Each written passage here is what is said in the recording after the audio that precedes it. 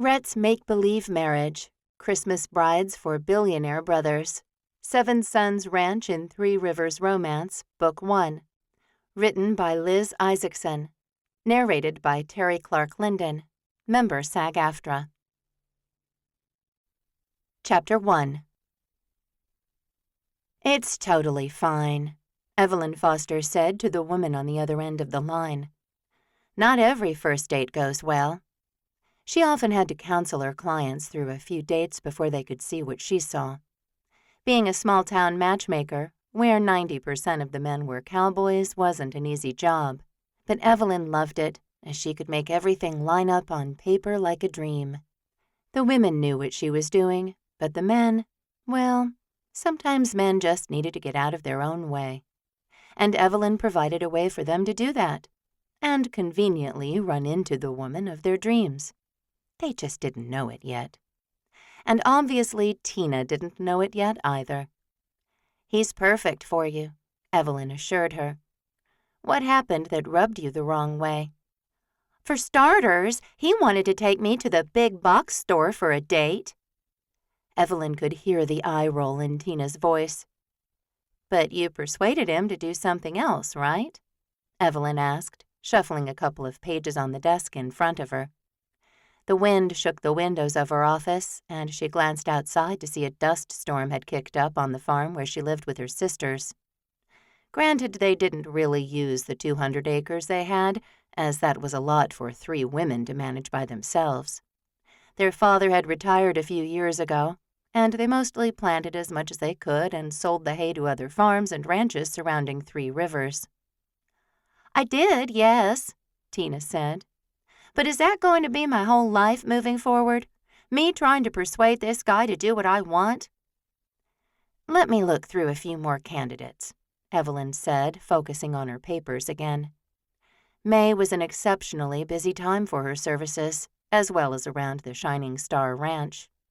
While her oldest sister Callie ran most of what happened on the ranch, Evelyn had plenty of chores to do too.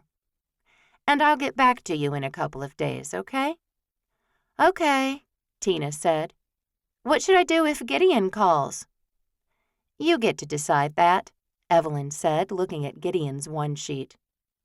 "He really does seem perfect for you.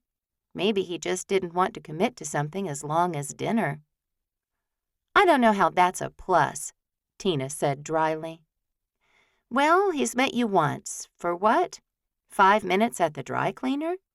Somewhere I only knew he'd be because we got a last-minute phone call."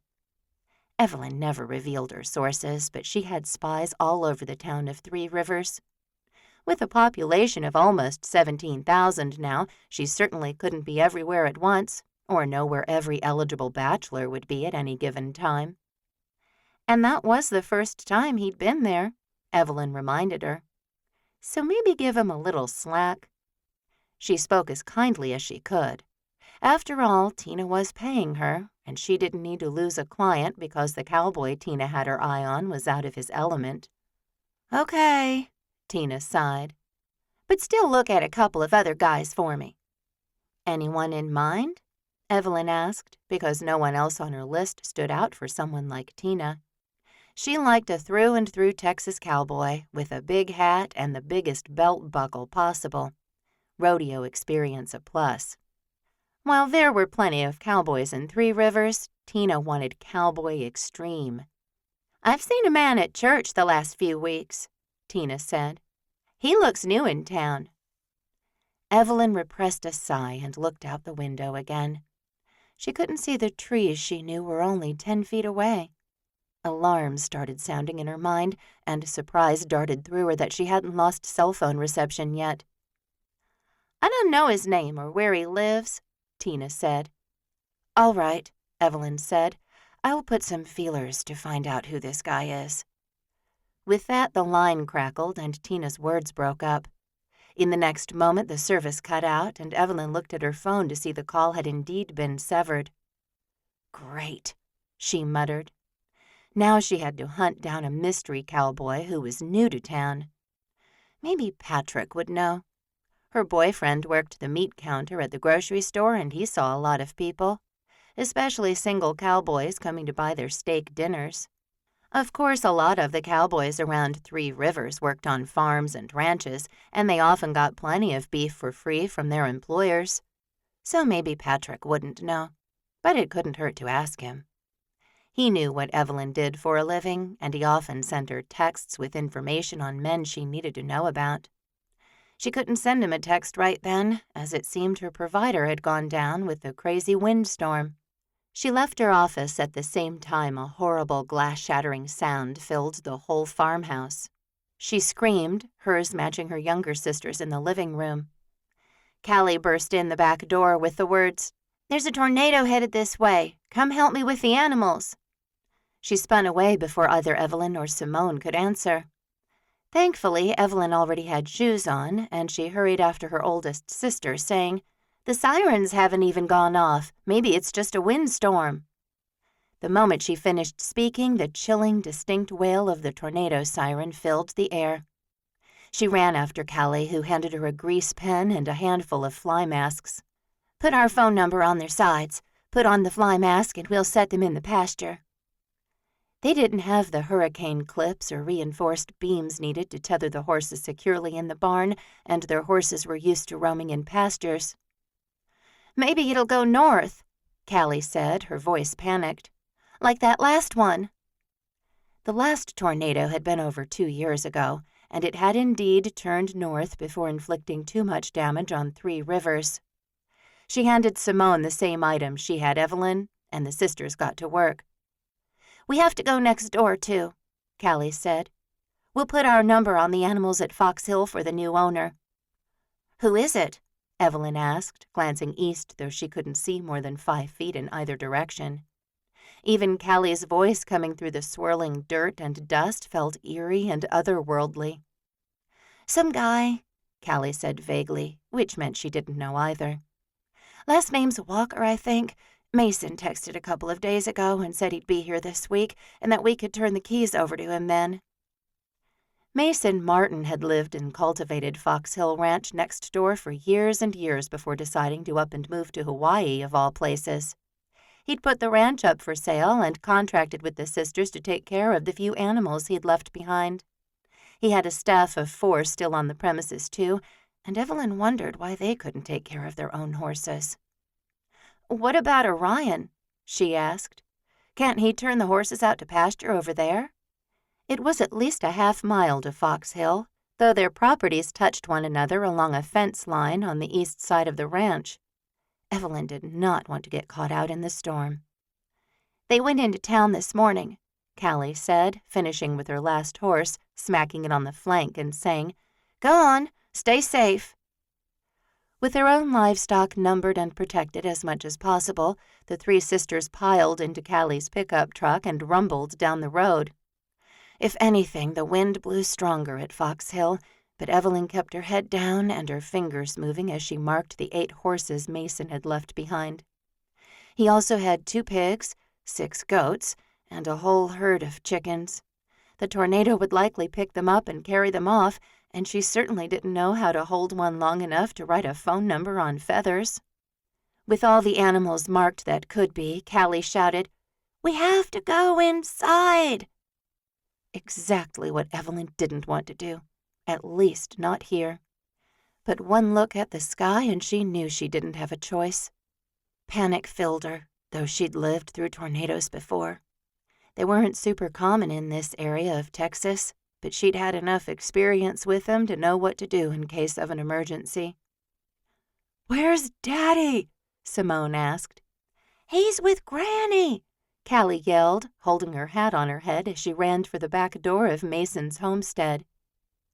It felt strangely quiet inside, with the 3 of them panting as they sucked at air that finally wasn't filled with debris. "Come on," Callie said. "He'll have a tornado shelter." Evelyn had been to Mason's house several times, and she knew right where it was. As Callie turned to go down a hallway, she said, "It's over here, guys. He showed it to me once." She hated that she wasn't in her own home, protecting it and herself.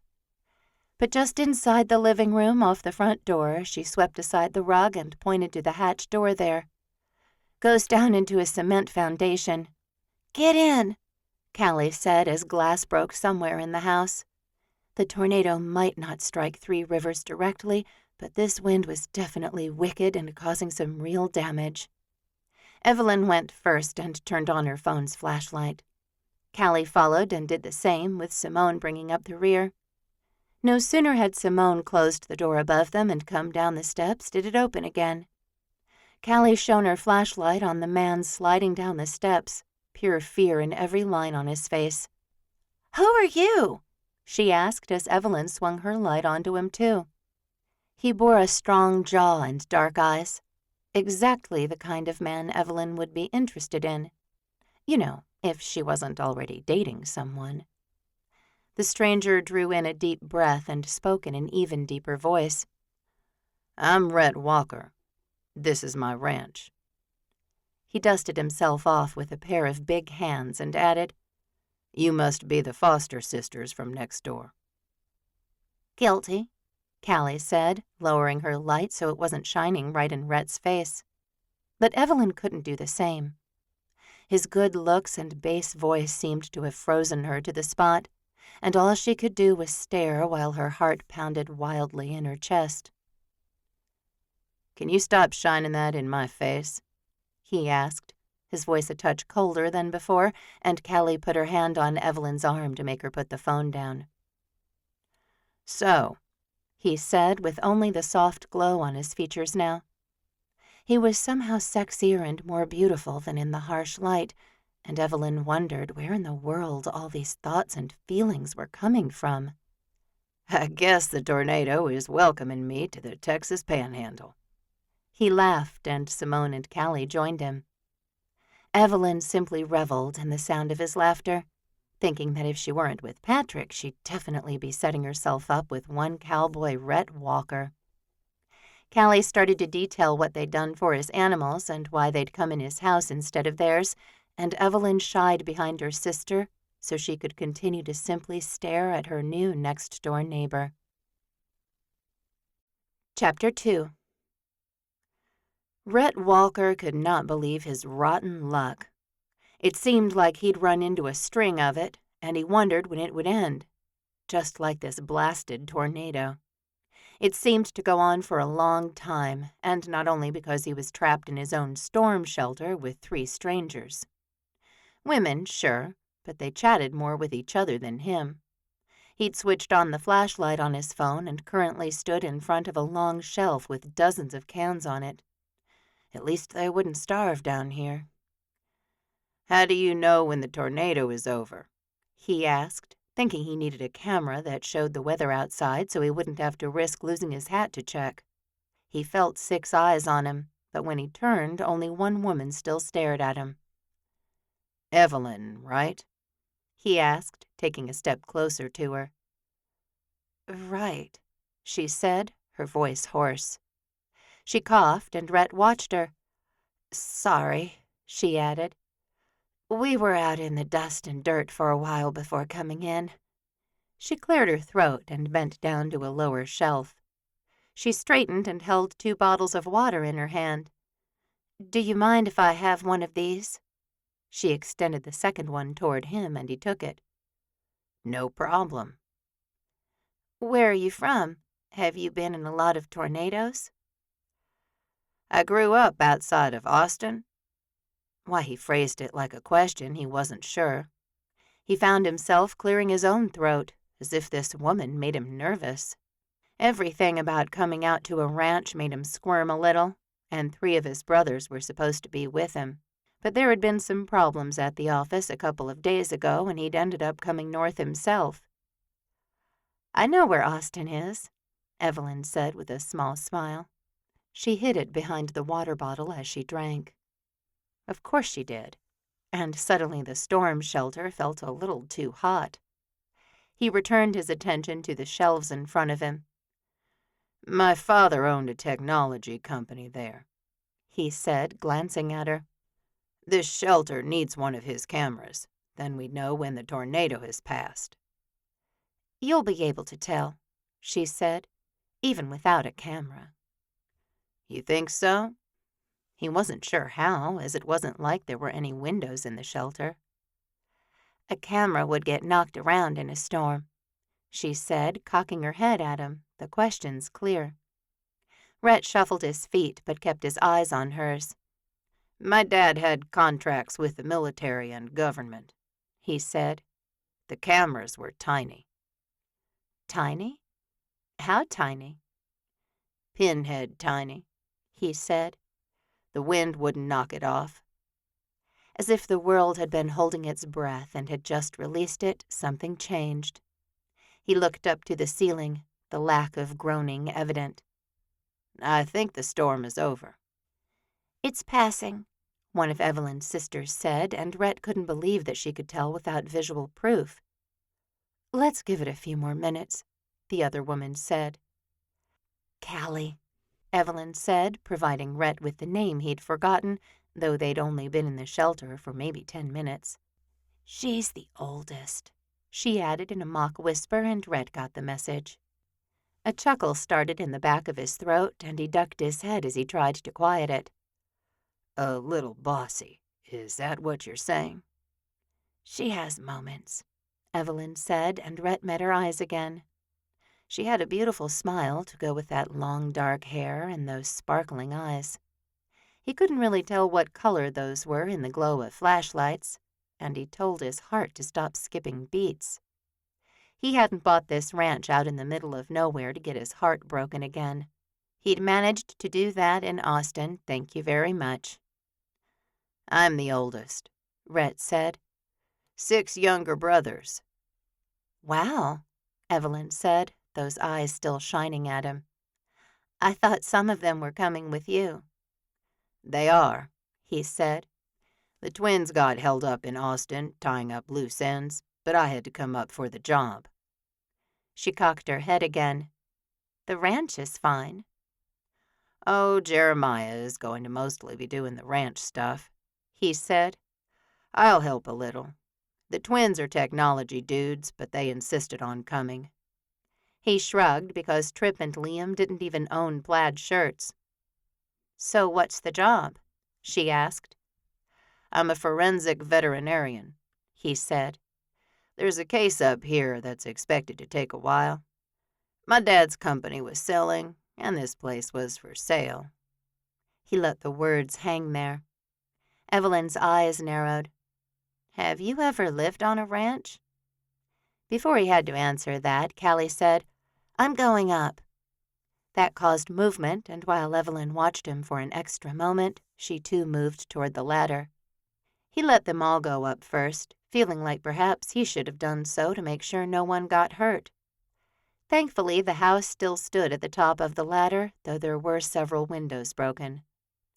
"Looks bad," Callie said, walking over the dirt that had been blown in through the broken windows. "This is bad?" Rhett asked, not quite the house and ranch tour he'd been expecting. The weight of the cleanup felt like tons and tons, and he couldn't shoulder it. He stood in the middle of the kitchen, turning slowly. The appliances were still there. Countertops, even the kitchen table and bar stools. The women had gone out the back door, and Rhett went out onto the deck as well. He had so many questions, and he'd been hoping he could ask the 4 men who supposedly lived here on this ranch he'd bought. Only Evelyn paused at the edge of the lawn and lifted her hand in a friendly wave, and Rhett returned it. Then she turned and followed her sisters, their red pickup firing up and rumbling down the road to the west, where their ranch obviously was. He sighed and looked up into the still angry sky. "Really, Lord? A tornado? What am I supposed to do now?" He had the very strong feeling that he better get to work, so he went into the garage and found a broom. After all, God had led him here, and he couldn't leave now. Rhett had most of the main floor swept out when his phone rang. "Hello?" He didn't recognize the number, but he had a feeling he'd be answering a lot of calls from people he didn't know in the near future. "Mr. Walker?" a cowboy drawled. "Yep, you got him," he said. "I'm Orion Goldberg. the other cowboy said. "We got stuck in town and wondered where you ended up during the tornado. Maybe you're not in town yet?" "I'm at Fox Hill," he said, pushing the huge pile of dirt out onto the deck. Everywhere he looked, there was more work to do, as evidenced by the patio table and chairs his eyes caught on. The umbrella was still there, but bent, and a sigh passed through his whole soul. "Arrived just before the tornado. Good news," he said, trying to find the silver lining in this situation, the way his mother had always done. "The storm shelter is stocked with food and fits 4 people." "With room for more." "4 people?" "The women from down the road were here," Rhett said, thinking immediately of Evelyn.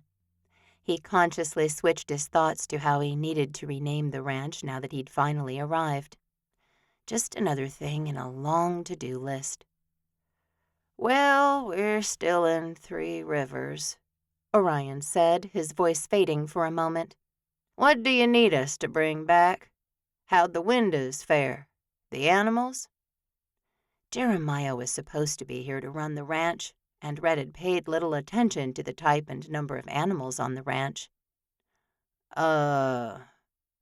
He looked out over the land behind the homestead and found several outbuildings, barns and stables and coops. He turned away from them, overwhelmed and thankful for the 4 men who would be back soon. Hopefully. "There are several broken windows, dirt and stuff everywhere. I'm sweeping out the house now." "We'll bring back lumber and some cleaning supplies. What about groceries?" "Can I call something in?" Rhett asked, turning back to the house. He'd bought the ranch a couple of months ago, but he and his brothers hadn't made the move immediately. The owner had said his neighbors and the crew at Fox Hill could manage for a while, and they obviously had. "To where?" Orion asked, and that answered Rhett's question. It only took 15 minutes to drive into the town of 3 Rivers, and it was a bustling place. At least Mason Martin had told him it was. Rhett had come straight to the ranch when he'd seen the windstorm kick up and the sky turn an ugly shade of green. "Never mind," he said. "We can bring out some food, boss," Orion said, and Rhett wasn't used to being the boss. He worked for the state as a forensic veterinarian, and while there were only a few people who did what he did, he wasn't the boss. "That would be great," he said. If they wanted him to be the boss, he could do it. "I'll pay you back." He outlined a few grocery staples for Orion, and the call ended. As he swept the dirt back onto the ground where it belonged, he supposed things at Fox Hill could be worse. He could be the only one here, with no money to pay for anything. As it was, he had a crew coming back with the supplies he needed, and his brothers on their way. Oh, and plenty of money, as when his father had sold the company he'd built, he'd gotten billions for it. All the Walker brothers now had billions, too, which was how Rhett had gotten this ranch in the first place. It was the second biggest one in the area and well-maintained. At least it had been. "And it will be again," Rhett vowed. "But it needs a new name. A fresh start." Just like him and his brothers. "So what do we call it?" he mused aloud to himself, not quite used to so much country stillness and silence. He and 3 of his brothers would be living here. 4. The only word he could think of was men, and that sounded stupid.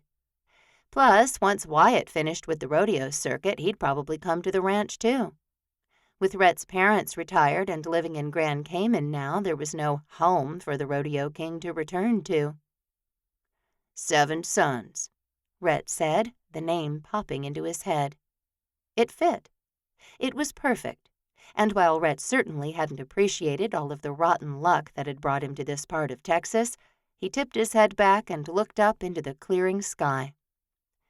"Thank you, Lord," he whispered, because he at least had a place to stay, money to fund the rebuilding of this place, and family coming. He didn't need a wife, despite what his mother said. Oh, no, he did not. Chapter 3. 1 year later. Evelyn gripped the steering wheel of her sedan as it moved from the asphalt of the highway to the dirt lane that led out to Shining Star. Hot tears gathered behind her eyes, but she willed them back. She'd lost another client, and things were seriously starting to look dire. Why couldn't things just work out with Patrick? She asked the blue sky in front of her. The huge gate and arch for the Seven Sons Ranch loomed ahead, and Evelyn turned toward it as she always did. She and her sisters had come to the unveiling, where Rhett had stood beaming with the other 3 Walker brothers that had moved into the homestead a year ago.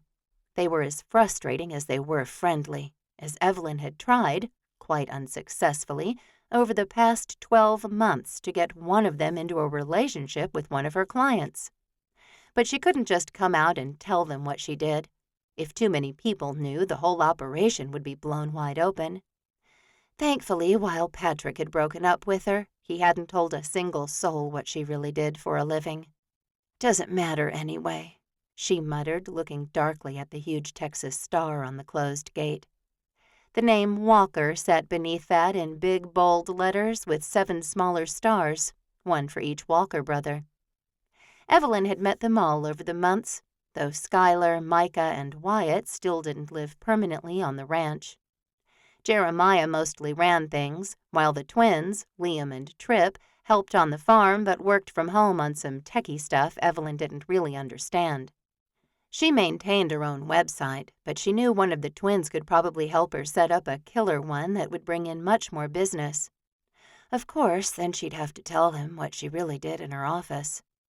Which would be fine if only Liam or Tripp knew. Even Jeremiah. But she did not want Rhett Walker to know what she did. She'd had a Texas-sized crush on the man since he'd moved in, but he was colder than the North Pole when it came to dating. Stronger than gravity in his conviction not to get involved with anyone. She'd only tried once to set him up with someone else, and since then, she'd simply tried the brothers. But those Walkers, they were definitely as frustrating as they were friendly. Because she hadn't been able to get even one of them a serious girlfriend, the women in this town had started to doubt her abilities. After all, she had such easy access to them. She knew them so well. They lived next door to one another, attended the same church, and she even had breakfast every Tuesday with Rhett on the back deck at the newly named and christened Seven Sons Ranch. Fine. She'd done that for herself, hoping that Rhett might warm to the idea of being her boyfriend. Which was another reason she'd just lost another client. Patrick had broken up with her 4 months ago, and Evelyn was currently single herself. No one trusted a single matchmaker who couldn't even get a date with any of the 4 delicious, dark, mysterious cowboys who lived right next door. Scoffing, she turned away from that huge arch that probably cost Rhett $10,000. Not that it mattered. The man was made of money. And if there ever was something he didn't want to pay for, one of his brothers would. Callie had taken advantage of their generosity more than once, though the Walkers didn't throw their money around, at least not where normal people could see. But Evelyn, Callie, and Simone had seen the new barns go in, seen the tornado preparations, and accepted Rhett's offer to beef up their barns and security measures too, should another twister decide to touch down in 3 Rivers. She saw the fancy farm equipment, saw the whole homestead get completely remodeled, right down to the latest and greatest technology in terms of appliances, computers, and televisions. The brothers certainly liked their technology, and she knew that all came from their father. Pulling into the slummier house where she still lived with her sisters, she saw Rhett's ATV parked alongside the house. Perfect. She'd have to face him with tears still in her eyes, and it wasn't even Tuesday. Sure enough, she found the man in her kitchen, a coffee mug at his lips while Simone stirred something on the stove for lunch. "What are you doing here?" she asked as she plunked her purse on the built-in desk. Rhett's gorgeous eyes moved to hers, filling with surprise as he looked at her. "What am I doing here?" he drawled in that voice that kept her awake sometimes. "You told me to come at 11:30. so we could go over the case one last time?" Instant humiliation filled Evelyn. That was today? Of course it was today. He'd been working an involved case for a farm a few miles outside of Three Rivers, and he had to be in court tomorrow. "I'm so sorry, Rhett." She moved over to the couch and sank onto it, cradling her head in her hands. "Her business isn't going well," Simone said, sympathy in every word. "I can see that." The bar stool scraped as he stood up. He joined her on the couch, his leg pressing right into hers. If she had to name 3 best friends, they would be Callie, Simone, and Rhett Walker himself.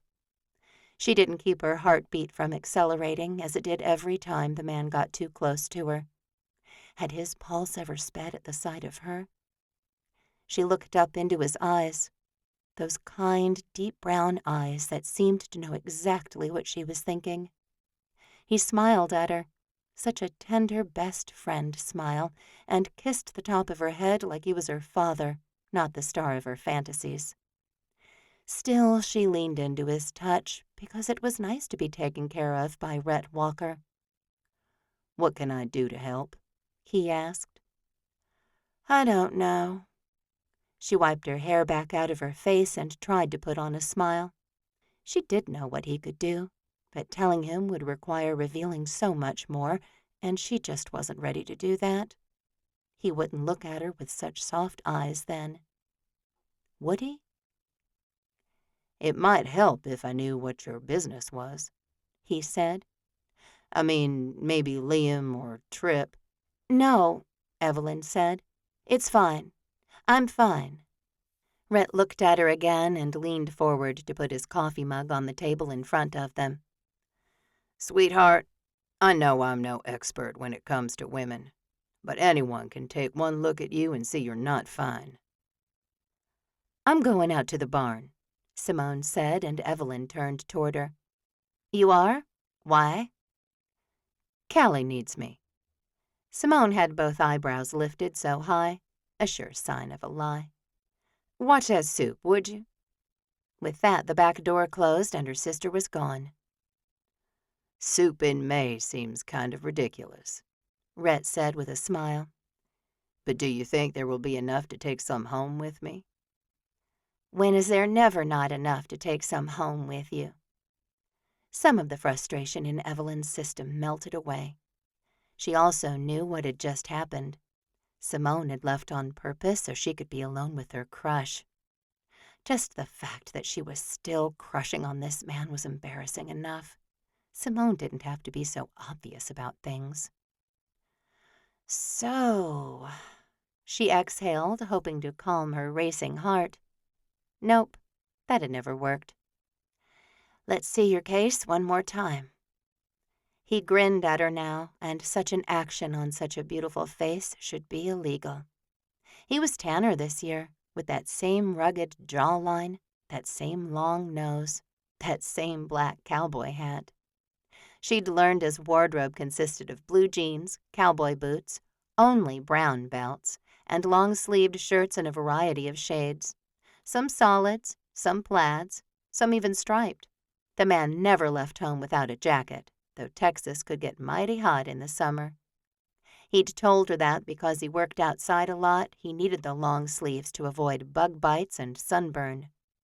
His forensic veterinarian tan was a sight to behold, as he sometimes wore short-sleeved T-shirts when he wasn't off the ranch working. "You sure you don't want to run your things by me first?" he asked. "I feel like you help me so much, and all I do is feed you on Tuesdays." "Hey," she said, "I need to be fed on Tuesdays. And this week I want those eggs Benedict you've been promising for weeks now." He laughed, the sound so wonderful Evelyn almost forgot about her lost client and got up to get his case files. She'd almost forgot. Almost. Several days later, Tuesday came, and she was due at Seven Sons Ranch by 8:30. Evelyn lingered in her office, her potential client list completely gone now. She'd literally gone through everyone, whereas only a few short months ago she had so many women wanting her services she'd been turning them away. "Oh, you're still here." She turned at the sound of Callie's voice, a sigh moving through her whole body. "Yes, I don't want to go sit with Rhett." "Why not?"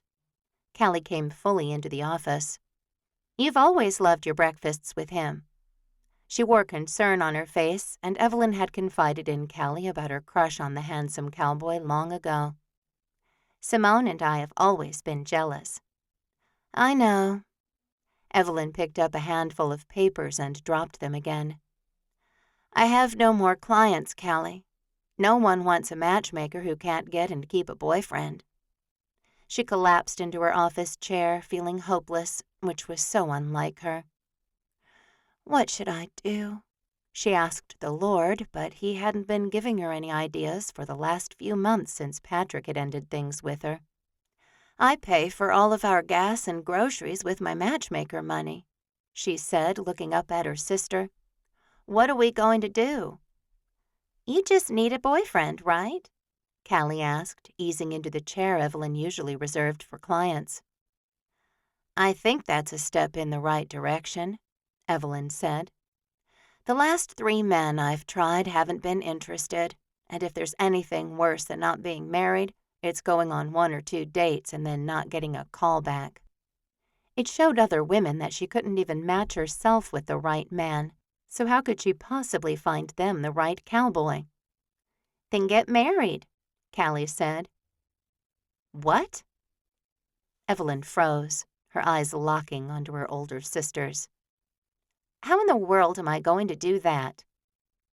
Callie got up, a look on her face that said trouble. Evelyn knew. She'd seen it before as the girls grew up. Their mother had died when Simone was only 2, and they'd been raised by a very busy father and their grandparents. They'd had plenty of free time to get into trouble, and they'd taken every liberty to do so. "Callie," Evelyn said, standing up and speaking in her most warning voice. "I'm just saying that your business would improve if you were married. You just said so. So get married." She stepped toward the exit. Evelyn's heart beat wildly against her rib cage as she tracked Callie's movement. "To who?"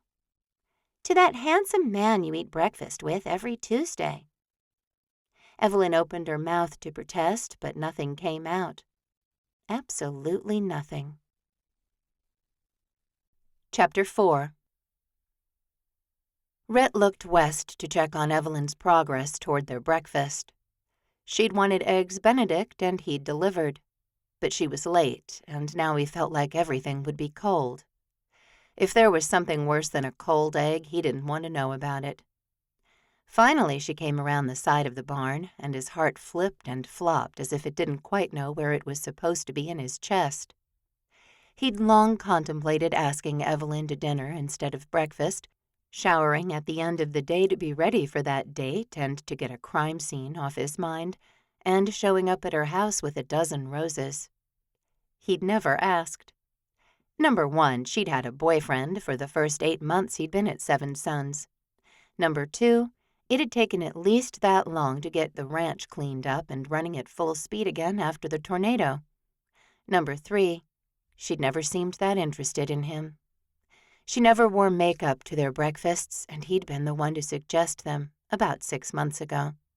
She'd agreed, but the first time they'd met, she'd asked if it was weird they were eating together when they were just friends. Just friends. The words echoed through his mind as she mounted the steps, a beautiful smile on her face. Sure, he called her sweetheart, and he sometimes stole a kiss when he was trying to cheer her up or help her. He always followed such a gesture with laughter because it kept things casual, and that seemed to be right where Evelyn wanted them. "There you are," he said. "I was beginning to wonder if you'd forgotten what day it was." He wanted to stand up and hug her, but he never had before, and it felt weird to do so now. "Sorry," she said, tucking her hands in her back pockets and slowing down. "I was talking to Callie." Her voice trailed off as she looked back toward her family land. She faced him again, and Rhett could sense the same unrest in her now that had been there last week, and at church on Sunday. "Come sit down," he said, "and tell me what to do to help you."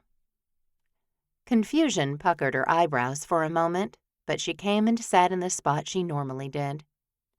Relief moved through Rhett, and he smiled at her. Something about having her there with him made him happy, and he couldn't explain it.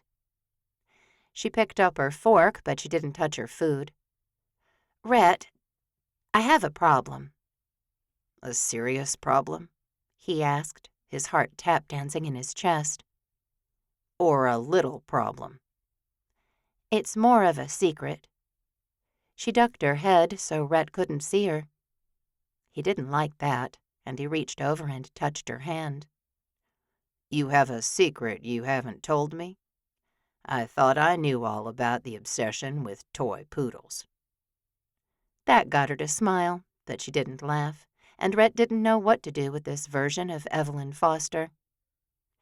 "This is a serious secret, Rhett," she said, "and you can't tell anyone, not even your brothers." Rhett forgot about the eggs in that moment. He'd throw it all away and order something, or take her to the pancake house after the secret came out. "All right." He folded his arms and sat back in his chair watching Evelyn. She tucked her hair behind her ear, something he'd watched her do when she was nervous. "It's about what I do." "Ah, of course." The business that wasn't going well that she wouldn't tell him about. "I'm a matchmaker," she said, her eyes locking onto his. They held absolute fear. "I mean, kind of. I don't really match up men and women. I have female clients, and I arrange ways for them to put them in a favorable situation with the man they want to get to know better." Rhett simply stared. He had no idea what to say. "Is that why you kept trying to get Trip and Liam to those summer dances?" "Yes," she said simply. "You have no idea the chaos the four of you have caused by moving here and refusing to date." A flicker of a smile touched her mouth.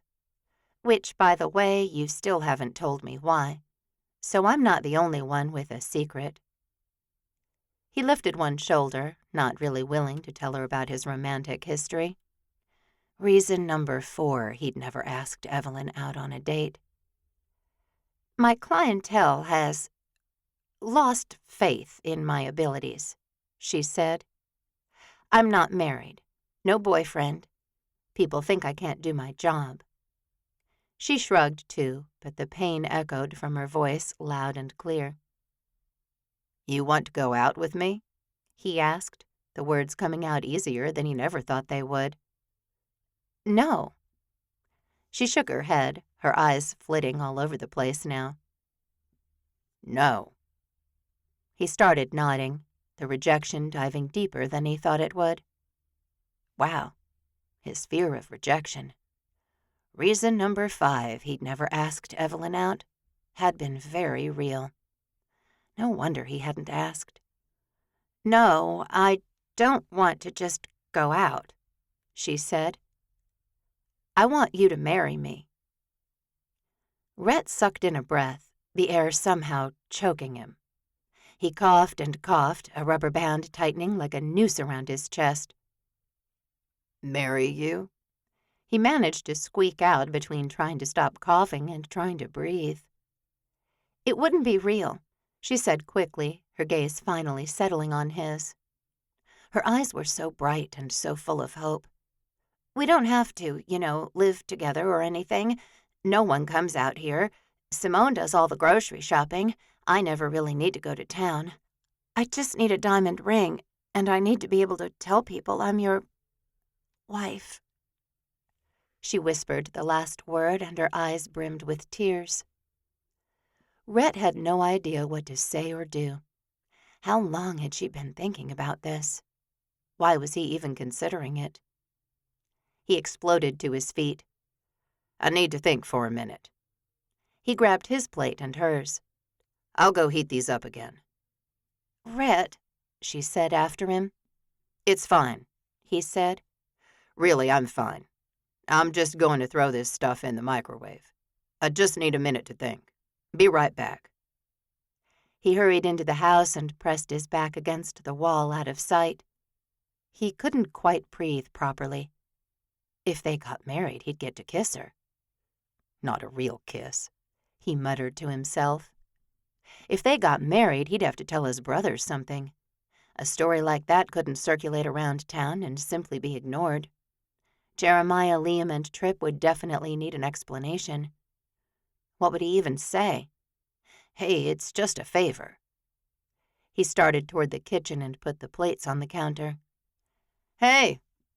Liam came into the kitchen, his hair still damp. "What's going on? You're not eating with Evelyn?" "Eggs got cold," he barked, wrenching open the microwave and sliding a plate inside. He couldn't even imagine what a microwave would do to a poached egg and hollandaise sauce, but he was about to find out. Liam stalled, clearly sensing something was afoot. "Okay, something weird is going on." "Sure is," Rhett said. He couldn't deny that. He also couldn't stop thinking about marrying Evelyn. It was like she'd taken their relationship from a maybe to full fantasy in 2 seconds flat. "I'm headed out," she said from the doorway, and Rhett spun toward her. "Wait," he said, ignoring Liam as he muttered, "Oh boy." Rhett strode toward the sliding glass door where Evelyn stood, glaring at Liam when he muttered, "Ask her out already, Rhett." He touched her elbow and guided her back onto the deck, pulling the door closed behind him. "Where's Penny?" Evelyn asked, and Rhett took the momentary distraction to look for his cattle dog. "She's around somewhere," he said.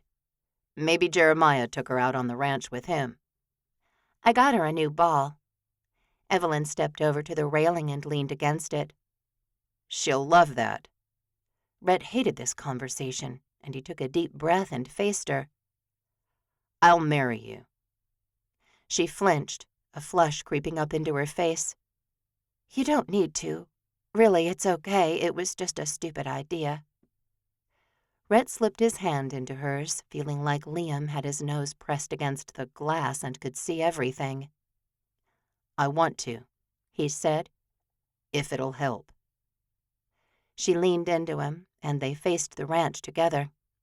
She kept her hand in his, her fingers even tightening in his. "It won't be forever," she said. "Just for a little while." He said nothing because what he wanted to say would reveal too many of the soft feelings he'd had for this woman over the past year. "Just tell me what to do," he said, "and I'll do it." "Are you sure?" "If it'll help you." He shrugged. "My big case is over now, and I'm not going to take another case from the state for a while. I'll just be helping around here, so I'll have time." Time for what? He had no idea. Hopefully more hand-holding, talking, kissing. "Do you want to go to dinner?" he asked, his voice quiet and his soul filled with hope. "Please don't let her say no," he prayed. "Yes," she said, pressing closer to him. "Starting with dinner is probably a good idea." "You're going out with her!" Jeremiah stood in Rhett's doorway, leaning his dirty shoulder against the frame, his arms crossed. "Why are you so upset about it?" Liam asked. "It's about time one of us went out with someone." Rhett said nothing as he adjusted the collar on his shirt, a new one he'd bought that afternoon in anticipation of his first real date with Evelyn. The polo felt too slick against his skin, and there was definitely something wrong with this collar. "We had a pact, man," Jeremiah said. "No women in 3 Rivers. Did you think we'd stick to that forever?" Tripp asked, stepping over to Rhett and swatting his hands away. "Leave it. It's fine. It's supposed to look like that." "I don't like this shirt," Rhett said, stripping it off. "I'm just going to wear what I usually do." The woman had already proposed to him. He didn't need to dress up. Oh, but he knew he did. Evelyn wouldn't be the only one sizing him up that evening, and he could already feel the eyes of every citizen in 3 Rivers on him. He pulled a button up over his head, a sigh of familiarity moving through him. "Rhett," Liam prompted. Rhett turned to face his brothers, particularly the surly Jeremiah. "Look, I know we had a pact, but Tripp's right. We weren't going to stick to it forever, and it's been a year." A long year, Rhett thought. "And I like this woman, and I'm going out with her. You don't have to go out with anyone." Although Evelyn's business would probably really take off if she could get the icy Walker brothers off their ranch and out to dinner with some women around town. A sour taste filled Rhett's mouth. Was Evelyn using him? "Of course she is," a tiny voice whispered in his mind. "And you agreed to it." And he had. So he brushed his teeth, grabbed his wallet and keys, and walked out the front door to his truck. He did like Evelyn Foster, and he did want to help her. As he sat in the cab of his truck and made the short drive down to her ranch, he prayed aloud, "Is this okay, Lord? She needs help, and I can give it to her. I want to do this. Should I do it?" He pulled up to the sprawling farmhouse where Evelyn lived with her sisters. The dark-haired beauty he'd been crushing on for much of the last year rose from the rocking chair on the porch.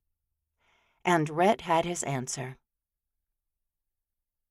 Chapter 5. Foolishness moved through Evelyn as she went down the steps and Rhett got out of his truck. He wore a clean pair of jeans and a button-up shirt in blue and white checkers. His hat perched deliciously on his head, and there was nothing about him Evelyn didn't like. The man didn't flaunt his money, but he didn't try to hide it either. "Hey, gorgeous," he said, sweeping one arm around her as if they'd been dating for months. She felt too round in some places, the slacks she'd put on a little too dressy for the dinner dance he'd booked for them to attend. He pressed a kiss to her forehead and asked, "Are you ready for this?"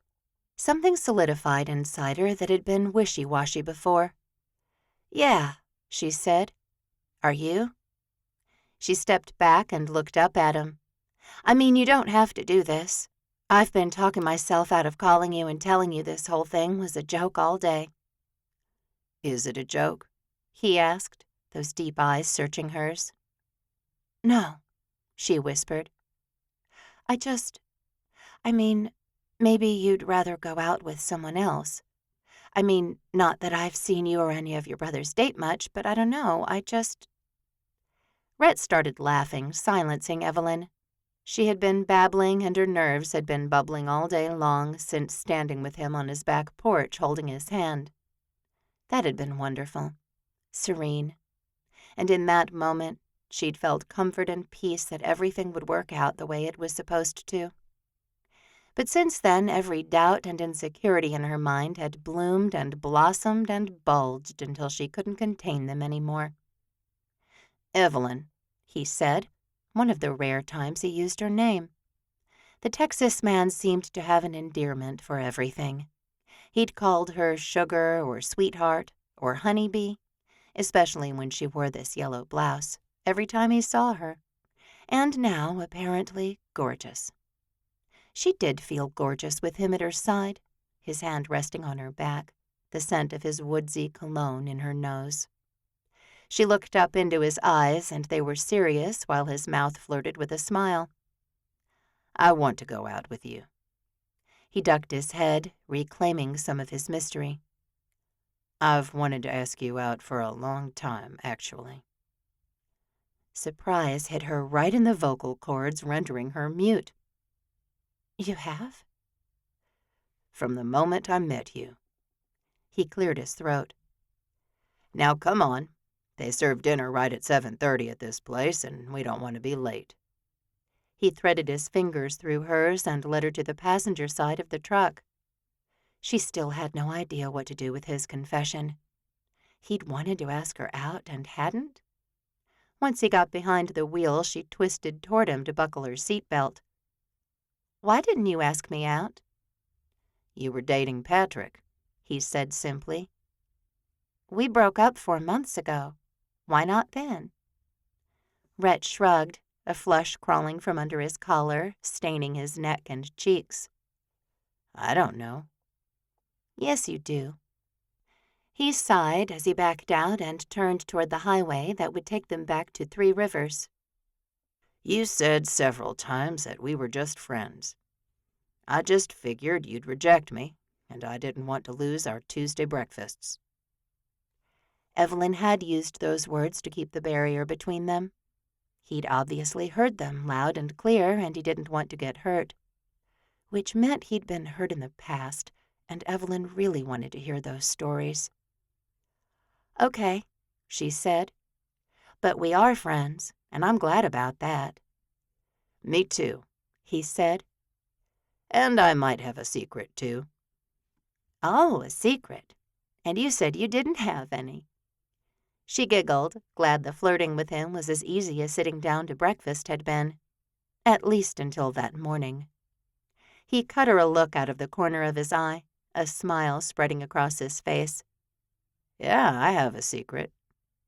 He sobered as they bumped along. I'm afraid you'll be upset by it. Please. She scoffed and tucked her hair behind her ear.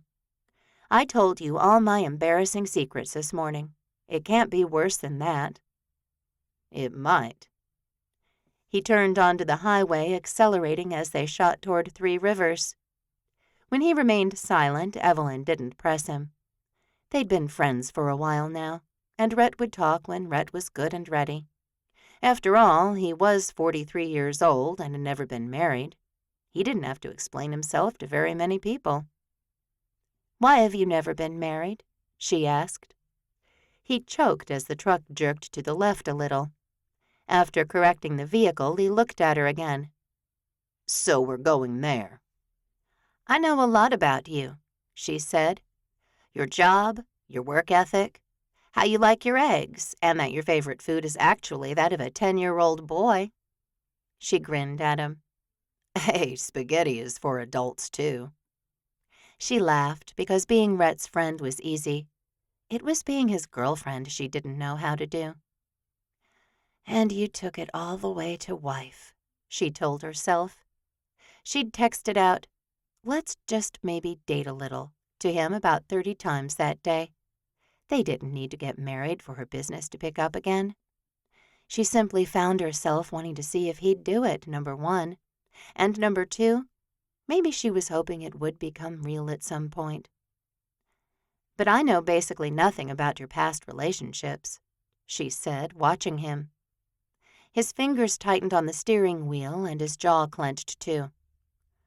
Okay, but this is a 10-minute topic. What does that mean?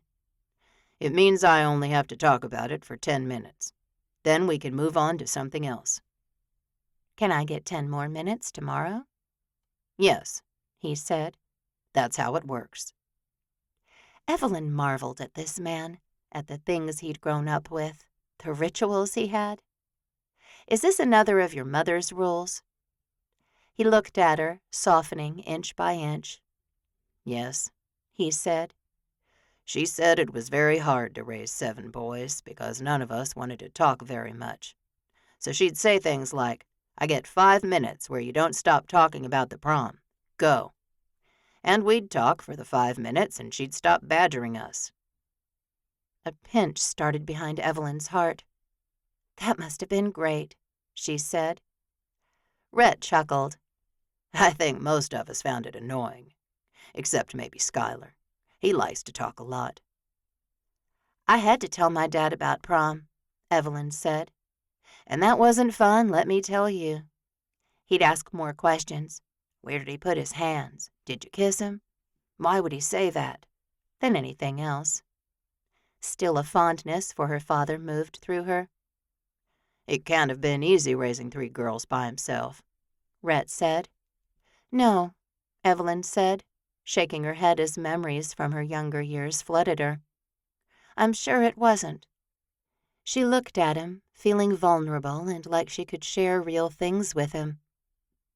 I would give anything to talk to my mom for 5 minutes.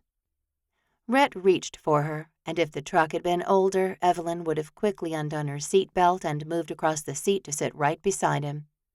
As it was, she had a bucket seat, and all she could do was try to steal the comfort from his touch by holding his hand. I know I've said it before, but I'm sorry about your mom. It's okay. Evelyn stared out the windshield as the town of Three Rivers materialized in front of them. I just miss her extra hard sometimes. I'll bet you do. She cleared her throat. So this is a 10-minute topic. Right, he said. Sometimes she'd say, I get 4 questions, and you have to answer them with complete sentences. Do I get questions? I suppose you can have as many as you want. He sighed like she wanted to gouge his eyes out with toothpicks instead of learn more about him and his past. My brothers and I, the 4 of us, moved here for a fresh start. We'd all had something go bad in our lives, and we'd made a pact when we got to 7 sons. He looked at her, his gaze full of nervous energy. No women, no dating. Realizations mixed with shock as Evelyn took in what he'd said. No wonder I couldn't get them to go out with anyone. I figured you might be upset. I'm not upset. She tried to identify the feelings moving through her. Surprised, for sure. You Walker brothers are a hot commodity, in case you didn't know. Rhett laughed. I'm sure that's not true. Jeremiah can't hang up a towel to save his life. Evelyn burst into laughter, the sound of them chuckling together so wonderful.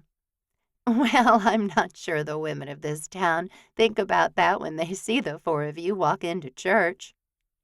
What are they thinking? Oh, I'm taking that to the grave, she teased as he skirted around the main part of town toward a ranch that had once been operational. It no longer had cattle or operational barns, but just a few large and spacious outbuildings that served as a mess hall and a dance floor. The Mendenhall sisters ran the place now, and they served a chuck wagon dinner promptly at 7:30, as Rhett had said. After that, they sang and played guitars, fiddles, and banjos while everyone danced. Evelyn had been to the Barn Buster several times in her life, and it was always an amazing experience. When Rhett had asked her where they could go that night, she'd suggested it immediately. It was dinner and entertainment all in one, and she'd get to dance with him. What are you thinking when you see us? He asked, joining the line of cars and trucks going on to the Mendenhall property. Really? She asked. You want to know? Of course I do. Well, for the record, your 10 minutes about your romantic history hasn't even started yet, she said. You've said nothing. Fine, he said. Now give me a couple of sentences on what you think when you see us. You, she said, about to blow everything wide open. Just you, Rhett. I mean, your brothers are great men. I like them. I'll smile and say hello to them. But when I see you, well, let's just say you're different. And he always had been, stemming all the way back to when he'd stumbled down those steps in the storm shelter. Have you tried to set me up with other women? He asked. Once, she said. It was a disaster, and I moved on to try with your brothers. Who was it? He asked. A woman named Patricia, she said. She still likes you, you know. Patsy Barney? Yep. I helped her move a couch once. And a chair, Evelyn said.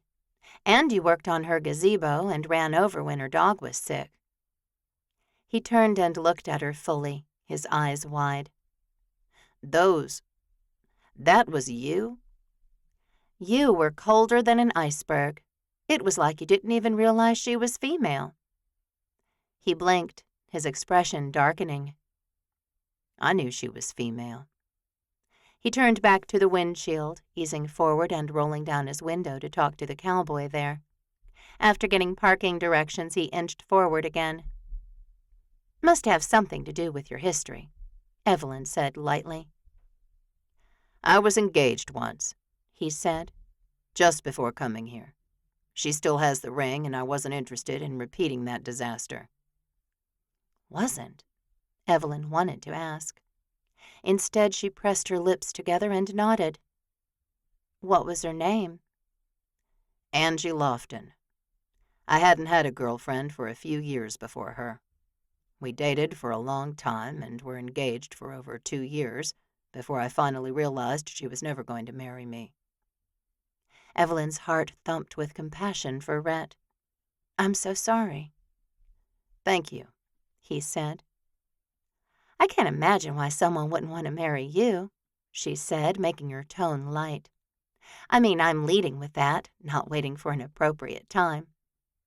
She giggled, but he only scoffed and shook his head as he pulled into the spot where he'd been told to park. He took the truck out of gear and looked at her. What will your brothers say? She asked. About you breaking the pact, if we get married right away. They're fine, he said.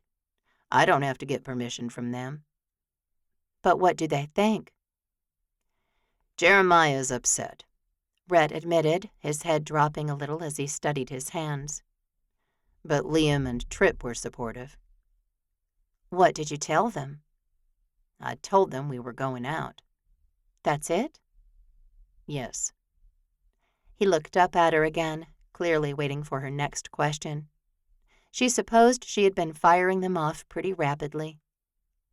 Okay. Okay? Yeah.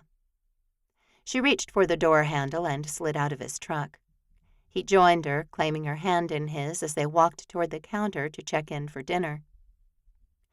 I don't believe you, you know, he said. About what? You have more questions. I'm sure I do, she said. But the 10 minutes are up, and I just want to eat and dance with you for the next couple of hours. She moved in front of him so he'd stop walking. She was aware of other people flowing around them, but she didn't care. As he gazed down at her, it was just the two of them in this moment. Thank you for doing this, she said. I already told you, he murmured. I want to. He brushed his lips along the side of her face. And, sweetheart, you're going to have to kiss me before we get married. Is that happening tonight? Pure fear and delight moved through her. Is there a rule for that, too? Will your father be questioning you about it tonight? She giggled, tucking herself right into Rhett's chest. No, he won't be. And yes, I think there will be a kiss tonight. Just thinking about it made her heartbeat accelerate, and she couldn't wait to be alone with him again. Chapter 6. Rhett felt like he'd shed his skin and put on a different suit. He still looked like Rhett, but he was doing all kinds of things he hadn't done in a long time. The skin fit perfectly, but it needed to be stretched a little bit. Okay, a lot. He couldn't remember the last time he'd held a woman's hand, taken someone of the opposite sex to dinner, and fantasized about kissing her. At the same time, he felt crazy. Was he really going to marry this woman just to help her business improve? Hey, Evelyn, a woman said, drawing his attention away from his own thoughts. Rhett looked at her, and he suspected he'd met this woman at least once. Rhett Walker? The surprised tone reached all the way into the atmosphere, and a measure of embarrassment trickled through him. Beverly, Evelyn said. Hey! She sounded genuinely interested in this blonde woman, and she stepped away from him to give the other woman a quick hug. This is Rhett Walker, Rhett Beverly Willows. She returned to his side but didn't touch him. The nearness of her, though, made a pretty clear statement that they were together. Out together. Not just eating breakfast as friends on his back deck. She goes to church where we do, Evelyn said, and Rhett blinked quickly. Of course. Beverly, you sing in the choir. A smile filled her whole face. That's right. And we need you and your brothers to join us for the summer chorale. Rhett didn't even know what a chorale was. He looked at Evelyn, whose whole face shone with light. She half coughed, half laughed, and turned away. "Oh, I don't sing, ma'am," he said as another couple joined them. Relief hit Rhett that he knew these people. "Hey, Pastor." He shook Scott Daniels's hand and then his wife's, Crystal. "He says he doesn't sing," Beverly said, as if such a thing was a town scandal about to start. "I've heard some good things from the row where you Walker men sit."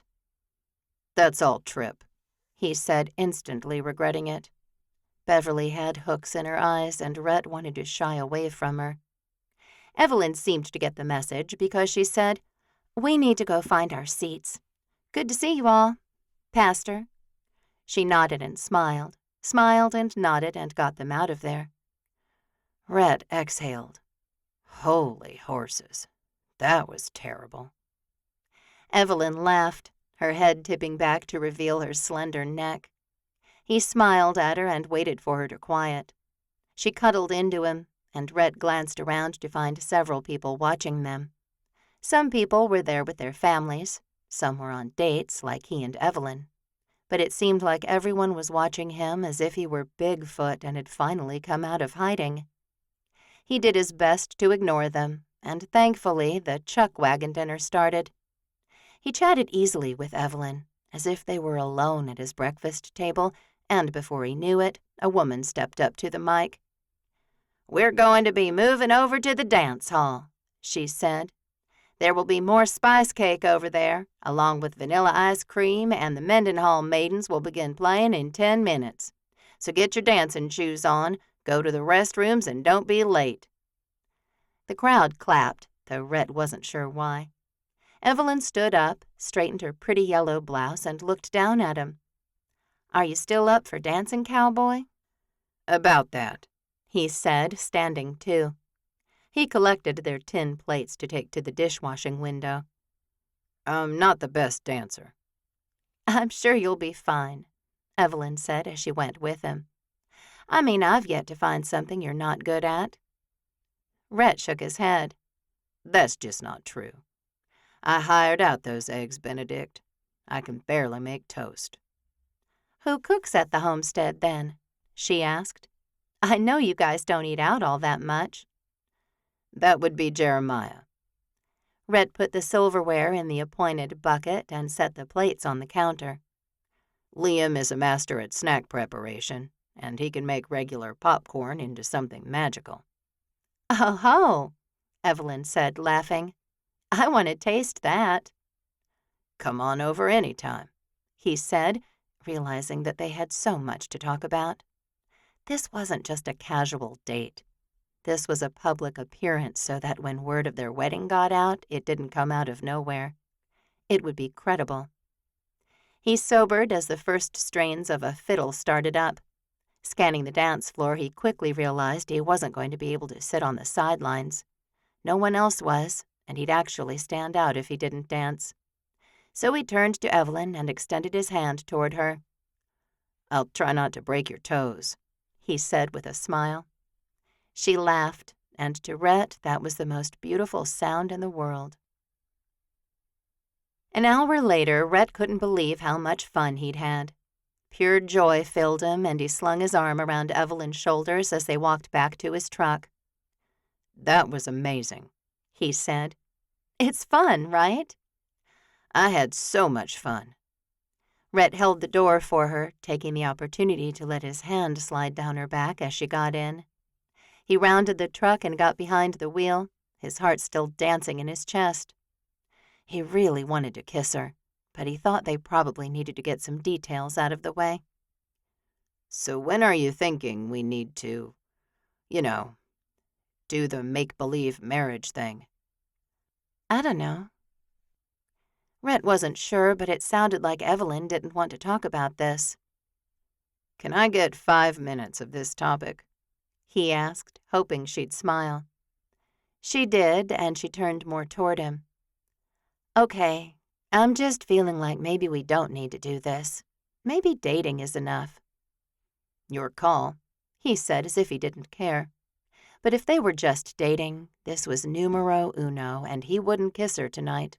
So he kind of needed to know.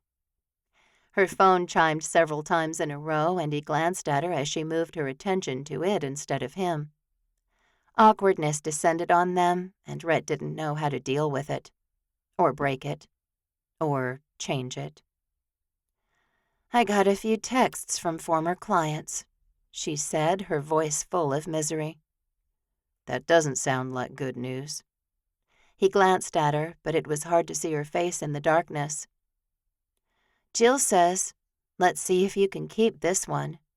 And Dana says, I give it 2 weeks just like the last guy." She sniffled, and Rhett really had no idea what to do now.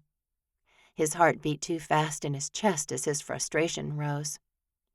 "Okay, so we proved them wrong," he said, though he couldn't imagine himself ending things with Evelyn in 2 weeks, even if they were just dating. "Let's get married this weekend." "This weekend?"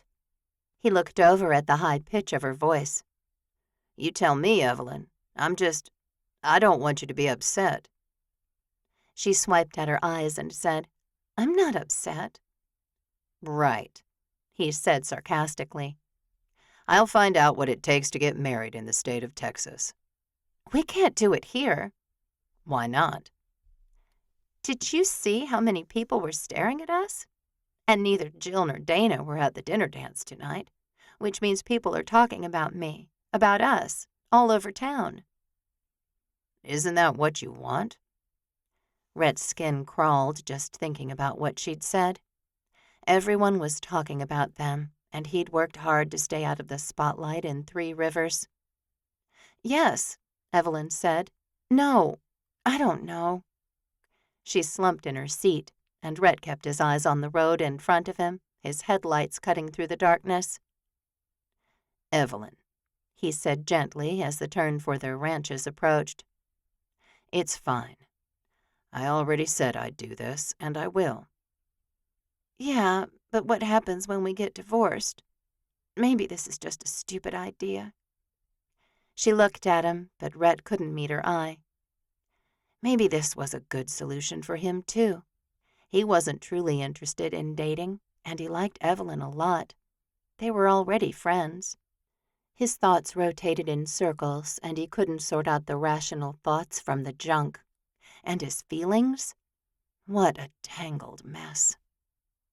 He pulled up to her house and practically jumped from the truck so Evelyn couldn't run away from him. She tried anyway, and he grabbed her hand, trying to slow her flight. Wait, he said. "Please, wait." She stalled, and when she looked up at him, tears shone in her eyes by the light of the moon. "Rhett, this is a dumb idea." "I don't think it is," he said, walking her up the steps where someone would have to be pressed right against the windows flanking the front door to be able to see them.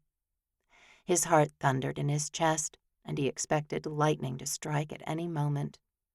Before he got electrocuted, either from his rapid-fire pulse or the sparks between them, he lowered his head and touched his lips to hers.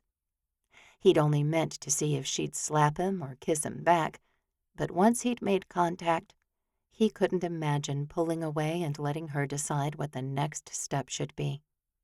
He'd kissed her, and now he couldn't stop. And the best part, Evelyn kissed him back, her fingers fisted in the collar of his shirt as if she liked what he was doing. Rhett eased into the homestead where he lived with his brothers, hoping everyone had gone to bed a long time ago. Jeremiah, for sure, would have gone to bed hours ago as he rose with the sun, and as summer neared, that occurred sooner and sooner each day. Liam probably had made a valiant effort to stay up to hear how Rhett's date had gone, but Rhett found him snoring softly on the couch. Tripp sat in the armchair, the leg rest up, his reading glasses on as he read the Bible. "Hey," he said when he heard the creak of the front door. He looked over the top of his glasses as if he were 75 years old. Tripp took the glasses off and put the leg rest down without disturbing Liam, who could sleep like the dead. "How was it?" Rhett could still feel the pressure of Evelyn's mouth against his, and his head felt like it would float right off his body. "It was fine," he said. "Oh, boy," Tripp said, walking toward him but looking at Liam. "Let's go to the kitchen. He made ice cream." Tripp led the way and started pulling down bowls. If Rhett had known he'd have to provide a recap for Tripp, he probably wouldn't have done half of the things he'd done tonight. Scratch that, he totally would have. Tonight had been great. Tonight had reminded him that he didn't have to be alone. Tonight had proved to him that he belonged here in Three Rivers. "So, you like this woman?" Tripp said, pushing a bowl of chocolate ice cream with chunks of cookies in it. "I'm going to marry this woman," Rhett said, watching as Tripp's eyes widened. Rhett put a huge bite of Liam's concoction in his mouth so he wouldn't spill about the make-believe marriage, or say that the wedding was in just 3 days. Chapter 7. Evelyn paced in her office, every cell in her body rioting against itself. Wednesday had passed, and Rhett had called to say he'd applied for the marriage license. There was a 72-hour waiting period before they could use it, and that he'd been told he'd have it by Friday. Thursday was a blur, but she distinctly remembered going to town and buying a new dress. A new white dress, and no one had asked her any questions about it, though she knew the owner of the boutique. Apparently white was in for the summer. Friday came, and she experimented with her hair until Simone came into her bathroom and demanded to know what she'd been doing in there. Evelyn needed to tell her sisters about her insanity, but she honestly had no idea how to start that conversation. Callie knew something was up because she came into the office while Evelyn was in mid-turn, and she said, "Okay, spill." "What?" "Evelyn, you've been acting crazy this week. Something's going on." She stepped further inside and closed the door behind her. "You don't have to tell Simone if you don't want to, but we have no secrets." Evelyn met her sister's eye, pure panic parading through her. "I did something stupid, and I don't know how to go back." "Stupid?" Callie's eyebrows went up, her expression alarmed. "Illegal stupid or just stupid stupid?" "Stupid," Evelyn said. "And it's your fault because you're the one who said I should get married to save my business."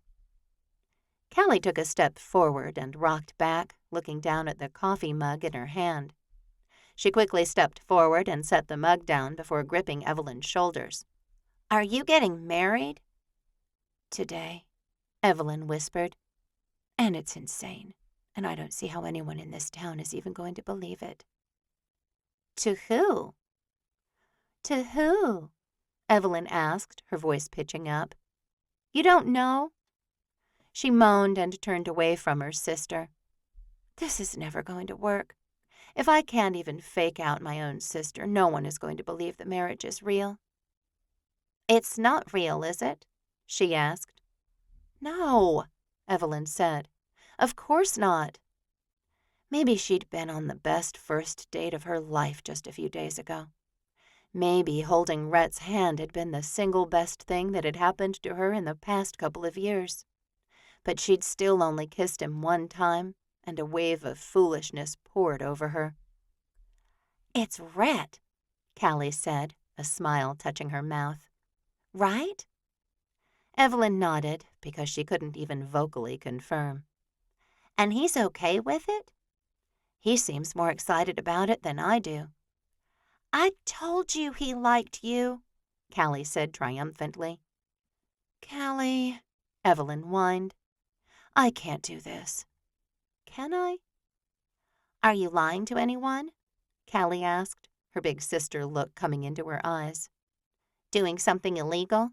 Something to be ashamed of?" Evelyn considered the questions. "No, but—" "But nothing," Callie said. "No one needs to know why you got married. They'll just know you did. And you are. It's not like you're telling people you and Rhett are married when you're not. That would be a lie." "This isn't how I envisioned my wedding day," Evelyn said. Out of all the sisters, Evelyn had spent the most time thinking about her wedding. The dress, the flowers, the band, all of it. And she'd never imagined her and her groom at City Hall, no family or friends, flowerless, No reception dinner. Nothing. There are so many things about our lives we didn't imagine, Callie said, linking her elbow through Evelyn's. Now, when is this wedding? 1 o'clock. The words scraped Evelyn's throat. Do you need a witness? Rhett said the court would provide witnesses, but I'd love it if you were there. Evelyn might be able to go through with the ceremony if Callie sat in the front row. She'd always looked to her older sister for advice, approval, and support. How were you planning to get out of the house so we wouldn't know? Oh, I don't know. A client meeting. Great. And I'll ride along for something unless you want to tell Simone first. She raised her eyebrows in a silent question. Rhett and I already talked about having a sit-down with all of our siblings to tell them, she said. I don't want to leave them high and dry. Simone won't mind, will she? What do you think? I think I better go see if I have a dress appropriate for my sister's wedding. Callie seemed entirely too enthused about this fake wedding, and Evelyn watched her go, her nerves returning in full force. She reached for the coffee Callie had brought in, though she certainly didn't need the caffeine. Her phone rang, startling her and causing some of the hot liquid to slop onto the back of her hand. Rhett's name sat on the screen, and she hurried to swipe on the call. Hey, she said, hoping her voice sounded chipper and excited. He deserved to have a wedding he wanted to remember, too, and Evelyn suddenly knew why she was so nervous. Listen, she said. I don't know about this. Evelyn, he said. You've said that so much this week. What's the real problem? You, she blurted. It's you, Rhett. I don't want to take your opportunities from you. There's a lot of great women in this town, and you could really find someone you actually loved and wanted to marry. Evie, he said, a nickname he'd used dozens of times before. I honestly don't think that would happen. It could, she insisted, staring out the window. If you'd open yourself up to dating. Yeah, I don't think so. So you didn't like the dinner dance? I loved it, he said. Because I was with you. His words hung there, and Evelyn felt them sink right into her soul. A feeling of peace came with them, and she drew in a long breath. Okay, she said. As long as you don't feel like I'm taking something from you. I mean, haven't you ever thought about your wedding? No, he said. I don't think I have. Ever? Sweetheart, I'm a man. He laughed, and Evelyn couldn't help smiling, too. She'd stood at this window just over a year ago, a dust storm turning into a tornado that had led her to first meeting with Rhett. And I'm coming to get you in 30 minutes, he said. Are you ready? Yes, she said, glancing to the closed door. I have my stuff in my car, so I can just transfer it over.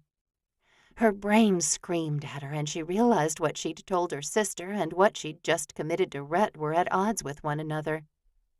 I told Callie about the wedding, she said. Oh. She's actually going to come be a witness, if that's okay. So are we not going to lunch first? Yes, Evelyn said. We are. I just need to tell her she has to drive in separately. Did you tell Simone? No, Evelyn said. So we can still have dinner together tomorrow night.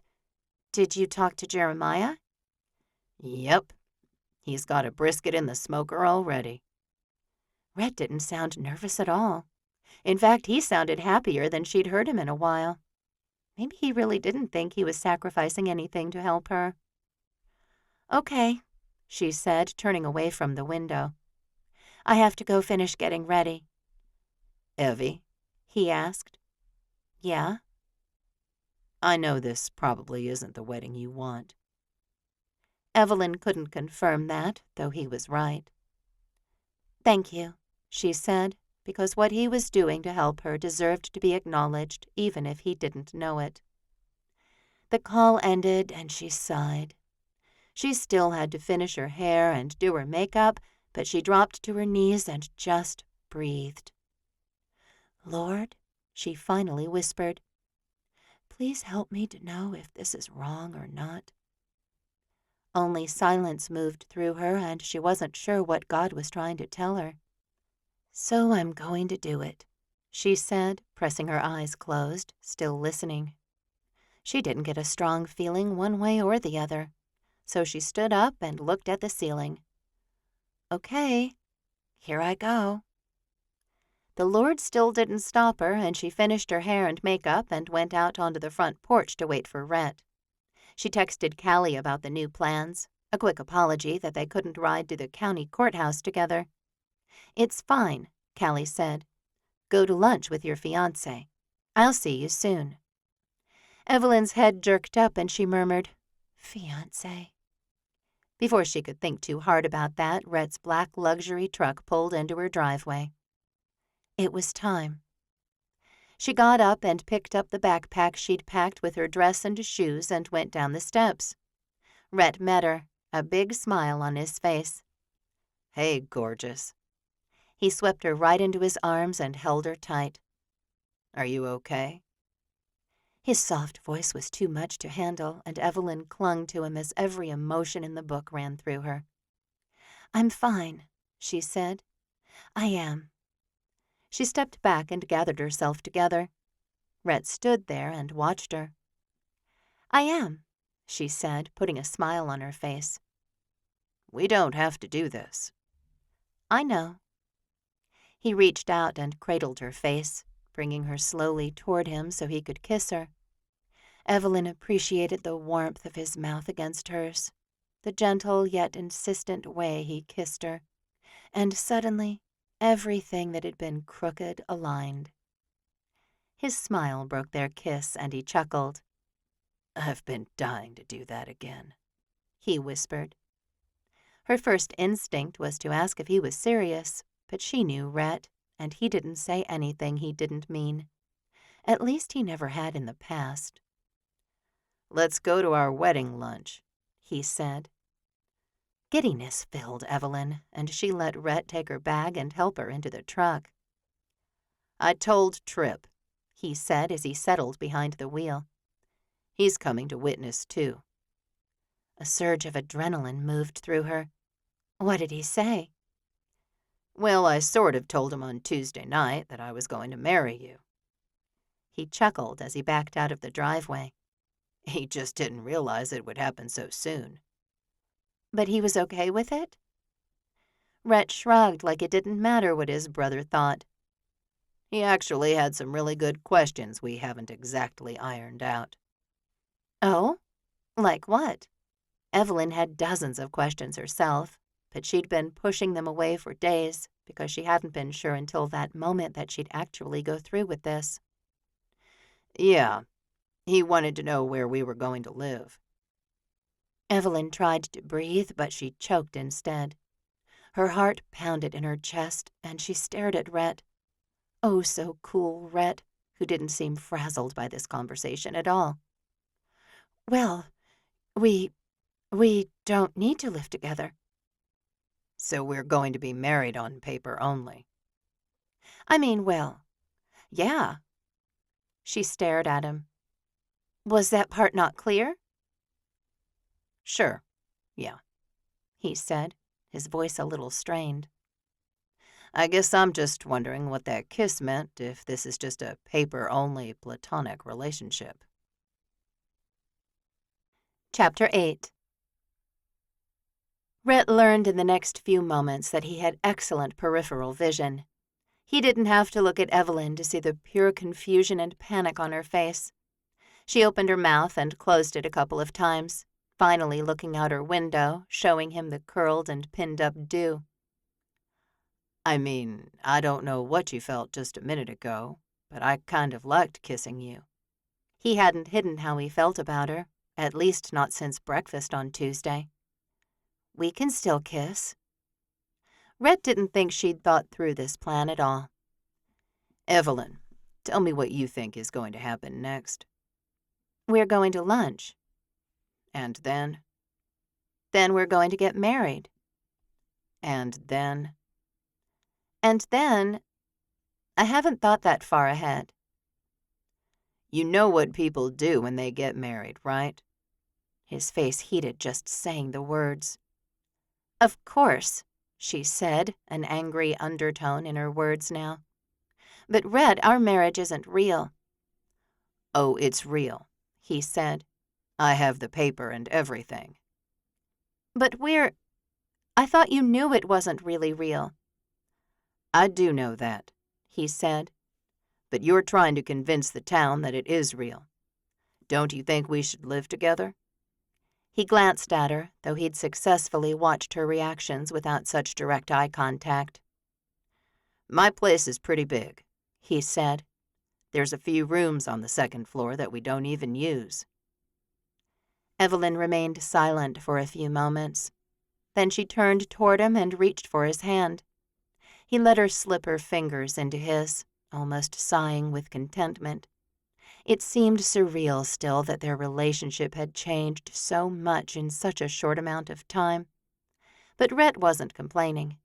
He'd always liked Evelyn, and so what if her desperation had fueled their relationship to move faster than it might have otherwise?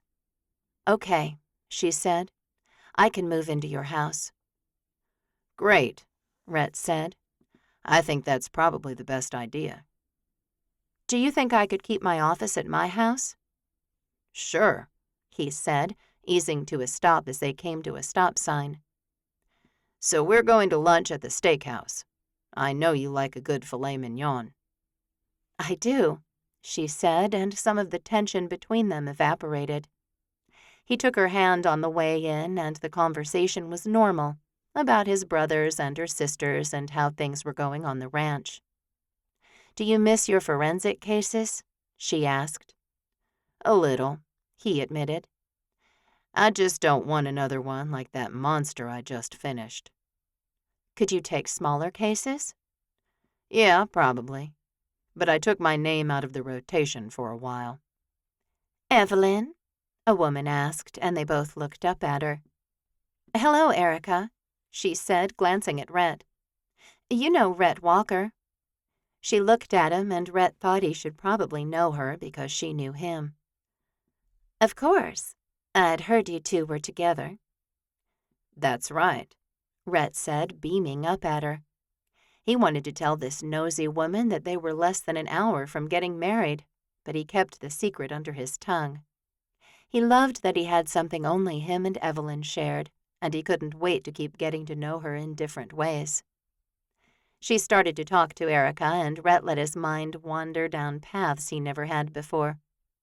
Sure, maybe they were doing things in a strange order, but Rhett didn't mind. It wasn't like he was marrying a complete stranger.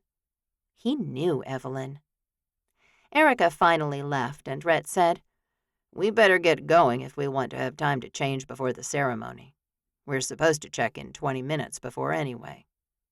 Their eyes met, and Evelyn said, All right, Rhett, let's do this. 45 minutes later, Rhett stood in front of the mirror, looking into his own eyes. He could admit he looked apprehensive. Fine, he looked scared out of his mind. You want to do this, he told himself. She needs the help, and you can give it. Plus, he liked her. He couldn't forget that.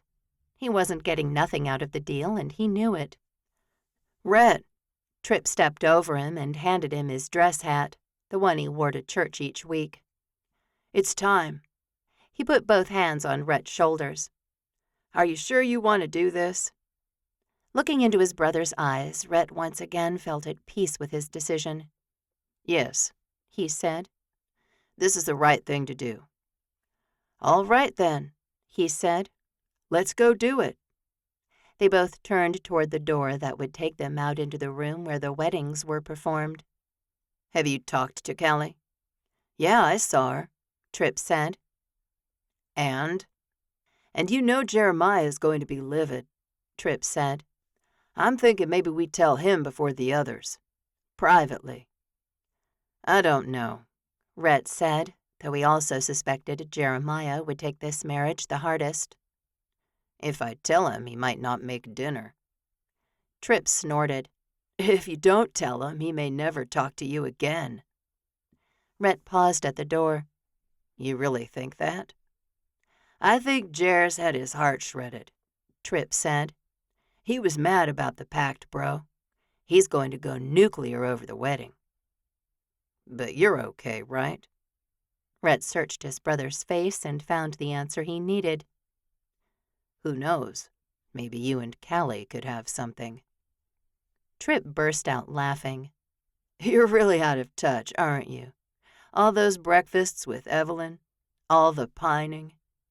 I have not been pining. Oh, you have. Just a little, maybe, but definite pining. Fine, maybe he had been pining for her a little bit. What did I miss? It's Liam who likes Callie. Tripp wiggled his eyebrows and pushed into the room. Rhett followed him to find Callie sitting on the front row already, her hands folded in her lap. She was a pretty woman, too, Rhett could admit that. But nothing about her accelerated his pulse. Not the way Evelyn did. The way Evelyn always had. He took his spot, and the judge looked down at him. Are you marrying yourself, sir? No, he said, glancing back to Callie. I mean, I didn't think so. She's coming, Callie said, looking to the door opposite of the one Rhett had just come out. The room felt huge, like it could swallow him whole in a single bite. There were so many rows, and he wondered if people actually brought their friends and families here to witness their marriage. He couldn't imagine that. If this were a real wedding day for Rhett and Evelyn, he knew she'd plan it in a park. Or on her ranch. Pastor Daniels would officiate, and her father and aged grandmother would be sitting on the front row. Sadness moved through him that she wasn't getting the wedding she wanted. He could have given it to her. Sure, it might have taken longer to plan, but maybe then they would have fallen in love along the way. The door opened and his reality set in. This was what she wanted. Evelyn wasn't a weakling. She'd tell him what she wanted, and he'd do his best to give it to her. Hey, he said as she joined him, smiling at her softly. Well, he was already in deep with her, which probably wasn't a bad thing considering where they stood. Sorry I'm late, she said, facing the judge. I'm ready. Rhett honestly had no idea what the judge said after Evelyn laced her arm through his. Her touch was enough. The rosy scent of her skin was enough. She was enough. I now pronounce you husband and wife, the man behind the counter said, and Rhett faced his new wife. I can kiss you, right? He whispered while she smiled at him. No, she murmured. I'm going to kiss you. And she did. Rhett's head swam with heat and desire, but he kept the kiss chaste. After all, he'd married this woman, but no one needed to know how much he liked her. At least not yet. Tripp and Callie clapped, and they came forward and hugged Rhett and Evelyn. For a few precious seconds, Rhett felt the energy of the whole world coursing through him. Well, Callie said, blowing out her breath. What are you guys going to do now? By the time Rhett pulled into Evelyn's driveway, the sun had gone to bed hours ago. Thanks for indulging me on a honeymoon, he said, smiling at her. It was fun. She grinned and got out of the truck. He joined her under the light of the moon, the air finally starting to cool a little bit. I've never seen so many windmills in one place. They'd gone to the American Windmill Museum in Lubbock, and Rhett had enjoyed himself immensely. Neither have I, he said. I love learning about stuff like that. We'll have to go back to the Museum of Ranching, she said, reaching up to take a pin out of her hair. He stood transfixed, watching her as she let her hair out. She shook her head with a sigh. I should have done that hours ago. He brushed his hand along her shoulder and up her neck, finally moving his fingers through the curls she's released. Time froze, and Rhett simply let it. Evelyn looked right back at him, and while she'd been exceptionally good at hiding her feelings for him, he could clearly see them all now. He leaned down and kissed her, maybe a little too hungrily at first. She kissed him back, slowing the movement of his mouth and pulling away long before he was satisfied. She tucked herself in his arms and said, "Thank you so much for today, Rhett." "Of course," he said, wondering how he was going to let her walk up the steps and into the house without him. "So I'll come help you move your things over tomorrow. I'm going to talk to Jeremiah, too." "All right," she said. "I can come help with that if you'd like." They'd already talked about it on the drive to Lubbock, and he shook his head. "No, I need to do it. Although if I don't show up for church, you might want to come see where he's buried my body." She giggled, though Jeremiah's anger was no laughing matter. Rhett liked the sound of it floating into the night air, and he decided he'd better get out of there before he said or did something he couldn't take back. He stepped away from her and said, "See you tomorrow." She stayed right where she was while he got in the truck and backed out of her driveway. Only when he was finally going to drive away did she lift her hand in farewell and hurry up the steps. The door closed, the house swallowing her, stealing her from him. Rhett sighed and faced the dark half-mile back to Seven Sons Ranch. He'd only taken 2 steps into the house when Jeremiah said, "There you are. Where in the world have you been all day?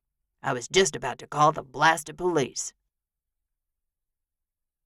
Chapter 9. Evelyn didn't need a bed, or her dresser, or even hangers. She'd been steadily texting with Rhett all day, and he was due to arrive any moment to help take her things over to his ranch. Her things.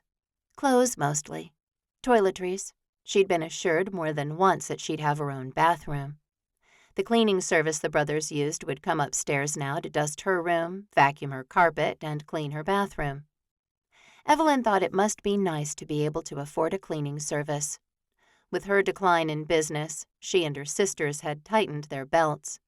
They'd cut back on groceries, never ate out, and were making ends meet any way they could. She didn't need the recliner in the corner of her bedroom, where she read when she couldn't sleep. Sometimes she studied profiles in that chair. Sometimes she simply looked out the window which overlooked the pasture where the horses roamed. She'd miss that chair, and she picked up her phone to ask Rhett if the room where she'd be living had enough space for it.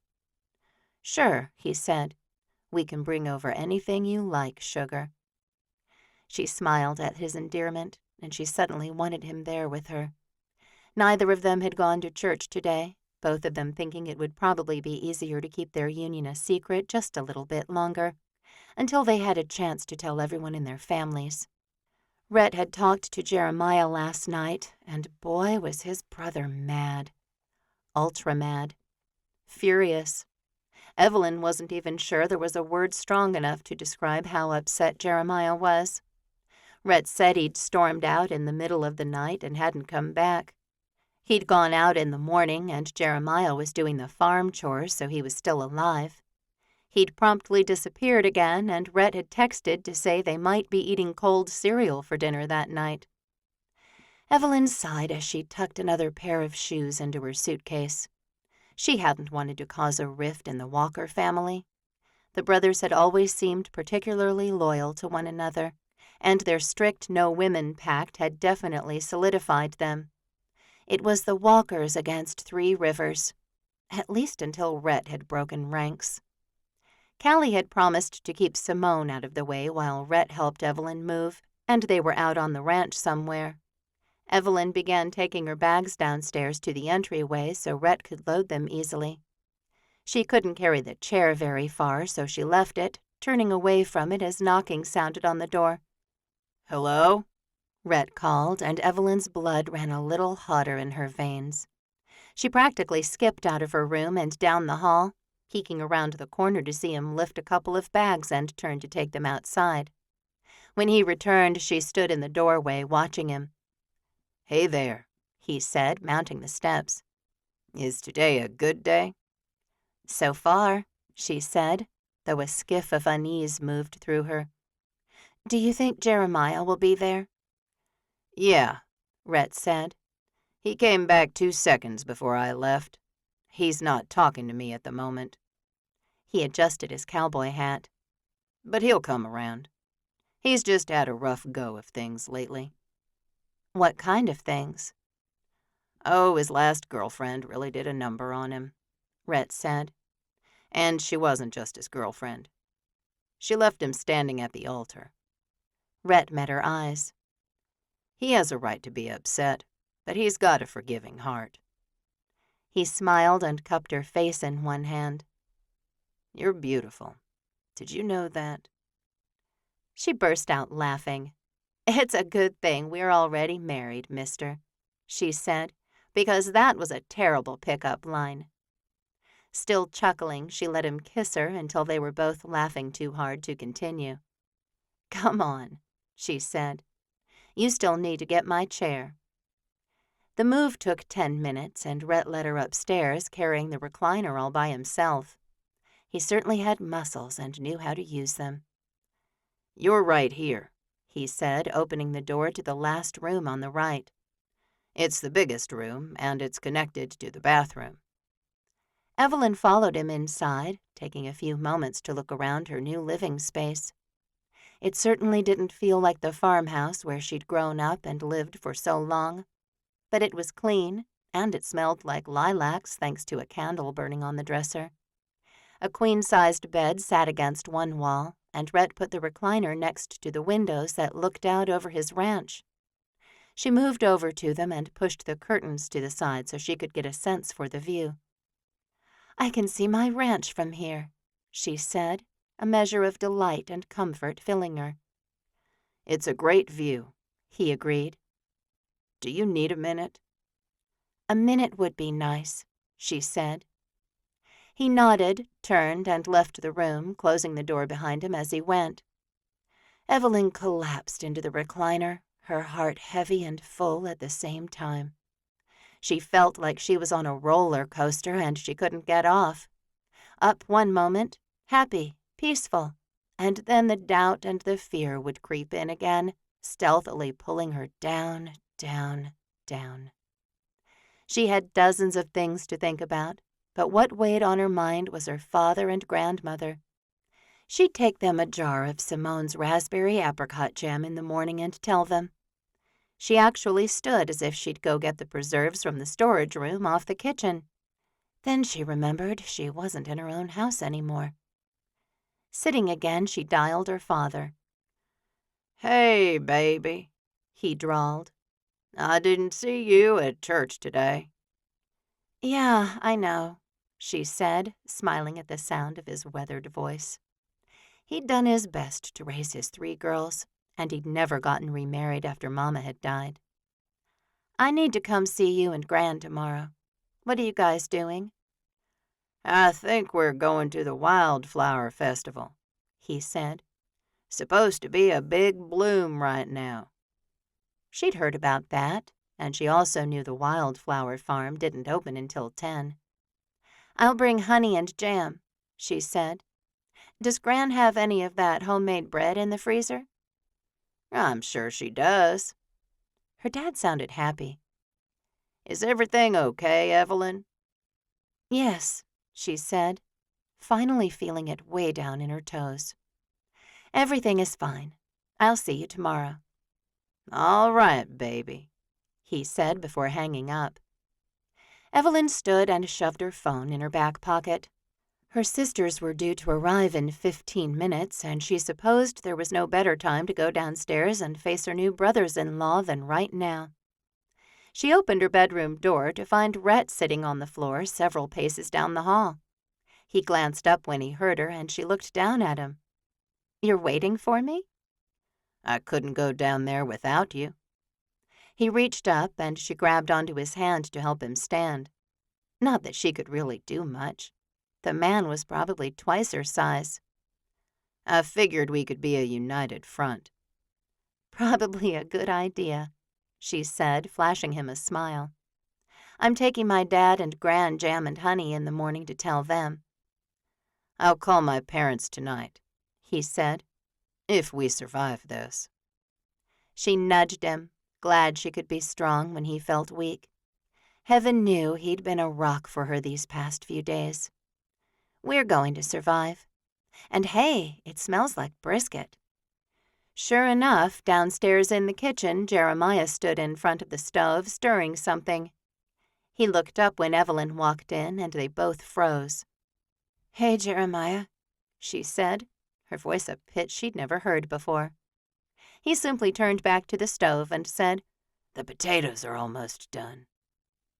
Rhett squeezed her hand and whispered, "Hey, you got 5 words. That's more than he said to me today." Evelyn tried to smile, but the gesture sort of wobbled around on her face. "What can I do to help?" "I won't get in someone's way if they wanted to set the table," Jeremiah said gruffly, mostly to the boiling pot of potatoes. "We can do that," Evelyn said. "Come on, Rhett." She set to work laying out the plates, while Rhett followed her with the silverware.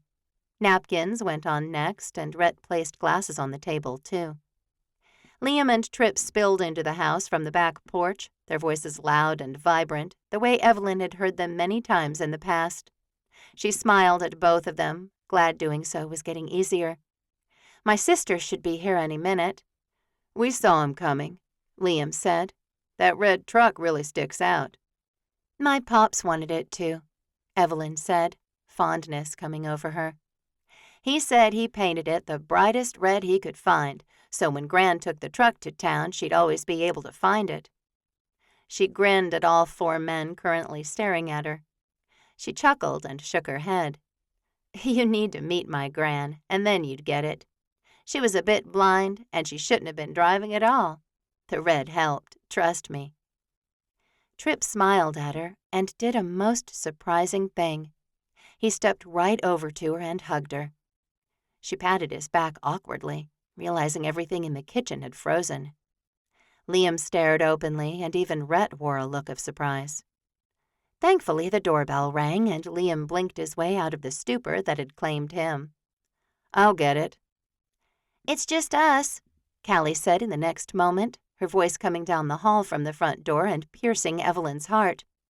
She'd never lived away from her sisters for more than a few nights, and she had no idea how she thought she could live here, with 4 men instead of her 2 sisters. "Hey, Callie," Liam said, swiping his hat off his head as if she were the President of the United States. Evelyn couldn't believe the sight before her. How had she missed Liam's giant crush on her sister? Maybe because her own crush on Rhett had prevented her from seeing it, seeing anything around her. "Hey, Liam." Callie gave him a smile, clearly oblivious to what it probably did to his pulse. Evelyn knew because hers started rioting as Rhett came to her side. Before he could say anything, Jeremiah turned on the electric mixer and shouted over the noise of it. "We'll be ready in 5 minutes." But she and Rhett wouldn't be making any announcements over the final dinner preparations, and pure tension filled the air by the time Jeremiah said, "All right, men." He cleared his throat and looked around at Evelyn and her sisters as if he'd just realized they were there. "And, ladies, wash up. It's time to eat." Chapter 10. The tension in the house pounded in the back of Rhett's neck. Jeremiah hadn't given an inch, but at least he'd spoken to Evelyn. Okay, maybe talking about potatoes and setting the table didn't count as talking. Everyone in the room was an adult, but they shuffled their feet and looked at the table as if they'd never eaten together before. But they had, and Rhett couldn't believe a simple wedding had caused so much unrest. "Okay," he said, taking charge as he often had as kids. Being the oldest of 7 boys was no laughing matter, and Rhett was lucky to have survived childhood without more than 4 scars. "I'm going to sit here," he said, stepping over to the end of the table and putting his hands on the back of the chair. "Evie's going to sit by me."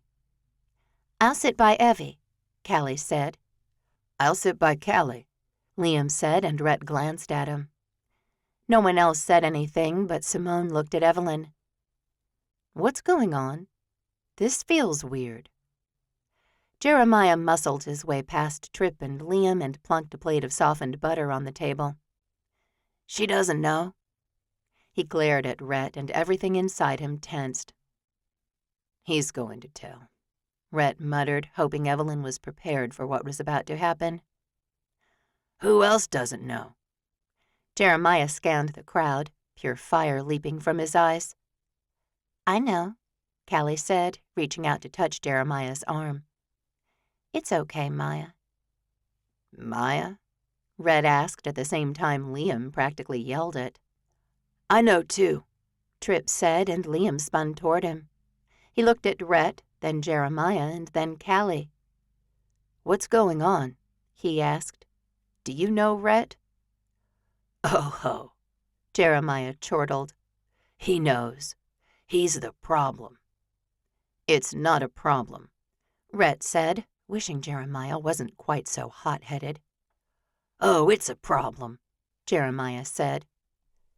Maya, Callie said, while Trip said, You're being unreasonable. Stop it, Simone yelled above everyone. Evelyn stepped next to Rhett and slipped her hand into his. I'm so sorry, she said as everyone quieted. Simone focused on her. Someone better start talking.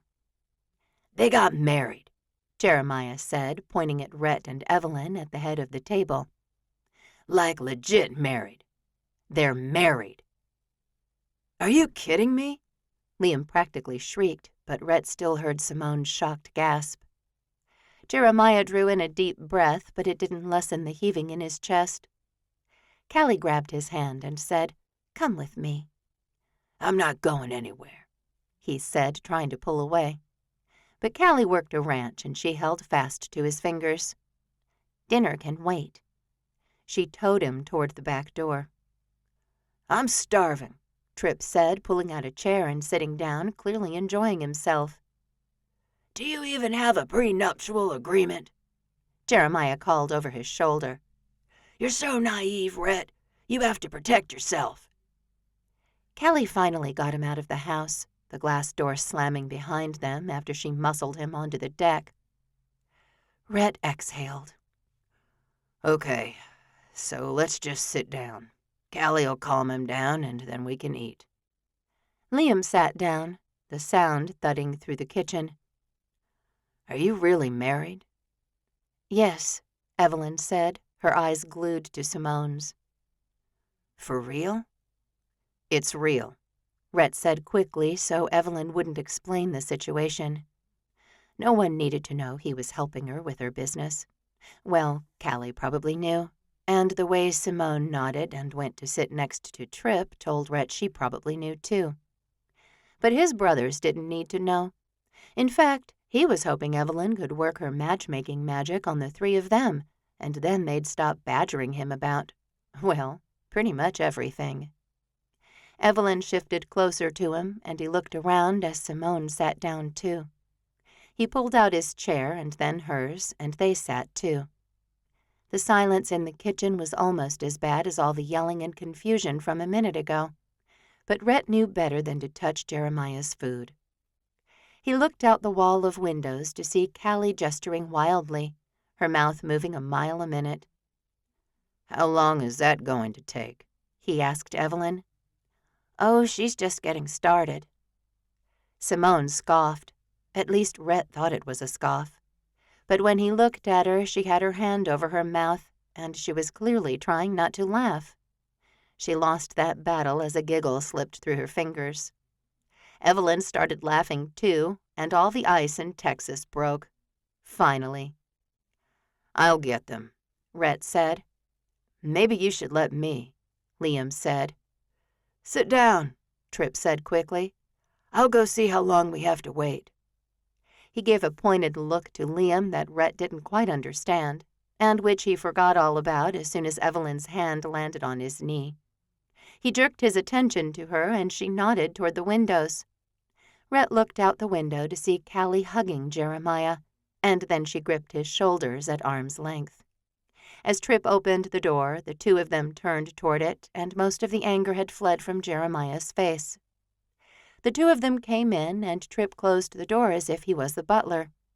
There were clearly spots for Jeremiah and Callie between Trip and Liam, but they didn't sit down. "Jeremiah's made brisket and mashed potatoes," Callie started, glancing around at everyone. She reached up and brushed her blonde curls out of her face, taking a deep breath.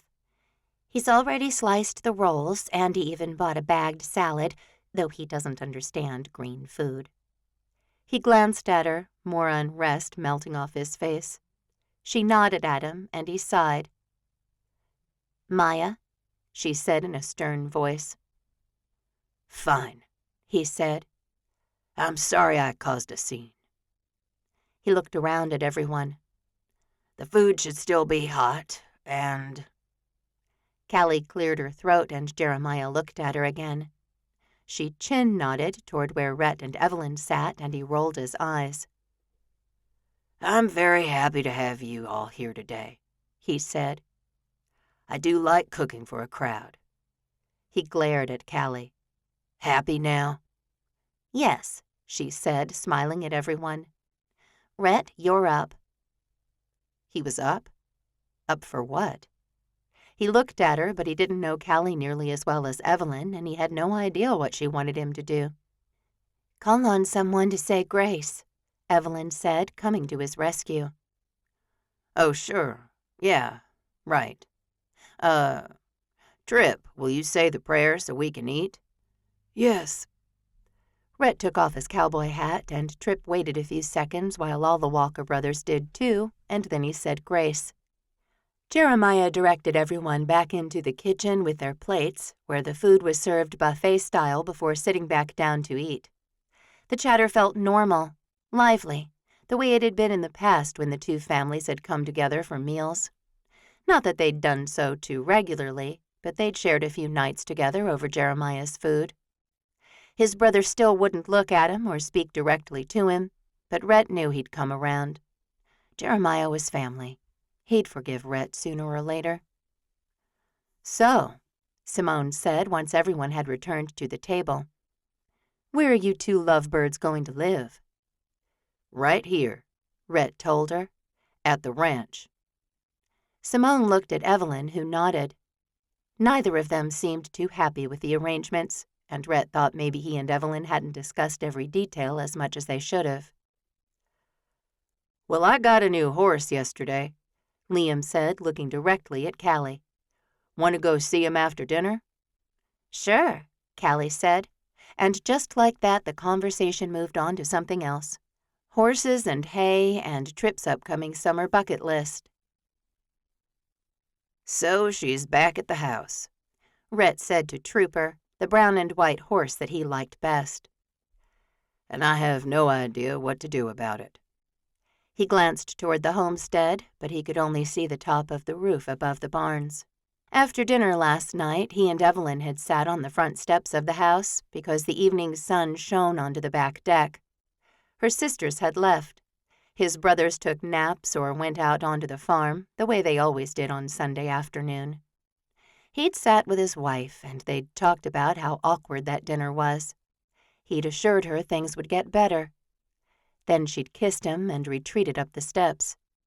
Thankfully, those were right inside the front door, and she didn't have to see any of his brothers to go to bed. No one else lived on the second floor, so she basically had her own place up there. He'd gone to his room, too, because he didn't want to deal with another family yelling match like the one that had already taken place that day. He'd risen early, dressed, and come out to the ranch. Jeremiah had come out shortly after that, but he hadn't seen Rhett with the horses in the pasture, and Rhett hadn't had the heart to call to him.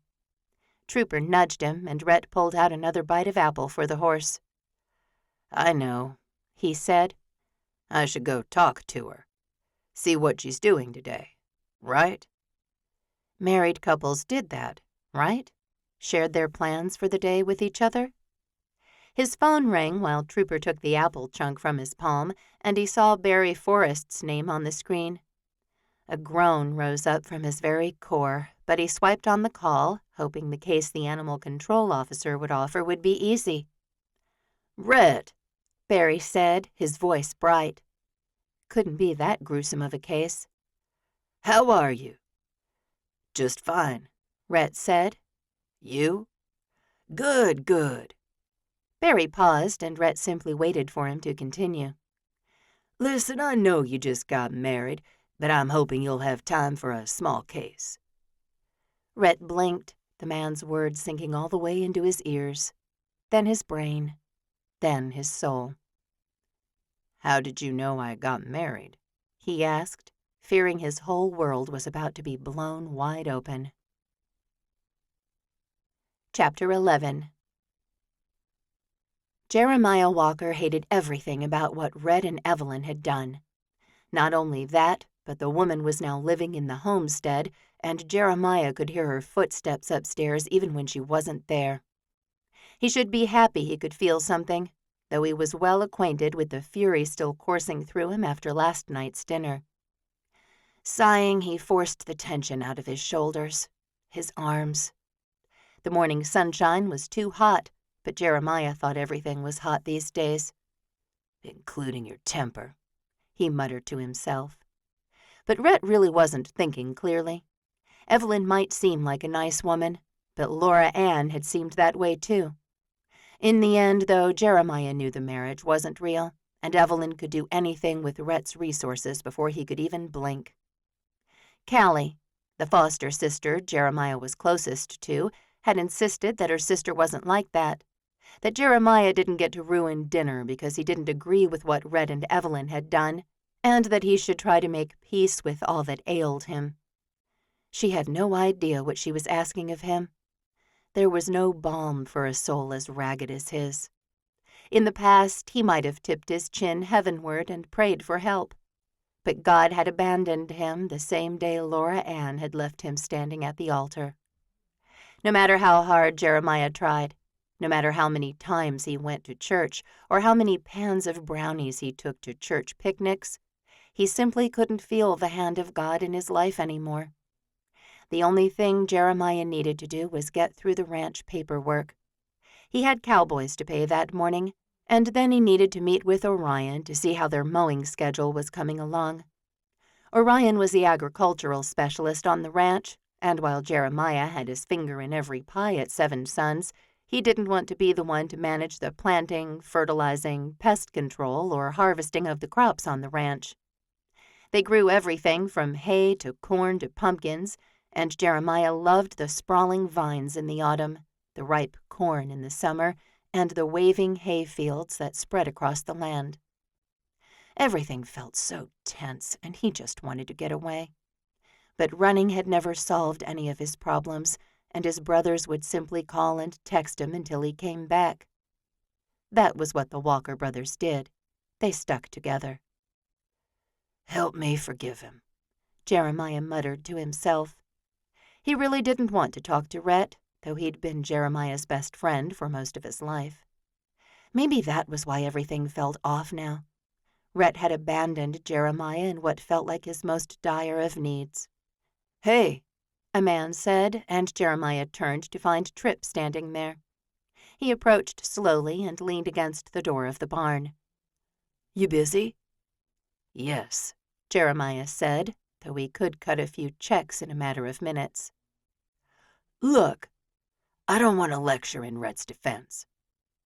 "It's not in his defense," Tripp said. "I wanted you to know I was there when they got married. I was a witness, and Rhett, well, he thinks this is the right thing to do." "I'm sure he does," Jeremiah said sarcastically.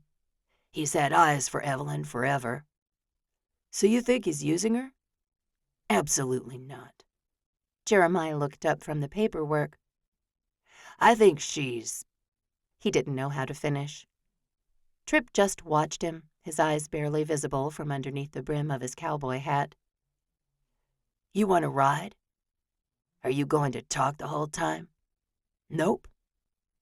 Jeremiah finally felt like he was relaxing, and he nodded. "All right." They left the barn and walked over to the stables where Jeremiah's and Tripp's horses were. She's not Laura Ann, Tripp said, and Jeremiah simply nodded. It was hard for him to accept that not all women were as uncaring and unkind as the one he'd known for years. Fallen in love with, asked to marry him. He saddled and he tightened and he got in the saddle. The air was suddenly lighter, and Jeremiah wondered if he should get to town more. He liked doing his grocery shopping at the organic grocery store on the southeast side of town, and he liked spending time in the kitchen. He thought he could be happy with the ranching and the cooking. I'm worried, Jeremiah said after only a few minutes, with only the sound of horses' hooves hitting the hard-packed dirt. About what? Tripp asked. He and Liam were just slightly younger than Jeremiah, and they'd gotten into plenty of trouble together growing up. They'd also been close, and Jeremiah had snuck out with the twins loads of times. He'd stuck by them in school, and they'd helped him at the wedding that wasn't.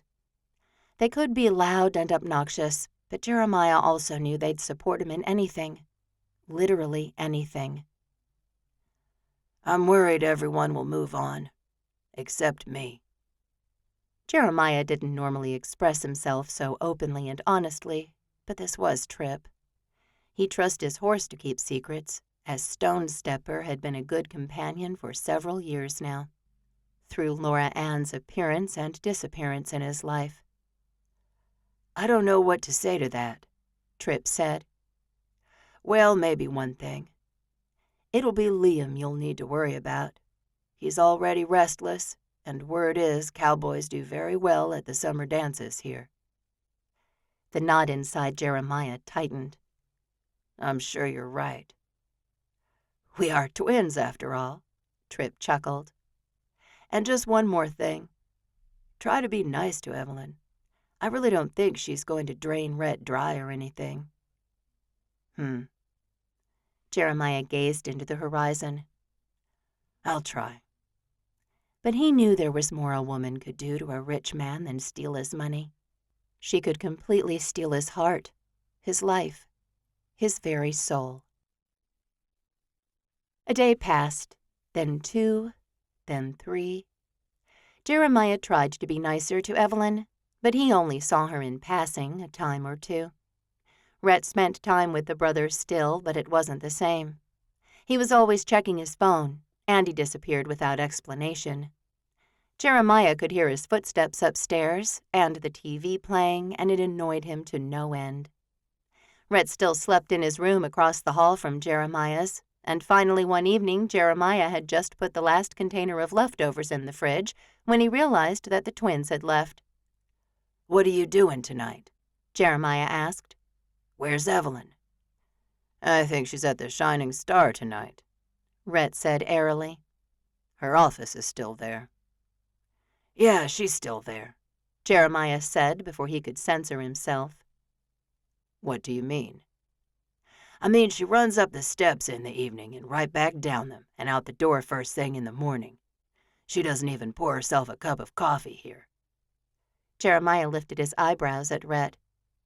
Why'd you marry her? Rhett swallowed, and Jeremiah saw it. He saw the panic in his brother's eyes, and he recognized the signs of secret-keeping so well now. Too bad he hadn't been this savvy while engaged to Laura Ann. She's not using me, Rhett said. Yeah, I almost believe you, Jeremiah said. And you like her enough to go along with whatever she needs. He shook his head. But what I see isn't a marriage. You don't even sleep in the same room. Jeremiah wasn't stupid, and neither were Liam and Tripp. Everyone with eyes could tell this marriage was make-believe. He thinks it's the right thing to do. Tripp's words moved through Jeremiah's mind, and he wondered what he'd do if he thought something was the right thing to do. Not marry a woman, he thought. That was just insane. She's just having a hard time letting go of her ranch, Rhett said. Funny, Callie thinks it's her ranch. Jeremiah wiped the counter and tossed the rag in the kitchen sink. He lifted his hand and walked backward for a couple of steps. Night. You going to bed already? Rhett asked. Yep, Jeremiah said. He had a tablet he could watch a movie on. He used to lounge on the couch with his brothers, eventually falling asleep while they chatted, or Trip read his Bible, or Liam made a delicious treat. Things used to be simple, and now everything felt so very complicated. And he wasn't even the one who'd gotten married. Chapter 12. Liam Walker didn't have much to do around the ranch. He had a job doing computer-generated imaging, something he was actually very good at. The work was part-time right now while he looked for another contract, and he liked to go out into the garden in the morning. He didn't like the weeding. He didn't particularly care what grew. That was more of Jeremiah's thing. But he definitely liked the location of the garden as it sat right on the fence between Seven Suns Ranch and the Shining Star. He could see Callie Foster when she came outside, and she stood on the front porch and looked around for a few minutes every morning. He knew she needed help on her ranch, but Liam didn't know how to offer it. So he just lingered in the garden, hoping and praying Callie would come talk to him. She had several times. Liam's pulse increased as she came outside wearing a pair of jeans and a bright red t-shirt. Those Fosters did love the color red, and Liam wondered why. He bent and pulled a weed hiding behind a green pepper plant. Callie's presence came closer, and Liam wished he wasn't so in tune with her. He really liked her, and that had kept him from talking to her as much as Jeremiah did. They'd grown close, but Liam knew Jeremiah didn't harbor any romantic feelings for Callie. Liam sure did, though. Hopes and dreams, he told himself. Foolish hopes and dreams. Hey, Liam, Callie said, and he straightened as if he hadn't known she was there. Oh, hey, he said, his voice way too bright. He told himself to calm down, but there was something about her that didn't allow him to be very calm. You're not working today? He took off his hat and wiped his hand through his hair. My last contract ended, and I'm working on getting a new one. But you don't really need to work, right? She leaned against the fence post, and if she knew how attractive he found her, she might not pose like that. She'd also have to be blind not to know. Liam wasn't exactly good at hiding how he felt about a woman, as his previous girlfriend had known his intentions the moment they'd met. Portia had actually teased him with how interested he was for a few weeks before agreeing to go out with him. And Callie wasn't anything like her, thankfully. Liam had left his life in Austin because of Portia, and he wasn't looking for a repeat of that. He understood Jeremiah's reluctance to date, and a blip of fear moved through Liam, too. I mean, I guess not, Liam said. But this garden is practically weed-free already, and what would I do all day if I didn't digitally generate some explosions? Is that what you do? That's what I do, he said, leaning against the same fence. He wanted to ask her out, take her to lunch or dinner, or even breakfast. Get her away from the ranch, away from Jeremiah, away from everything. Maybe then he'd know if his feelings were real or not. I knew you twins did some techie stuff, Callie said. I make delicious treats, too, Liam said, hating the note of pride in his voice. Callie smiled at him, and she was a glorious angel with the morning sunshine bathing her face. She said something else, but Liam had no idea what. Then she was laughing and waving goodbye, and Liam said, Yeah, okay, bye, and watched her walk away. He sighed and sagged into the fence because he hadn't felt like this in such a long time. Too long, in his opinion. But Callie Foster felt like she was completely off-limits, and not just because Liam's brother had just married her sister. His stomach tightened. He wasn't as upset as Jeremiah over the marriage, though he wasn't happy about it either. Number one, it did jeopardize his chances with Callie. Number two, why had Trip been invited to witness the wedding and Liam hadn't? He was trustworthy. He would have supported Rhett. He'd always done what he needed to for his brothers. Liam, Someone yelled from the direction of the homestead, and he turned back that way. His twin stood on the deck, waving his arm as if Liam wouldn't be able to see him. He'd been caught staring at the shining star again, and he could only imagine the ribbing Trip would give him. Not that he'd done that much since high school, but still. Liam didn't like having all of his cards so easily read. "What's going on?" he asked as he got closer to Trip. "Wondered if you wanted to go to breakfast. I just finished my major project and I want to celebrate." "Sure thing." Liam had already had coffee and some of Jeremiah's breakfast casserole, but weeding and talking to Callie had worked up enough of an appetite for a second breakfast. "Great." Trip grinned at him. "How's Callie?" "I don't want to talk about her." "Even for 2 minutes?" "Nope." He slid his brother a glare. Their mother might have been able to get away with forcing the boys to talk for specified amounts of time growing up, but Liam didn't have to do that anymore. And not for Trip. "I may have seen an email come in," he said. "What kind of email?" Liam wanted to check his computer now. "A new, huge, years-long contract for one of the biggest movie franchises in the world."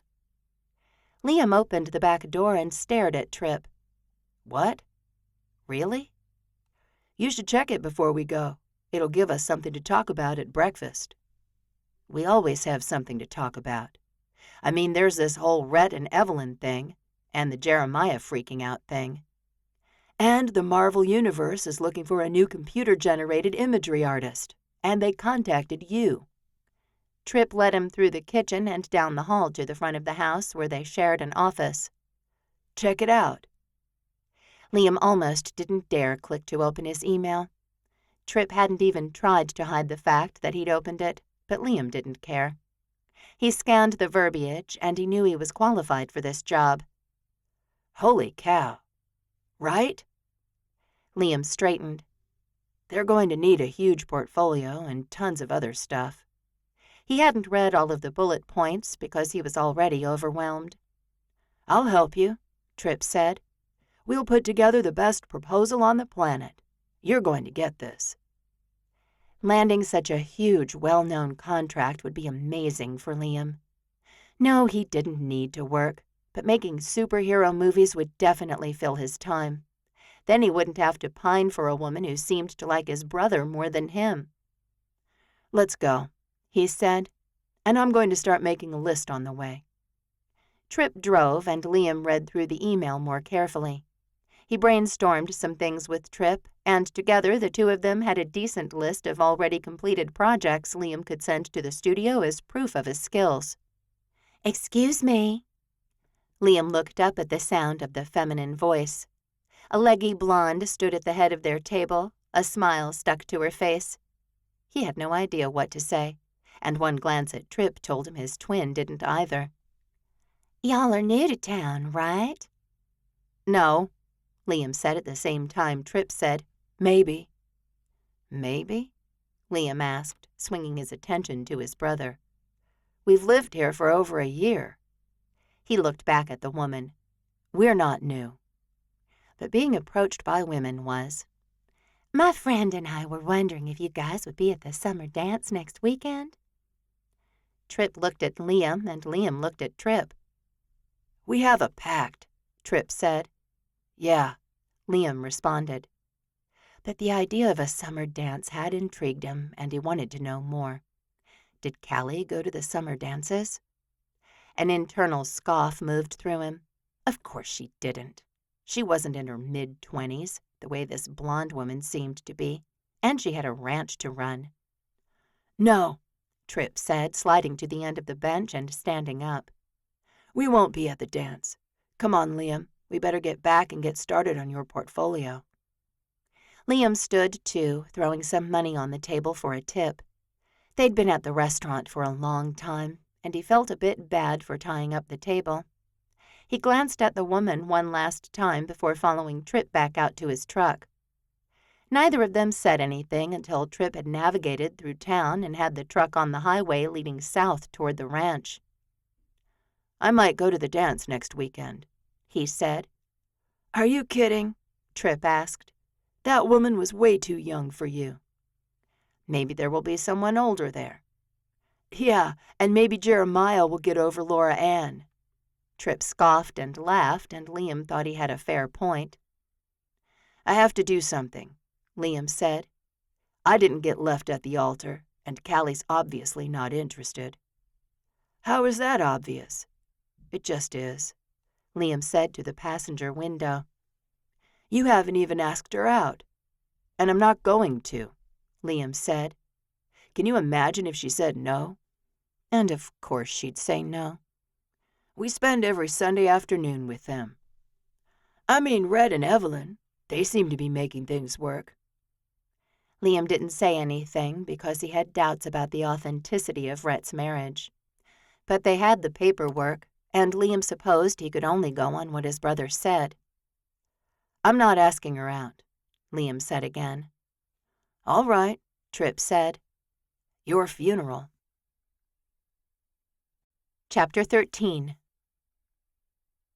Callie Foster looked around the stables, glad this one area of the ranch was maintained. It took her a long time to keep up the stalls for 8 horses, but she loved every one of them, and she couldn't give them up. Her cattle herd did fine out in the pastures, though it had dwindled to only 1,000 head. She didn't know everything she needed to about buying and selling cattle, as they weren't her first love. She knew she needed food for them, and when she wasn't feeding and watering horses, moving them from the stables to the pastures, or cleaning the stables, she spent the rest of her time and energy on the agricultural part of the ranch. But her tractors needed work. One didn't even start anymore. She didn't know how to fix it, and she didn't have money to fix it. Over the years since her father's retirement, Callie had done the best she could. But things were slowly falling apart, going to seed, and Callie could see the ranch declining more and more as the days passed. In short, she needed help. As they'd been doing for the past 14 months since the Walkers had moved in next door, Callie's thoughts moved in that direction. Maya ran 7 sons like a pro, though he claimed to not have any formal ranch training. In fact, he'd mentioned once, very briefly, that he was set to take over his father-in-law's ranch after his wedding. But he'd never gotten married.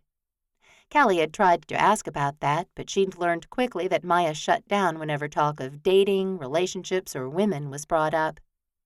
She respected that, because she didn't want to be the nagging friend trying to get him to go out with everyone. She didn't even know anyone. She knew that was why they were such good friends. She wouldn't try to get him off the ranch, and he never asked her if she needed help with the shining star or why she didn't date.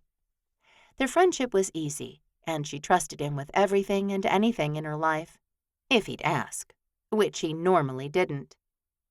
Her mind switched to Liam, where it usually spent the most time. The dashing cowboy had caught her attention the moment he'd shown up on the ranch with his giant personality and quick laugh. Oh, and that big truck. Callie loved Liam's big black truck. She'd tried flirting with him a few times, and Simone had laughed and laughed. Evelyn usually played the mediator between the two of them, but even Callie had felt self-conscious about her pitiful attempts at getting Liam's attention. So she'd given up. He sat by her at dinner most of the time, and he'd invited her out to see his new horse just a couple of days ago. Whenever she saw him working in the Walker family garden, she meandered that way as if she had something to do on the property line between their 2 ranches. Maybe she was being too obvious. Maybe she wasn't being obvious enough. Maybe Liam had chosen to remain female-free like the rest of his brothers. No matter what, he hadn't asked Callie out, and he was definitely friendly toward her, but he was friendly toward everyone as far as she could see. She twisted away from the clean stables and hung the broom back on the wall. Maybe you could just ask him to come work for you. For free? The thought taunted her because she couldn't do that, and she couldn't pay Liam. How humiliating would that conversation be? No, Callie would figure something out. She always did. Maybe Rhett would come, she said. Now that he and Evelyn were married, maybe it wouldn't be taking charity. He didn't do a lot at the ranch next door because he worked as a forensic veterinarian. Well, sometimes he did when there were cases. Evelyn said he'd taken a break from his caseload for a while because the last one had been such a bear. And Callie had seen it. Rhett would come over to the house all the time with his notes. He'd lay them all out on the coffee table and go over everything with Evelyn. Callie had liked his presence in the house, and she wondered if she just needed to set up something like his Tuesday breakfast with Evelyn with Liam. He worked too, but maybe they could have a Wednesday lunch or something. Callie liked to cook, and cooking for a cowboy that made her pulse riot? She could definitely do that. "Hey," Simone said, and Callie turned away from her thoughts as she did the same with the stables in front of her. "Hey, what's up?" There's a problem in the barn." "Which one?" "The hay barn." Simone wore worry on her face, and Callie sighed. The last thing she needed was a problem in the hay barn. "Okay," she said brightly, though she felt certain she wouldn't know how to fix the problem in the hay barn. "Let's go check it out." "I was just getting down a bale for the goats," she said, "and I noticed it was wet." "Oh no," Callie said. "Is the barn leaking?" "I think so," Simone said, "and it looks like we lost a lot of hay." Callie could practically see money draining from her account. If they lost the hay they needed to feed their animals, they had to buy it, and buying it was twice as expensive as growing it themselves. Her pulse pounded now for a whole new reason, but she wouldn't panic until she had to. She'd learned that much at least. Simone climbed into the hayloft first, and Callie went up right behind her. She hated ladders, and always envisioned herself falling no matter how tightly she gripped the rungs. Plus, she wasn't exactly young or skinny, but she managed to get up the ladder to the loft. "See?" Simone pulled a bale out, and it was definitely wet and rotting. Despair clawed its way through Callie. "Yeah, I see."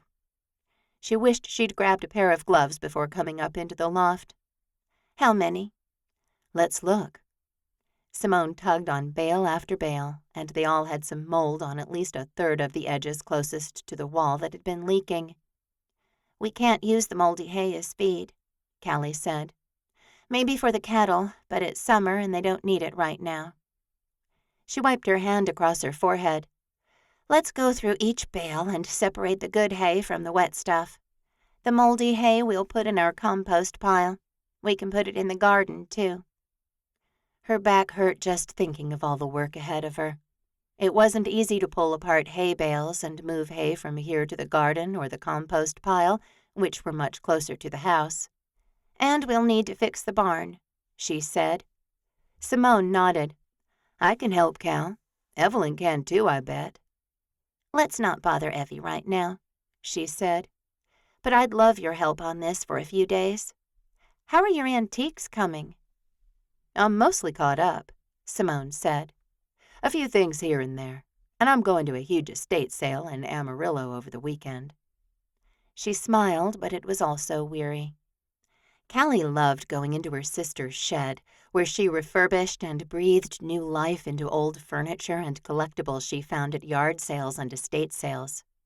Simone contributed to the family income with her refurbishing business, and her biggest months were ahead of them as she prepared for the fall festival and holiday shows in Three Rivers. "Okay," Callie said. "Let's take care of this. Let me grab some gloves." She retreated down the ladder and retrieved a pair of leather gloves from a shelf beside the entrance. Back in the loft, she started cutting twine and pulling the hay apart. "I think we should open the chute," Simone said. "Drop all the moldy hay down that. It'll be easier to move that way." Callie sneezed, which also pulled through her back. She nodded, feeling overwhelmed and desperate for help. "Okay," she said. "I'll go open it." She turned away from Simone before her sister could see her distress. Callie didn't want to stress out Evelyn or Simone. It was her job to run the ranch. Evelyn did her matchmaking, and Simone did the refurbishing. They both helped a little bit, like Simone feeding the goats twice a day. "It's not like they're blind," she muttered to herself as she left the barn and walked over to the pathetic equipment shed. They had a conveyor belt to get the hay into the loft, and it could get the moldy hay down, too. With great effort, and after she'd bashed her shin against the unforgiving metal, Callie got the conveyor over to the hay barn. Simone had opened the window in the loft, and she piled rotten hay onto the belt before Callie had even turned it on. Didn't matter. It would all come down eventually. The sisters worked together, neither of them speaking, and after a few hours of horrible, almost insufferable work in the heat of the barn, Callie could look at a pile of good hay on one side of the loft, and Simone loaded the last of the moldy hay onto the conveyor. Down it went, taking Callie's spirits with it. Dear Lord, she thought, what do I do now? She'd always been religious, and her prayers to God about the ranch had increased to the point where Callie petitioned him every day to help her around the shining star. Maybe I need to call Maya, she said. The thought felt good. It felt right. He wouldn't judge her, and maybe fixing the barn would be free. I think that's a good idea, Simone said, moving over to the wall that had been leaking. I mean, I can patch up a cabinet and sand over it, but I have no idea how to fix this. Daddy showed me how to fix fences and a few other minor things, Callie said. I could probably do some research online and figure it out. She wanted to be self-reliant. She knew it was a very slippery slope once she started asking for help. I bet Rhett would do it, Simone said. Evie said he finished that new case already and he's bored. She doesn't know what to do with him. She doesn't? I guess he wants them to get their own place. Simone shrugged. Which honestly they should. Who wants to live with newlyweds? She giggled and Callie smiled too. They climbed down the ladder and she wiped the sweat from her brow. Okay, she exhaled. I'll give Maya a call. She nodded like she'd rush right back over to the stables where she'd left her phone and dial him immediately. But she didn't. And she didn't that evening either. And she didn't when the new day dawned. She wasn't sure why she didn't want to ask for his help, only that she didn't. As usual, she went out onto the porch and stretched her arms above her head, the day already sweltering. And yet, Liam worked in the garden. What he could possibly be doing over there, she wasn't sure. Weeds didn't grow that fast. She walked that way, her heartbeat bumping against her breastbone. Hey, she said, and he straightened to look at her. A smile filled that face, and oh, Callie needed to hold on to the fence so she didn't fall down as her knees went weak. Hey, Cal. So my barn is leaking, she said. I know you have a job and all that, but do you think if I called Maya he'd come help? Of course, Liam said, joining her at the fence. You want me to mention it to him? No, she said. I can call him. She could. She just hadn't. She met Liam's eye, and every worry in her soul went out. How he could do that, she wasn't sure. The moment between them lengthened until he cleared his throat and dropped his head. Pizza night tonight. You want to come? At the homestead? Or with you? He blinked, a blip of confusion moving through those dark, dreamy, dangerous to her health eyes. At the homestead. Of course. It could be pizza night every night if he was asking her on a date. Of course he wasn't doing that. Sure, she said. I'll tell Simone. That way it wouldn't seem like she'd just asked him if he'd asked her out. Foolishness filled her and she turned away. Okay, I better get to work. This ranch doesn't take care of itself. Okay, Liam said as she walked away. He said something else, but Callie didn't catch what. She almost turned back to ask him when she realized he'd spoken under his breath, so he didn't want her to hear. It was true that the ranch didn't take care of itself, but Callie was starting to think she couldn't take care of it either. Chapter 14. Evelyn came downstairs, ready to get over to her own house and get to work in the office that had become her sanctuary this past week. She liked spending time with Rhett, but he lived with 3 of his brothers, and they didn't have any privacy. No living room where they could cuddle and watch a movie without Jeremiah glaring at them every few minutes. He'd been cordial to Evelyn, but she rarely saw him. She didn't eat breakfast, lunch, or dinner at the Walkers'. She worked in her office or met with clients in town, and she did her chores around the Shining Star Ranch. She'd spend a couple of hours with Rhett, kiss him until she was breathless, and then go upstairs to sleep on a state-of-the-art mattress. In fact, it might have been that mattress that kept her at the wrong ranch. She went straight out the front door and practically steamrolled Rhett. "Oh," she said, stumbling to the right so she didn't crash into him. Grabbing onto the post, she managed to stay on her feet. "Whoa," Rhett said, as if she were a runaway horse. He jumped to his feet and steadied her by the elbow. "Sorry, I didn't mean to startle you." "I just didn't know you were there." "Yeah, I can see that." With both of her feet solidly under her, she looked at him. He clearly had something to say, as she'd seen this look on his face many times over breakfast. "What's going on?" "There's 2 things, actually." He stepped back, and Evelyn didn't like that. "Okay," she said. "Did someone else say something about the marriage?" He'd gotten a call on Monday morning before either of them had even been to town. He'd been panicked when he'd come knocking on her bedroom door that morning, and she'd explained to him the ins and outs of a small town. Coupled with the fact that she'd lived there her whole life and ran a secret matchmaking service, yeah, she should have expected the news to spread across town faster than a wildfire. And it had. The smoke had mostly died down now, though Evelyn still got a few curious looks whenever she went into town, which was a lot more now that she was booking more clients again. "No, nothing about that," he said. "But Tripp told me a woman smashed a bottle of pickles right in front of him at the grocery store yesterday." Rhett cocked an eyebrow, his question very loud, though he hadn't spoken. "Oh, that's too bad," Evelyn said, and she couldn't have convinced anyone with that false, too high tone. "Did it ruin his boots?" "No." Rhett drew the word out. "Effie, we agreed that my brothers were off limits for your services." "Did we, though?"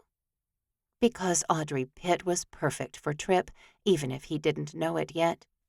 The pickle jar fiasco had even been her idea, and all Evelyn had to do was make sure Audrey knew when Tripp would be at the store.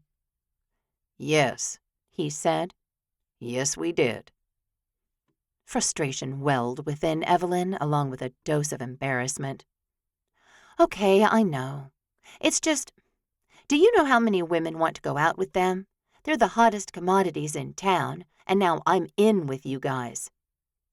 "In with us?" he asked. "You have never eaten a meal here. Jeremiah actually asked me about you last night, and not in a good way." Evelyn blinked and slowed down for a moment. "What did he say?" "I don't want to tell you."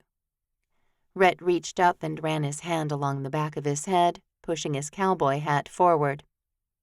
"Look, can't you just have a piece of toast in the morning?" "I just drink coffee for breakfast," she said. "That's so not true," he said. "We eat a full spread every Tuesday." "And that tides me over on the other days." Rhett exhaled, and he was clearly not buying her excuse, and he was obviously not happy. Evelyn wasn't exactly riding off into the sunset on a unicorn either, but she didn't know what to do about it. Business was 10 times better than it had been before she and Rhett had said "I do," and it had only been a week. "What's the second thing?" Evelyn asked, because she didn't want to argue with Rhett. She honestly didn't. She just wanted to go back home, get some work done, and make sure she and her sisters had enough to eat. "You can't just sleep here," he said darkly. "You wanted us to live together," she said. "We do." He shook his head. "No, this isn't living together. I think I think we might need to get our own place." Evelyn couldn't understand the words. They were clearly English, but her brain couldn't comprehend them. "What?" "Our own place," he said again. "I've been looking, and there's a—" No, no, she said with a laugh that wasn't even on the scale of humorous. "No, we're not buying or renting or whatever it is you're thinking a place. No." She started down the steps, her heartbeat thrashing inside her chest. She'd only ever lived at the Shining Star. That ranch meant everything to her and had been in the Foster family for generations. Callie and Simone still live there, her mind whispered as her shoes hit the sidewalk at the bottom of the steps. "Evelyn," Rhett said, hurrying after her. He grabbed her arm and she spun back toward him. Everything stilled because she seriously liked this man. He'd been nothing but generous and kind to her over the course of the past year. He'd married her just to help her. "Just think about it," he said. She nodded a couple of times because that didn't require the use of her voice, and then she got the heck out of there. "Okay," she said later that day, a binder open on the table between her and Sammy Schwartz. "I have a couple of options for you." She'd had 3, but Liam had been tabled that morning. As much as she didn't want to adhere to her agreement with Rhett, she didn't feel right about going behind his back. Bennett Lancaster. Blonde, tall, very strong.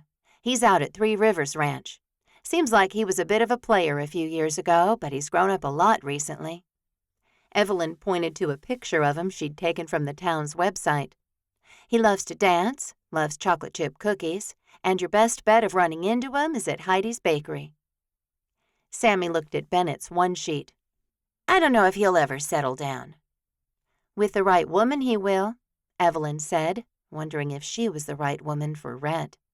He'd been creeping into her thoughts since they got married, which for a normal person that would be fine. For her, where their marriage was only real on the certificate Rhett had gotten, thinking quite so much about him didn't seem healthy. "You've also got Todd Larson," she said, switching the papers. "He owns a large strip of property on Main Street, but his cowboy hat is as big as everyone else's in town." Sammy didn't dwell on Todd. "I think Bennett." She looked up at Evelyn, who reached for her papers. She never left them with her clients as they took a long time to make and she could reuse them. "Fair enough. He doesn't get to town much, so we're going to have to be patient and creative with our initial meet." "How do you know he's the one?" "Oh, only you can know that," she said. "But based on everything you've said, I think you two will get along really nicely." There were other matchmakers in town that Sammy could try. One who'd lived here a very long time, in fact. But Evelyn operated a little stealthier, and she wasn't really matchmaking. She was simply helping cowboys get out of their own way. "How did you know Rhett was the one for you?" Sammy's big blue eyes were so wide, so innocent, but her question had stabbed right through to Evelyn's heart. It skipped every other beat, and the seconds ticking by certainly didn't help her case. She plastered a smile on her face. When you just know. Feeling idiotic, she flipped open her folder and put the pages back inside. "I'll start working on the initial meet." "Okay," Sammy chirped. "What do I do?" "You wait for me to call," Evelyn said. "Hopefully it won't take too long. I have a contact out at Courage Rains I'll call later today." Carly Sanders worked in the reception area there with her husband, Reese, and the two of them had helped Evelyn with 2 or 3 cowboys out at the ranch north of town. In fact, Evelyn thought today was probably a really good day to bake some cookies and go for a drive past all the new housing on the north end of town and out to the biggest ranch in the county. With 3 operational businesses on it, 3 Rivers Ranch had grown and grown over the years, and Evelyn loved taking a horseback ride there and catching up on the ranch gossip. "You should take Rhett with you," she thought, and she picked up her phone to text him. "We can go horseback riding at 7 Suns," he responded, clearly not getting it. Evelyn smiled at Sammy and stood up. "Thanks for meeting with me today." "Sure." Sammy walked her to the door. "I'll have more for you soon." Back in her car, Evelyn stared at her phone, wondering what to tell Rhett. In the past, she didn't have to run anything by anyone. If she wanted to bake cookies and drive for an hour to ride a horse, she did it. She pulled out of the driveway and navigated back to Main Street. Dialing Rhett, she joined the line at Poppin' Fizz to get a soda. "Do you want something to drink from Pop's?" "Yeah," he said. "Diet Mountain Dew with mango." "Okay." Evelyn inched forward as another car moved up. "Listen," she said. "I need to go out to Three Rivers, and I invited you so we could spend some time together." She wanted the fairy tale relationship where she fell head over heels in love with a man as they got to know each other. Problem was, she'd spent the last year getting to know Rhett. She already knew him, liked him. Some of the magic and mystery for her had been removed simply because of their friendship. "Okay," he said. "I didn't get that, but I do now. I'd love to go horseback riding at Courage Reigns." "Okay," she said, looking out the window at the menu, though she already knew what she was going to get. The summer lovin' had everything that made Evelyn happy, from the Diet Coke to the raspberry flavoring to the dash of vanilla. "Also," she said, "I've been thinking about what you said this morning, and you may be right." "I'm sorry," Rhett said, his voice clearly mocking her. "I didn't quite hear you." "Yes, you did," she said with a laugh. Maybe the first laugh she'd allowed since the wedding. "I think you said I was right," he teased. "I'm hanging up," she said, doing so as he laughed in her ear. She couldn't help shaking her head and giggling. Exactly the kind of relationship she wanted to have with her husband someday. "He is your husband," she reminded herself as the girl on the speaker chirped, "Hey, what can I get for you?" Chapter 15. "Bang," Rhett said, holding the bit of hot dog high so Penny could see it. She watched it, and he said, "Bang," again, this time using his other hand to push her to the ground. He held his palm flat over her, the sign he'd taught her for stay. "Good girl," he said, feeding her the hot dog. But she hadn't really done the trick. Rhett couldn't believe this was what his life had come to, training his dog during the day while everyone around him worked. Sure, he had things to do around Seven Sons, and he did them. But Jeremiah ran the ranch, and they had plenty of hired help. Rhett hadn't been able to help during his stressful forensic case, and he'd never felt this useless. But now, with a very easy case that he'd already finished, he was literally searching for things to fill his time. He and Evelyn hadn't been able to get out to Three Rivers Ranch yet, where Courage Reigns was, and Rhett was considering going himself just to have something to do. He did have one thing on his agenda that day: look at a house with Evelyn. It had been a couple of days since he'd suggested they get their own place. He really hated the current situation, but she had tried to make things less awkward around the homestead. She did eat breakfast in the morning, and she'd been joining them for dinner, too. "Let me ask him." He glanced up as Jeremiah came in, his phone stuck to his ear. "It's Callie. She's wondering if you can help with the barn." "Yes," Rhett said before his brother had even finished speaking. "I can help." He'd do anything to get out of this house, and the way Penny practically sprinted to the open back door said she would, too.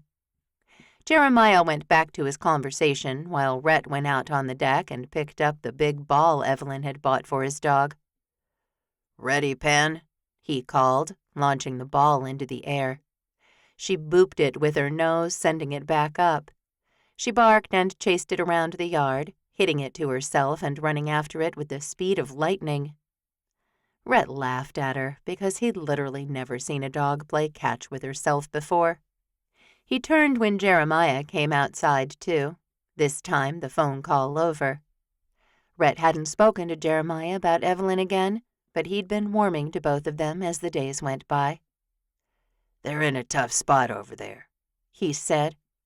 "I feel bad for them." "I can help," Rhett said. "I literally do nothing." And it was his wife's ranch. He could definitely help them with whatever they needed, from fixing a fence to installing a new gate on their pasture. Rhett hadn't grown up on a farm, but the past year of rebuilding after the tornado had taught him that he could wield a hammer as easily as he could find evidence in a paw print. "She's grateful," Jeremiah said, pausing at the railing and watching Penny, too. "That dog is something else." "Yeah." Rhett smiled at her.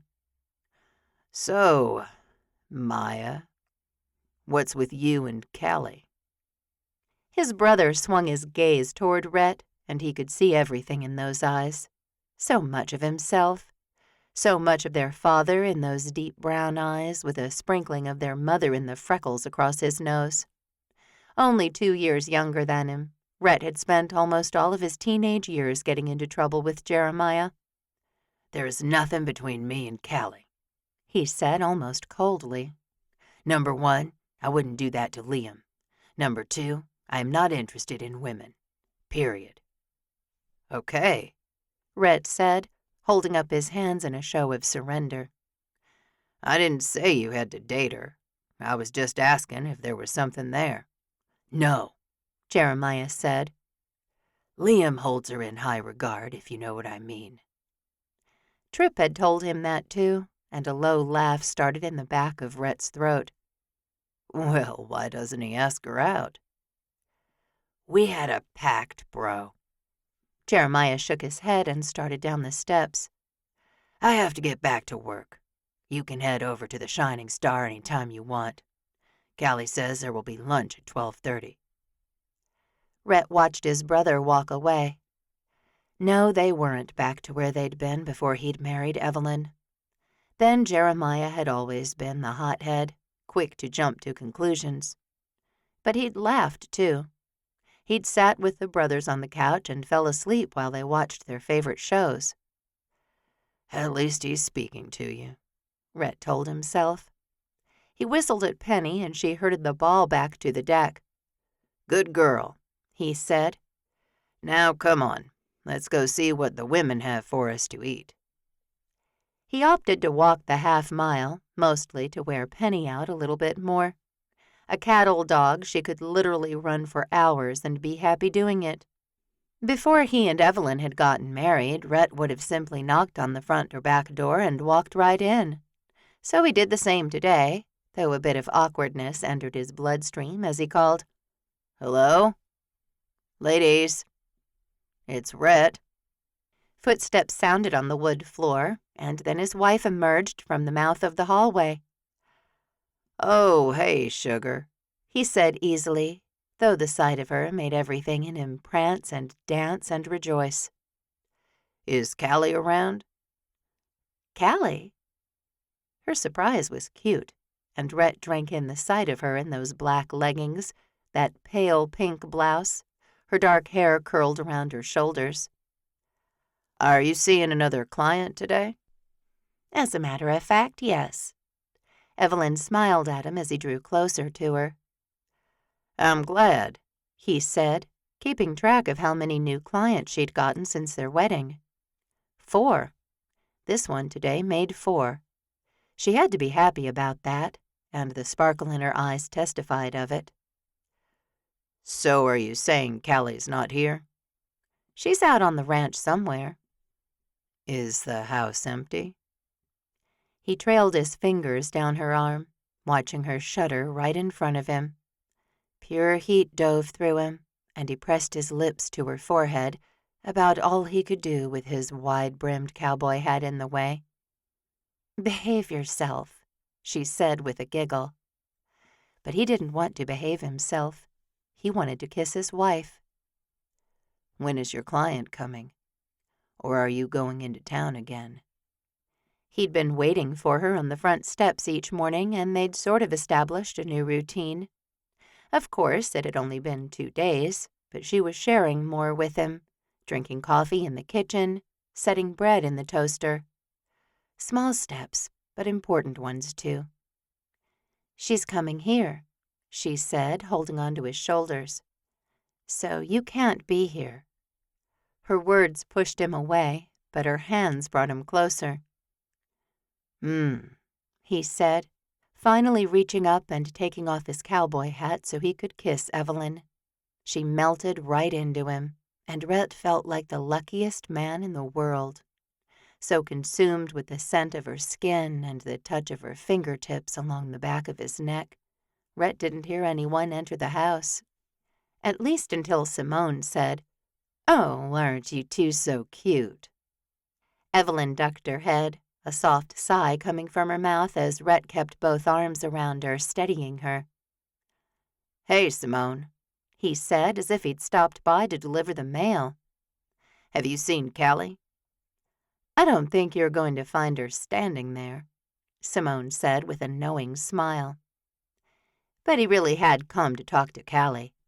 Fine kissing Evelyn was high on the list, too. The doorbell rang, and Evelyn jumped to attention. "Rhett, that's my client." Her warning tone was clear. Time to clear out. "Maybe she'll want to meet me," he said, turning to answer the door. Evelyn danced in front of him. "You say hello and go." "Kiss me again," he whispered. Flirting with her had been oh so much fun. And to think he'd been holding back all these months. "No," she said through a smile. "We're still on to look at that house tonight, right?" "Yes," she said, reaching the door ahead of him and opening it. "Flora, so good to see you. Come on in." The woman standing on the porch clearly had plenty of money, if the fancy blouse and shiny shoes were any indication. She also carried a purse without a strap, and Rhett knew he hadn't seen one of those around Three Rivers. "This is my husband, Rhett Walker," Evelyn said, snapping Rhett back to the moment. "Afternoon, ma'am." He put his hat back on his head and went out the way Flora had come in. "I'll see you later, Butternut." He closed the door behind them as Flora giggled, and he may have caught her saying, "Wow, he's handsome," as the door clicked closed. "Okay, I'll admit it," Evelyn said, leaning forward to peer up at the house through the windshield. "This house is really cute." Rhett had sent her the link to look at it, and he asked, "Did you look at it online?" "Yes," she said, still drinking it all in. "There's just something about seeing it in person, you know?" Oh, he knew. The two-story home sat on half an acre on the southern edge of Three Rivers. Just a half a block off the highway they drove to get to their ranches. It wasn't huge by any stretch of the imagination, but the little white house had 3 bedrooms and 3 bathrooms and a great big fenced yard for Penny. It had been freshly painted, and it gleamed like a shiny new penny. Their realtor pulled into the driveway behind them, and Rhett said, "Okay, she's here." He got out of the truck and turned toward the petite blonde woman. "Hi, Betsy." He extended his hand for Evelyn to take, which she did. "Betsy Palmer?" she asked, and the two women looked at one another. Being new in town, Rhett was used to several seconds of silence while people sized each other up. It meant there was history there he didn't understand, because he hadn't been in Three Rivers as long as some people. As most people, actually. "Hello, Evelyn," the real estate agent said cordially, though Rhett thought it had probably taken her a great deal of effort to do so. "Of course I knew you'd married Rhett." She shook his hand and then hers, continuing down the sidewalk as if there was no tension at all. "What's that about?" Rhett whispered. "Tell you later," Evelyn muttered back, and for some reason the thought made him absolutely giddy. He loved spending time with Evelyn and listening to her talk about her business, her clients, her problems. And the history she had with people in town was one of his favorite things. "This house is for sale or rent?" she said. "Do you know which you'll be doing?" She paused at the top of the steps and started keying in a code on the lockbox. "Renting," Evelyn said at the same time Rhett said, "I think we'll buy it." They looked at each other and he chuckled nervously. "I guess we'll talk about it." Betsy said, taking the key out of the box and fitting it into the lock.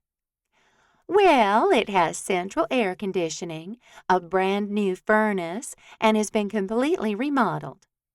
She opened the door and stepped inside.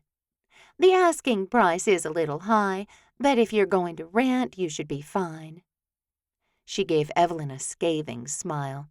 At least Rhett thought she did. It came and went so fast he couldn't be sure. The inside of the house was as charming as the outside, and Rhett had only spent 5 seconds inside before he leaned over and whispered to Evelyn, "I love this place." She was too busy scanning everything to answer him. She barely said 2 words for the rest of the tour, and Rhett couldn't decide if that was good or bad.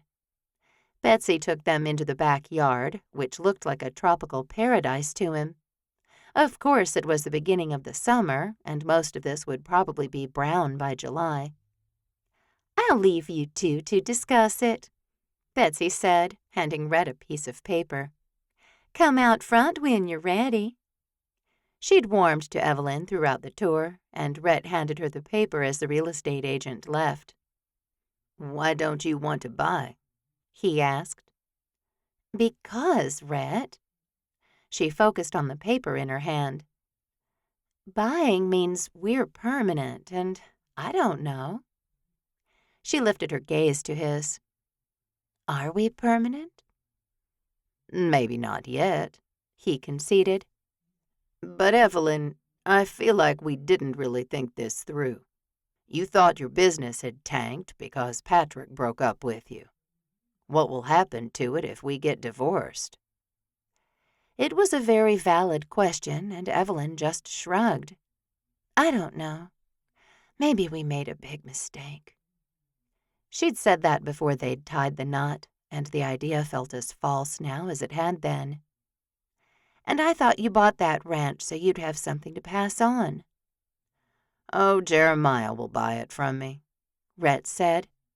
"He's the one who's poured his heart into 7 sons, not me." He looked around the backyard. Was this where he was supposed to spend his time and energy?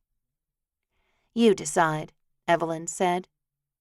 "I do love this place. It's very quiet. It's peaceful here." "Yes," he said. "Peaceful." And he had plenty of money, and he could buy it with cash, no problem. "If you want to rent, that's fine with me." "There's another thing," she said, tucking her arm through his. "Yeah? What's that?" "All of my money goes to support my sisters and the ranch. I can't afford this place." Rhett kissed her forehead. "I can, sweetheart. I think we should get it." "Okay," she said, "but I swear I didn't marry you for your money." "I know that," Rhett said, recalling Jeremiah's words about protecting himself with a prenuptial agreement, which he hadn't done. "I would never think that." She nodded and turned back to the house. "All right then, Rhett. You got your way. We'll live together here." He touched her arm and she turned back to him. He wanted to ask her if that meant they'd have all the perks of being truly married, but one look at her face and he knew she wasn't ready for that. Truth be told, he wasn't either. Sure, he liked this woman a lot, but he wasn't in love with her. Yet. "What?" she asked, her voice gentle and filled with concern. Rhett blinked out of his thoughts. "Nothing." He smiled at her. "Let's go get dinner." As they went through the house to the front yard, Rhett offered a silent prayer that he would know what to do when it came to Evelyn, because being married to her was turning out to be just as much of a minefield as being her best friend. Chapter 16. Another week passed, and Evelyn once again found herself packing up her clothes and toiletries. Rhett had rented the house on Quail Creek Road, and Evelyn was secretly giddy about it. Not that she minded sleeping by herself on the second floor, just like she hadn't minded living with her sisters. But this new house signified something else, a new adventure. She'd literally never lived anywhere besides at the Shining Star Ranch. Well, and now at Seven Sons. But she'd never had a place of her own without Callie and Simone, and it felt exciting. Not only that, but she'd told her father about the marriage and the new house, and he wanted to meet Rhett. Of course he did. Just because he was 75 with a bad back and bad hips didn't mean he didn't want the best for his girls. Since neither her father nor her grandmother could drive, Evelyn had to go into town to pick them up and bring them out to the ranch. But after she and Rhett moved into their new place, which was happening that morning, she'd only be a skip away from her family, and she'd already invited them to the house for dinner. After she and Rhett got settled in the house, they had a riding appointment at Courage Rains where they'd spent their afternoon with the therapy horses, and Evelyn could chat with Carly and Reese. Things had slowed in her matchmaking business, but she'd signed a total of 6 new clients since marrying Rhett. "Thank you, Lord," she said as she folded a pair of shorts and put them in her suitcase. She hadn't done anything wrong. She'd gotten married legally with a willing participant. She thought of Rhett and how they'd be living together that evening. "You've already been living with him," she told herself, putting her travel jewelry case in the suitcase too. But this would be different, and she knew it. They'd be alone, right next door to each other. No buffer, and no reason for her to go running off to the comfortable office at the Shining Star. She was moving her office, too, and she'd work from the little white house in town from now on. Or at least for now. She honestly had no idea what the future held, and she'd spent a great deal of time that week beating herself up for not thinking through all the threads of her decision. "Help me," she prayed. "Guide me. Put my feet on the path they should be on. Don't let me hurt Rhett." That man was made of gold, and she wouldn't be able to live with herself if she hurt him. As if summoned by her thoughts, he appeared in the doorway. "Oh, the yellow blouse. Hey, honeybee. We're here for the chair." He entered the room with Trip right behind him. "And as soon as you're done packing, we're ready to head over." "You got the boxes in my office already?" she asked, surprised. She'd only been up for an hour and the sun not much longer than that. "Yep." Rhett picked up one side of the chair while Trip positioned himself on the other. "The desk, the chair, even the curtains. Callie said those were lucky." He smiled at her, and they hauled the chair out of the room. These Walker brothers were nothing if not efficient. Rhett had been filling his days with work around the Shining Star, and Callie didn't have a single bad thing to say about him. Evelyn got to see his moods, and she knew he wasn't perfect. She got to hear him talk about things that worried him, or something in a case that troubled him. She got to see the vulnerable side of him, as well as the tough cowboy, and she realized as she stood there in that room that had never really been hers, that she could easily fall in love with Rhett Walker. In fact, she was already sliding in that direction, and she didn't even need the lucky curtains that had Texas stars on them. So it was with some measure of excitement that she finished packing, zipped her suitcase, and hauled it downstairs. Jeremiah took it from her with the words, "Let me, Evelyn," and continued outside. She watched him go, those broad shoulders and big muscles easy for her to see. It was what Jeremiah kept hidden on the inside she hadn't known about. "Ready?" Liam asked, pausing with the box in his arms. "This is the last of Rhett's stuff, and I think we're going." "Yeah." She looked at him, really looked. She'd known all the Walker men for a year now, and she wasn't sure she'd ever really paid that close of attention to anyone but Rhett. Liam had nice, strong features, and he hadn't shaved that morning.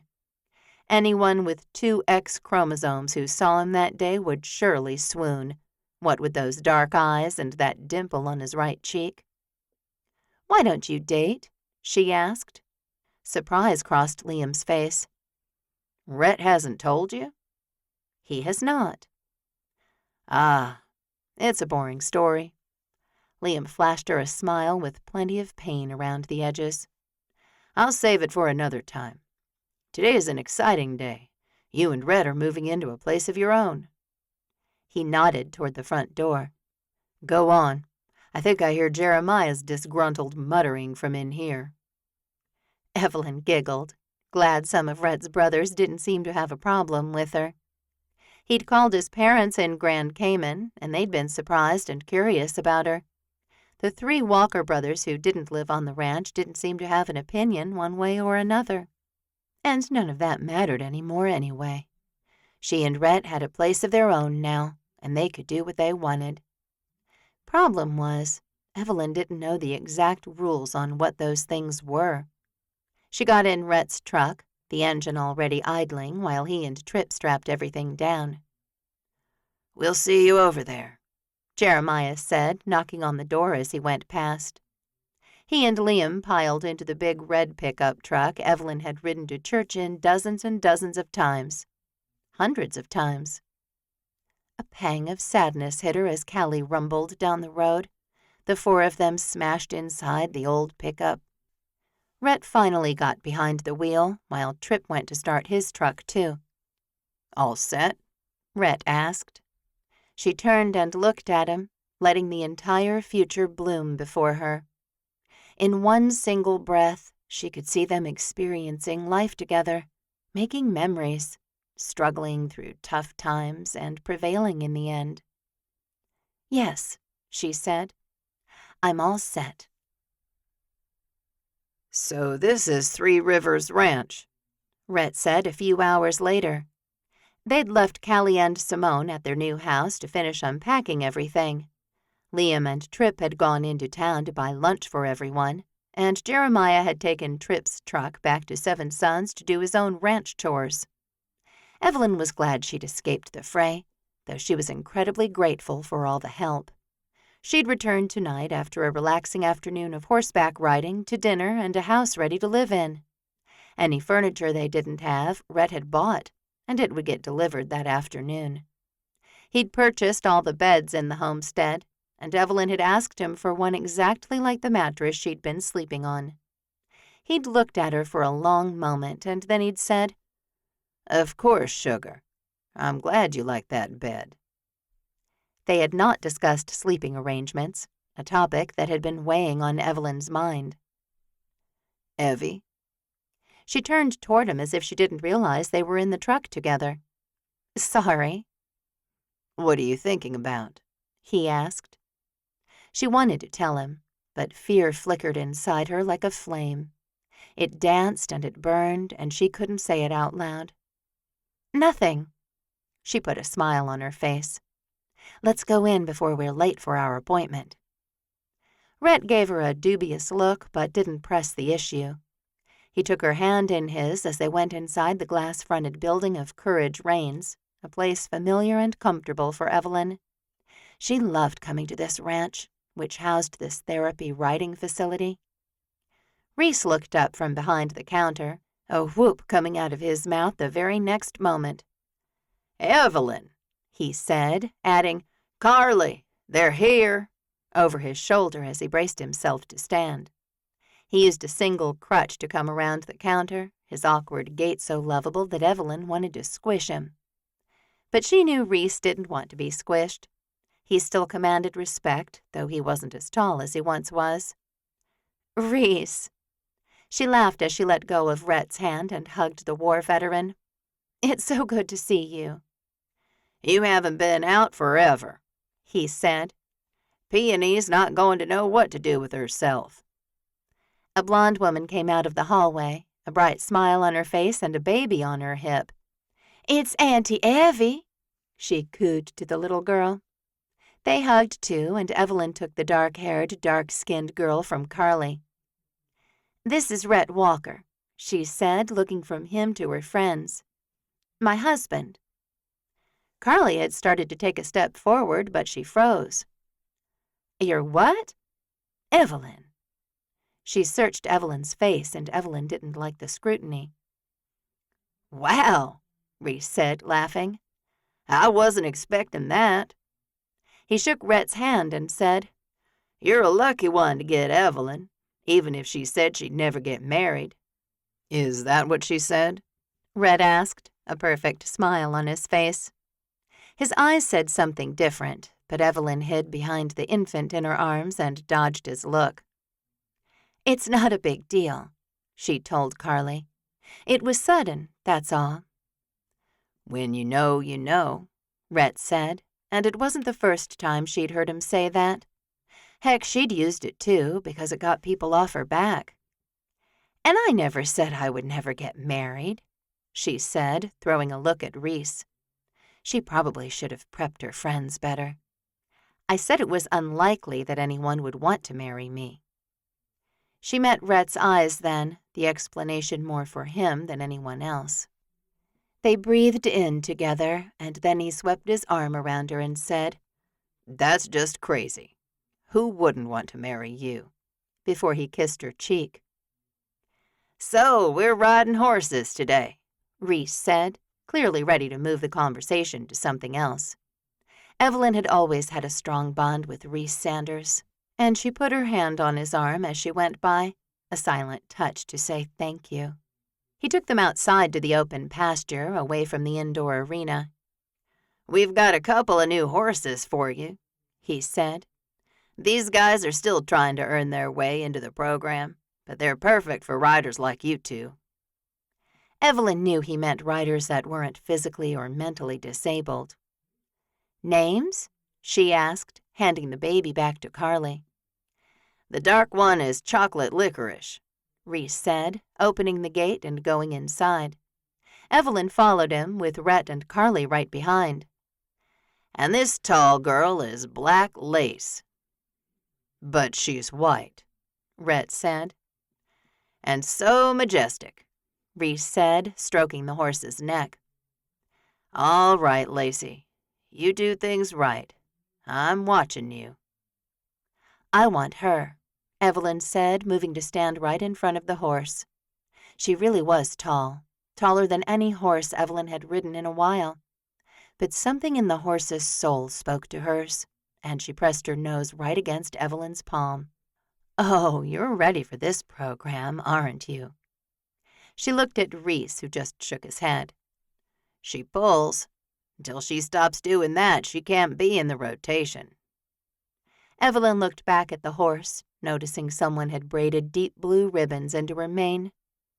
"Well, let's show 'em you don't pull. Okay, girl?" She moved to the horse's side, but there was no way she could swing up into the saddle without a step. "Clyde'll bring a stool," Reese said, waving behind him. Sure enough, another cowboy brought over a step stool for her, and she was able to get on the horse easily then. Everything suddenly became right in the world, and Evelyn tested the weight of the reins in her hands, felt the majestic beast beneath her body. She leaned down and hugged Black Lace.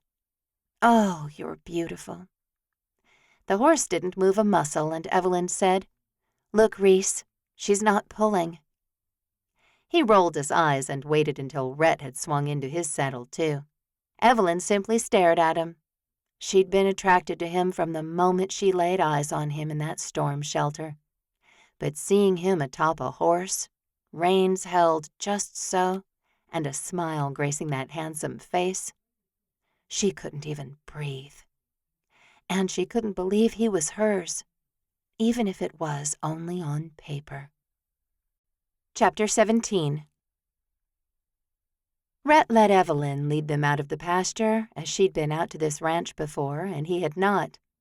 In fact, he hadn't seen much of Three Rivers at all, and he was beginning to realize what a mistake that had been. The town had charm, that was for sure, and everyone who lived here seemed to take care of each other. Just like Evelyn and her sisters had helped Rhett and his brothers after the tornado. Like he was helping Callie now. He may not be a born and bred cowboy like Jeremiah, but even Rhett could see when a ranch was in trouble, and the shining star was a few hayfields away from ruin. When Rhett had asked Callie why she didn't hire help, she said they couldn't afford it. She'd still tried to pay him yesterday, but he'd steadfastly refused. "You can't work for free," she'd said. "Yes, I can," he said. "I don't have much of a job anymore, and you need the help." "Don't tell Evelyn," she'd said, and Rhett had agreed. He wanted to tell her, but his heart wouldn't let him. She'd signed a few new clients since they'd been married, and he was grateful for that. He'd bought the house on Quail Creek Road, and he hadn't told her that either.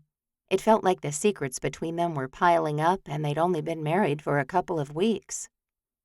Out under the clear blue sky and the heavy heat of a near-summer day in Texas, Rhett finally felt like he'd found somewhere he could just be himself. A sigh slipped out of his mouth, drawing Evelyn's attention. "It's great, isn't it?" she asked. "I can't believe you can just come here and do this." "Well, it's not free for everyone," she said. "But if you're a veteran or have a special need, Courage Reigns does have a grant that pays for equine therapy." "It's amazing," Rhett said. "I saw some horses in there kicking balls and stuff." "Yeah," she said. "That's why these two aren't in the program yet. They have to have the right temperament and abilities to work with people who need the calmest of the calm." She smiled at him, and Rhett thought she was the most beautiful thing in the world. "I have a confession," he said. Evelyn watched him. "How many minutes does this conversation get?" "I only need one," he said with a chuckle. "But I want you to think about it for, I don't know, 30 seconds before you react." "Wow, 30 seconds. That's a long time if you think about it." "I'll count for you." He looked away, the waving prairie grasses so beautiful when he'd never found them all that awesome on his own ranch. He never felt quite at home at Seven Sons, though he knew God had directed him there. But Three Rivers Ranch really did possess a wonder and spirit all its own. "I bought the house," he said. "I didn't just rent it. I bought it." "Rhett." 30 seconds.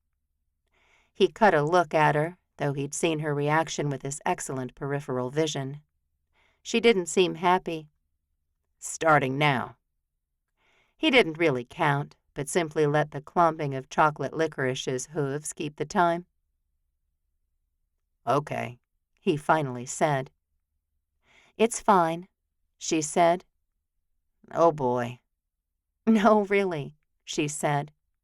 "It doesn't make any sense for you to rent it, and since I can't help pay for it, you should just buy it." He looked at her, fully confident this horse wouldn't get them off track. He barely held the reins in his hands. "You really think that?" "Yes," she said. "It's a great house on a great property. I'm glad you bought it." He didn't think she was thinking quite as long-term as he was, which was fine. Honestly, it was. Just like he believed this horse wouldn't take him somewhere dangerous, he believed he and Evelyn would find their way toward lasting happiness, despite this strange path they'd stepped onto. "Maybe you should write a grant for your ranch," he said. "It could be on the National Historic list, and then you ladies would have the funds you need to keep it running." "We're doing okay," Evelyn said, "but it's an idea." They rode in silence for a few minutes until Evelyn said, "Rhett, do you want a family?" The question nearly unseated him, and his fingers tightened around the reins. He'd never given much thought to having a family because he'd never had much luck with women. "Yeah," he said slowly. "I think I'd like a family one day." "Carly and Reese have adopted a couple of kids," she said. "Do you want kids?" he asked. "Yes," she said. "I've always wanted one boy and one girl." She threw him a grin. "Silly, I know. You don't get to pick what sex they are." "No, you don't," he said, feeling his happiness expand and show on his face. She had seemed awfully comfortable with a baby on her hip, and Rhett suddenly wanted that to be his baby. And they were married now, so why couldn't it be? Maybe because she asked you to order her a separate bed, he thought, turning away from her again. He didn't want to rush Evelyn. He wouldn't pressure her. But one of the reasons he'd wanted to get out of the homestead on the ranch was so they could have some privacy for private things. The ride ended, and Rhett waited in the truck while Evelyn chatted with her friends about a man named Bennett. When she finally came out, the sun was starting to set, painting the sky with golds and navies and purples. "It's so pretty here," he said as they started back toward town. The drive seemed to happen in the blink of an eye, though the clock said almost an hour had gone by. But before he knew it, he'd parked and was walking up the back steps into his new house. His and Evelyn's new house. And his exhaustion testified that it was time for bed. The silence in their house was suddenly so loud, and Rhett cringed when he dropped his keys on the built-in desk in the kitchen. "What a day," he said. Evelyn agreed as she started opening cupboards. "We have everything," she said. "How is it possible that we have everything?" She took out a bowl with a pretty blue line around the rim. "Was this yours?" "I bought that," he said coolly, hoping she wouldn't ask what else he'd purchased. But he knew Evelyn better than that, and she pinned him with a look. "Rhett," she said, her voice clearly warning him to start talking and fast. "You said to buy what we didn't have. I did. They delivered it today, and our siblings unpacked it for us." He put his arms around her and held her close to him, still a little surprised he could do that whenever he wanted. "It's fine. Don't be mad." This must have taken all day. I'm sure it did. Simone has work on the ranch. Jeremiah took care of it. Rhett gazed down at her. I took care of all of it, sugar. He'd wanted moving day to be as easy as possible for Evelyn, and it had been. Mission accomplished. "You're a little too perfect," she said, frowning at him. "You know that, right?" He laughed, tipping his head back. "Oh, you need to talk to my brothers more often. I'm definitely not perfect." But she was, and he bent down to kiss her. He moved slowly so she could stop him if she wanted to. But she didn't, and his blood raced through his body as he explored her mouth and touched his lips to her throat. "Maybe we should take a tour," she said breathlessly, her head still leaned back. "And you can show me all the stuff you bought." He kept kissing her, sliding his mouth up to her ear. "If you want," he whispered, holding still for a moment. She didn't move, and Rhett's hopes shot toward the sky. He kissed her again, his hands moving up her back and into her hair. He didn't allow himself to move too fast or get too out of control. He felt her tense up, and he broke their connection. "A tour," he said, his voice a little bit too low. He stepped back and looked around the kitchen. "I bought the table and chairs. Ours at the ranch belonged to our mother, and I thought my brothers would want to keep those." Turning toward the living room, he said, "I showed you the couches when I bought them. TV's new, obviously. That recliner." It wasn't like the house had come furnished, and they both lived with family. Why she thought he had a secret storage shed with a house full of furniture in it, he didn't know. The hallway went down to the master suite, and he didn't go that way. "I bought the bed down there for you. Shower curtains, all of that kind of stuff." Her office sat right off the front door, and he said, "All of this came from your place." She moved over to her desk and ran her fingers along the top of it. After a quick touch on the curtain, she turned back to him. "This is great." "Right?" The steps led up to the second floor, where there were 2 more bedrooms and a bathroom. He'd furnished those too, with beds in each one for guests. And himself, if he were being honest. They hadn't talked about who would sleep where, but he had just told her he'd put her bed in the master's suite. He wanted it to be his bed too, but he held the words back. buried deep beneath his tongue. "And that's it," he said. "I like the blue and gray in the bathroom," she said. "Oh, I didn't pick anything out. I said, make it look like this, and the girl at the department store did it." He chuckled. "Are you hungry?" She shook her head, her lips pressed together. She wore a look in her eyes that spoke of part exhaustion, part something he couldn't identify. "I think I'm just ready for bed," she whispered. "All right."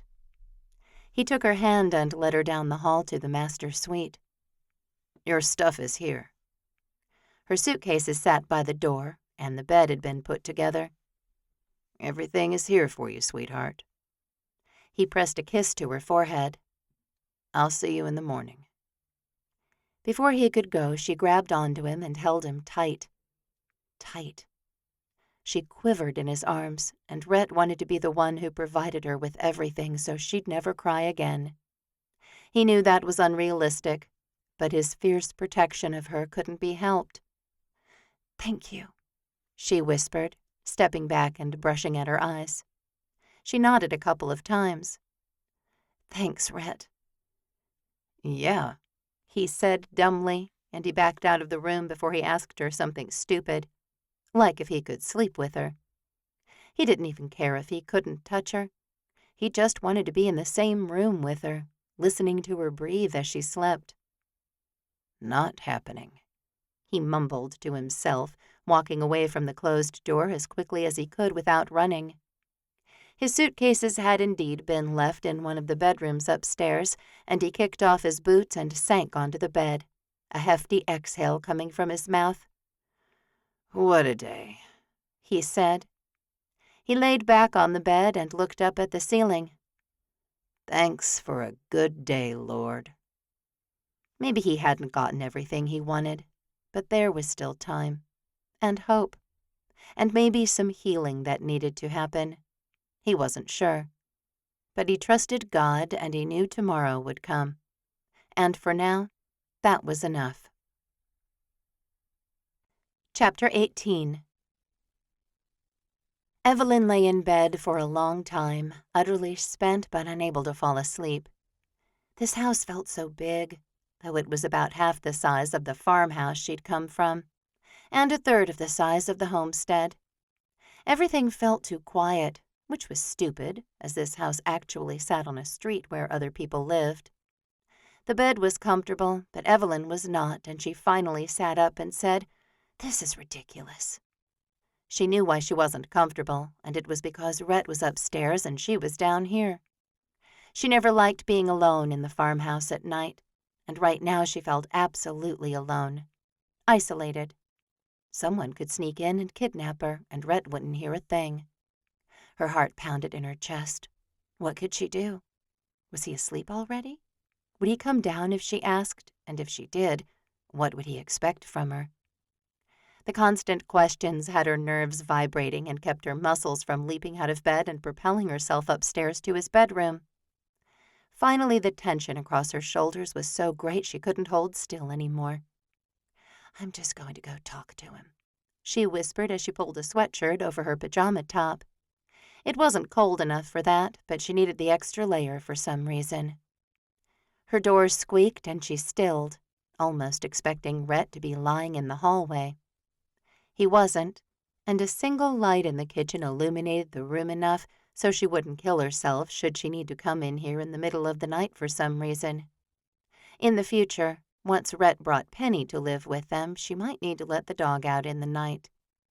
The stairs creaked as she went up them, and she flinched and cringed with every step. By the time she reached the top, she'd given up trying to be quiet. She was going to wake Rhett up to talk to him anyway. She knocked on the only closed door upstairs and said, "Rhett, are you awake?" The family room spread out in front of her, and it was furnished too. The man must have spent thousands. And Evelyn wondered what the only furniture store in Three Rivers even had left to sell. "Rhett?"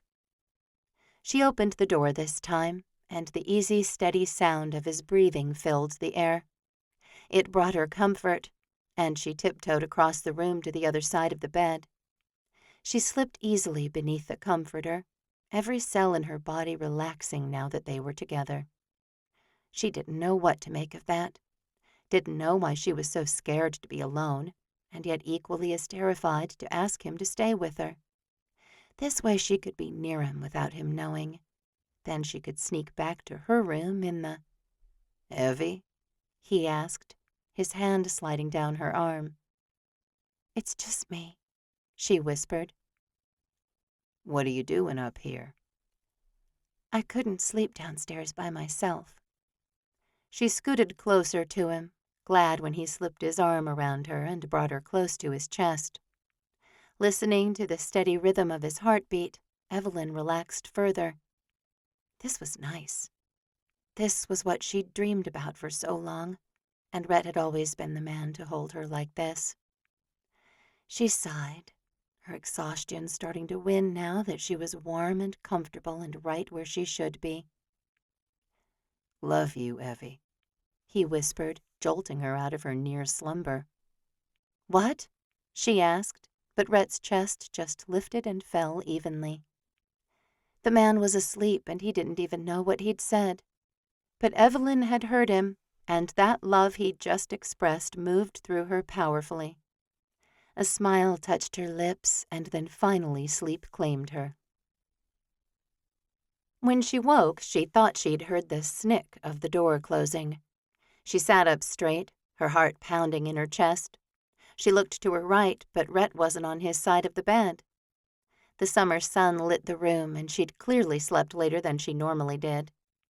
Throwing back the covers, she stilled again. A cup of coffee sat on the nightstand, steam still lifting from it. Rhett had been there, and Evelyn smiled at the gesture of warm coffee. She thought their first conversation of the day would be a bit awkward, what with her climbing into bed with him last night, so she took a moment to just sip her coffee. Stepping over to the window, she opened the blinds, struck with the beauty of the yard this house sat on. Rhett had said it would probably all be brown soon enough, and he was right. But today, it sparkled in the morning sun, and a moment later Penny ran into view streaking after a ball. Rhett joined his dog in the yard, finally giving her the big blue bouncy ball she could throw to herself. She booped it all over the grass, sprinting after it and making Evelyn laugh. She opened the window and called down, "Good morning." Rhett turned back to her, holding his cowboy hat on his head as he looked up. "Morning." He waved and started back toward the house while Penny continued to play. Evelyn's heart beat in her chest with the speed of hummingbird wings, and she took another sip of her coffee, which would only stimulate her further. Rhett didn't knock when he came in, and she didn't need him to. She'd heard his boots out in the hall. "Hey," he said, his smile wide as he came around the bed to where she stood at the window. "You're awake." "Yeah," she said, stepping easily into his arms. "What time is it?" 8:30, or close to that," he said. She breathed in the fresh, cottony scent of his shirt. He carried a hint of coffee with him, too, along with his spicy cologne.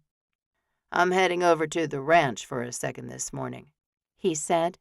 "I couldn't find one of my case files, and I think I left it in the den." "Okay." "And are we going to church?" "Yeah," she said. "I'll shower while you're gone."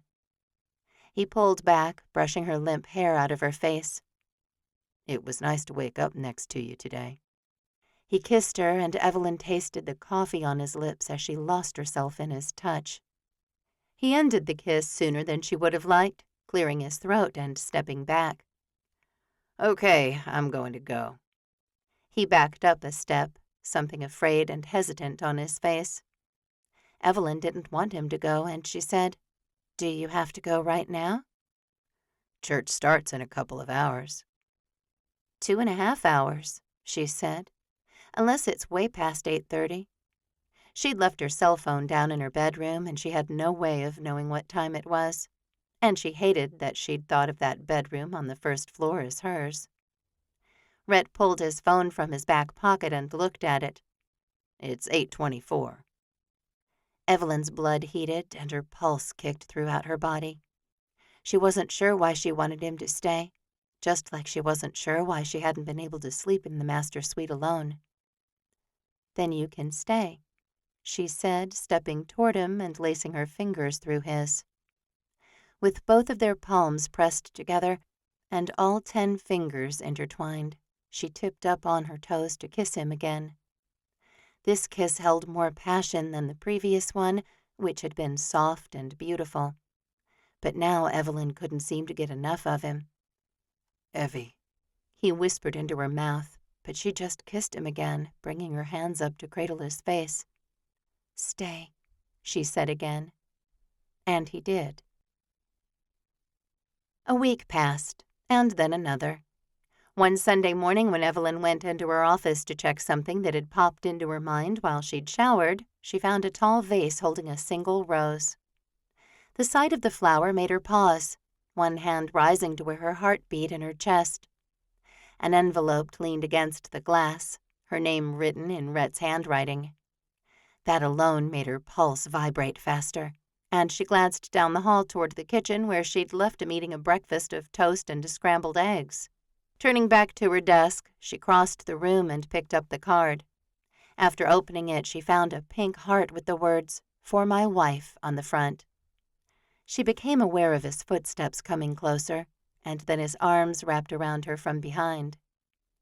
"It's our 1-month anniversary," he said, touching his lips to the spot where her shoulder met her neck. Shivers ran through Evelyn. "Thank you," she said. "It's beautiful." "Jeremiah just texted you," he said. "I may have peeked at your phone." "It's about dinner this afternoon," she said. "I told him we'd bring drinks, and he probably sent his request." "Simmons root beer. He's obsessed with the stuff." Evelyn flipped open the card and read Rhett's message. "I'm falling more and more in love with you every day." She leaned back into his body. "I like the grape soda from Simmons." "No way," he said with a chuckle. "Yeah." She turned into him. "Why, you don't?" "Tastes like cough syrup." "Yeah," she said with a smile. "It's good." Evelyn stepped out of his arms and over to the other side of the desk.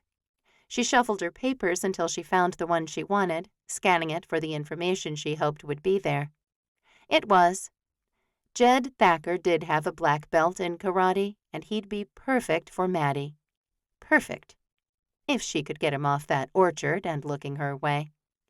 Thankfully, it had been Jeremiah who'd given Evelyn the idea she'd needed for that. Last week at dinner, which the Fosters and the Walkers now ate together every Sunday, Liam had casually mentioned that he would be attending the next summer dance. Jeremiah had nearly upended the table as he'd said, "Another one? I'm going to be the only one left in the pact."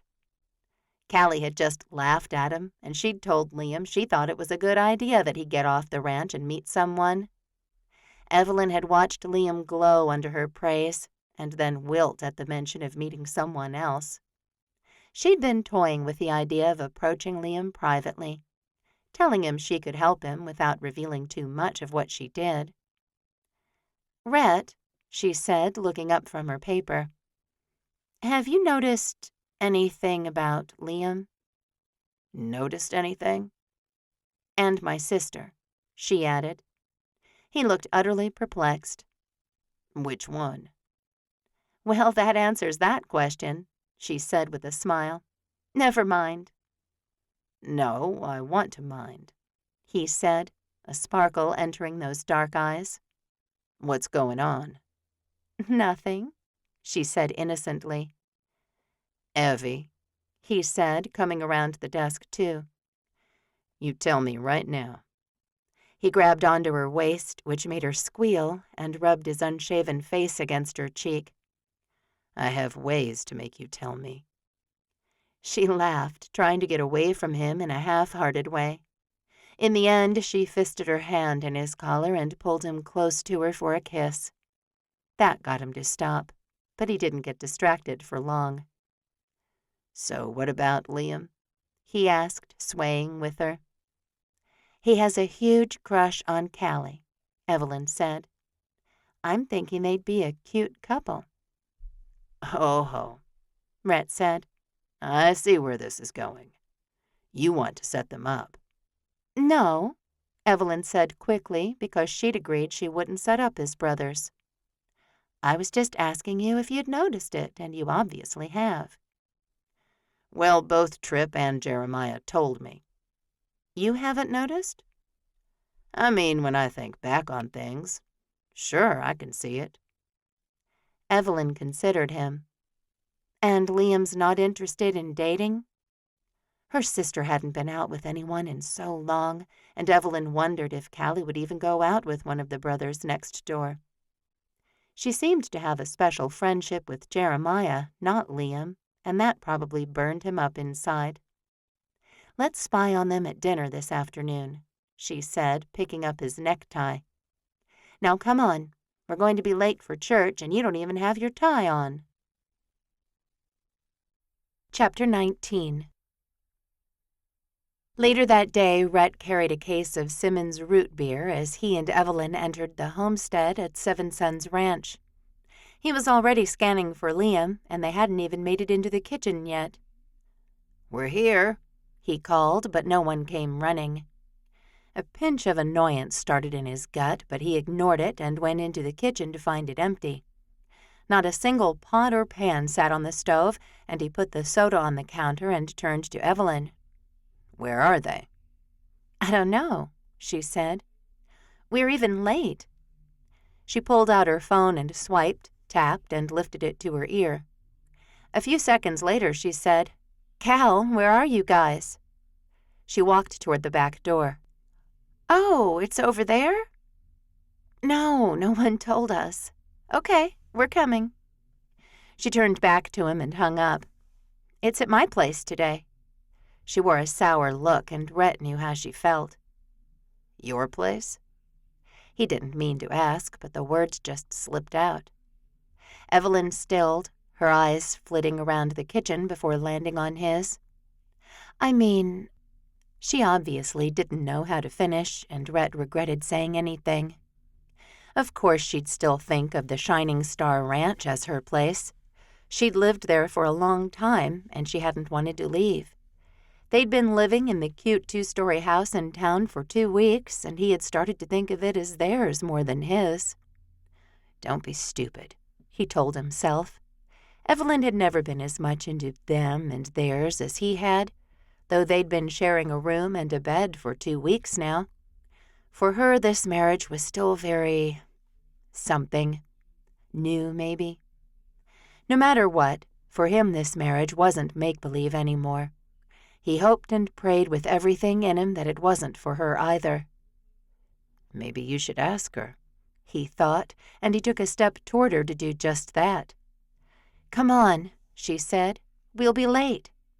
We're already late, he said, but she was already moving back toward the front door.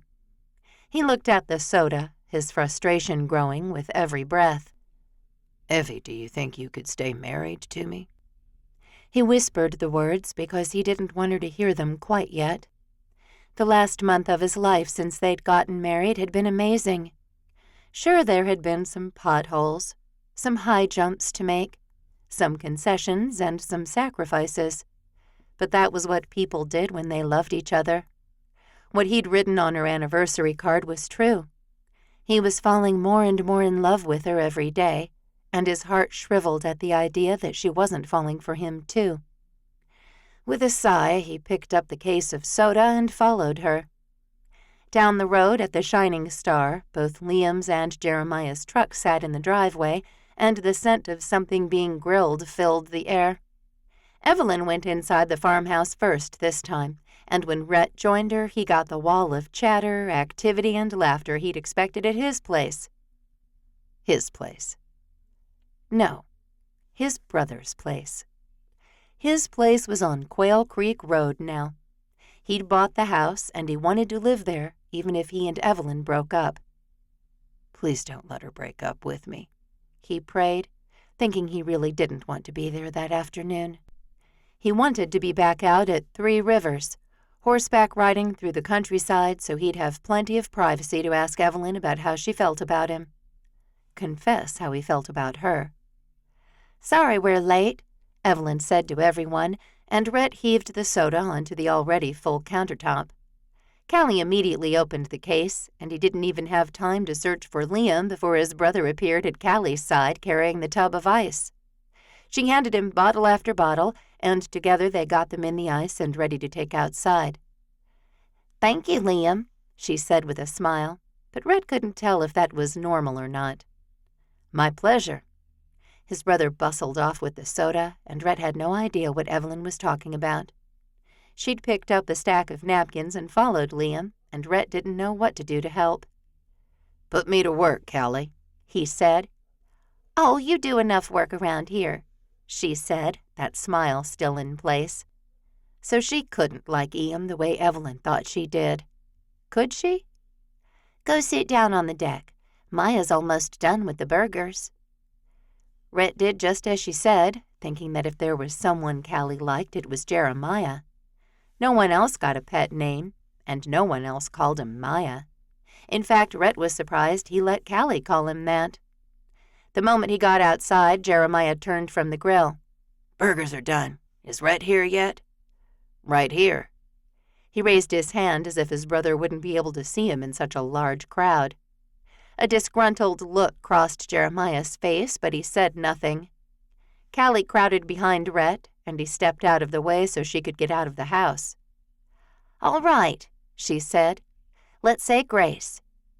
She gazed around at everyone as the chatter stopped and hats were removed. "Liam, will you?" "Sure," he said easily, closing his eyes. He said a nice prayer about having friends and family together, thanking the Lord for the Sabbath day and the opportunity to go to church. And then he said, "And help the mayor here at Shining Star get well. Amen." Everyone chorused amen, and Rhett stood back as the jostle started for plates and drinks and food. Liam didn't go immediately into the fray either, but he watched Callie step over and start talking to Evelyn. In fact, his brother's eyes tracked Callie until she started toward the line, and then Liam darted over there too. Rhett smiled at his brother and nodded toward them. Evelyn had been watching too, and she laced her arm through his. "Are you going to eat? You're usually leading the charge." "What do you think he's saying to her?" he asked. "Callie, you're the most beautiful woman I've ever met," Evelyn said in a low voice, a terrible impersonation of Rhett's brother. He chuckled at the same time Callie tipped her head back and laughed at something Liam had said. "So not that," Evelyn said, giggling too. "He's practically glowing," Rhett said. "I wonder what he said and how long it took him to come up with it." Evelyn sighed and leaned her head against his bicep. In moments like these, time froze, and it was just him and her. The family fray around them didn't exist, and he could feel her love for him way down deep in his soul. She hadn't said anything about the card, hadn't returned the gesture. Rhett honestly didn't mind, but it would be nice to know where her mind was at the moment. "He's working hard," Evelyn said. "Gotta give him credit for that." "Do you give me credit for the breakfasts?" Rhett asked. Though he and Evelyn saw each other every day now, he missed their Tuesday morning ritual. She looked at him, surprise written all over her face. "The breakfasts? Those were—" "I mean, maybe I didn't know what I was doing," Rhett said. "but I knew I'd get to see you every Tuesday, and I never missed a single one." Evelyn stretched up to kiss him, a quick press of her lips against his. Then she gave him a look that said so much more than that and got in line to get a hamburger. He went with her because, yes, he was hungry and it was time to eat. The summer passed and Liam went to every dance. He'd been out with a few women, and by the time the Texas heat became downright brutal, he had himself a girlfriend. And she wasn't Callie Foster.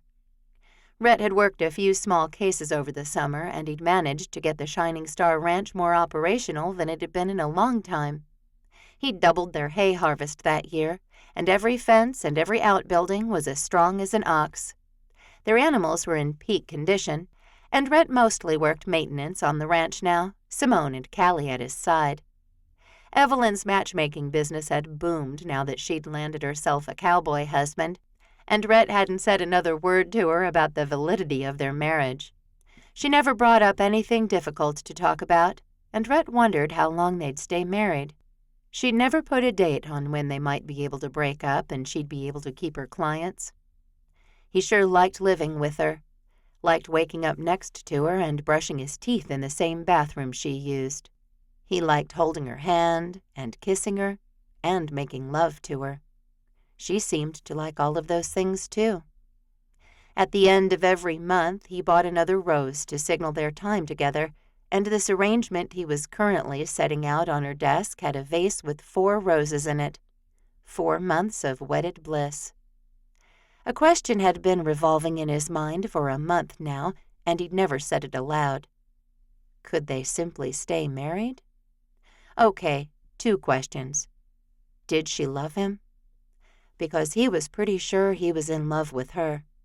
He'd never been in love before, but when he imagined it, it felt like what he had with Evelyn. Comfortable, filled with excitement and sparks, peaceful. At the same time, he couldn't even bring himself to talk to her about these important things. Things between them were humming along now, and Rhett didn't want to ruin it, though a sense of quiet unrest lived within him. His phone rang, and he startled away from the flowers to answer the call from his mother. "Ma," he said loudly as he left Evelyn's office and went out onto the front porch. He'd installed a swing here, and he sat down, ready for a long conversation with his mother. "Rhett," she said, her Texan drawl still heavy, though she'd lived in Grand Cayman for a couple of years now. "Daddy and I want all the boys to come to the island for Christmas." Christmas? It was the middle of September. "You boys will need time to plan," she said simply. "We have plenty of room here, and December is a lovely time to visit." Right now, Rhett didn't want to go anywhere warm or tropical. "Mom, I'm married now," he reminded her. "Evelyn can come, right?" He didn't think for a minute that she'd want to leave Callie and Simone for the holidays. She'd never spent much time outside of Texas at all, and Rhett couldn't see her journeying to Grand Cayman for an island Christmas. It had taken him 2 months to get her to take him to formally meet her father and grandmother. 2 months, though she'd told them she had married the cowboy down the lane. That was how her father thought of him.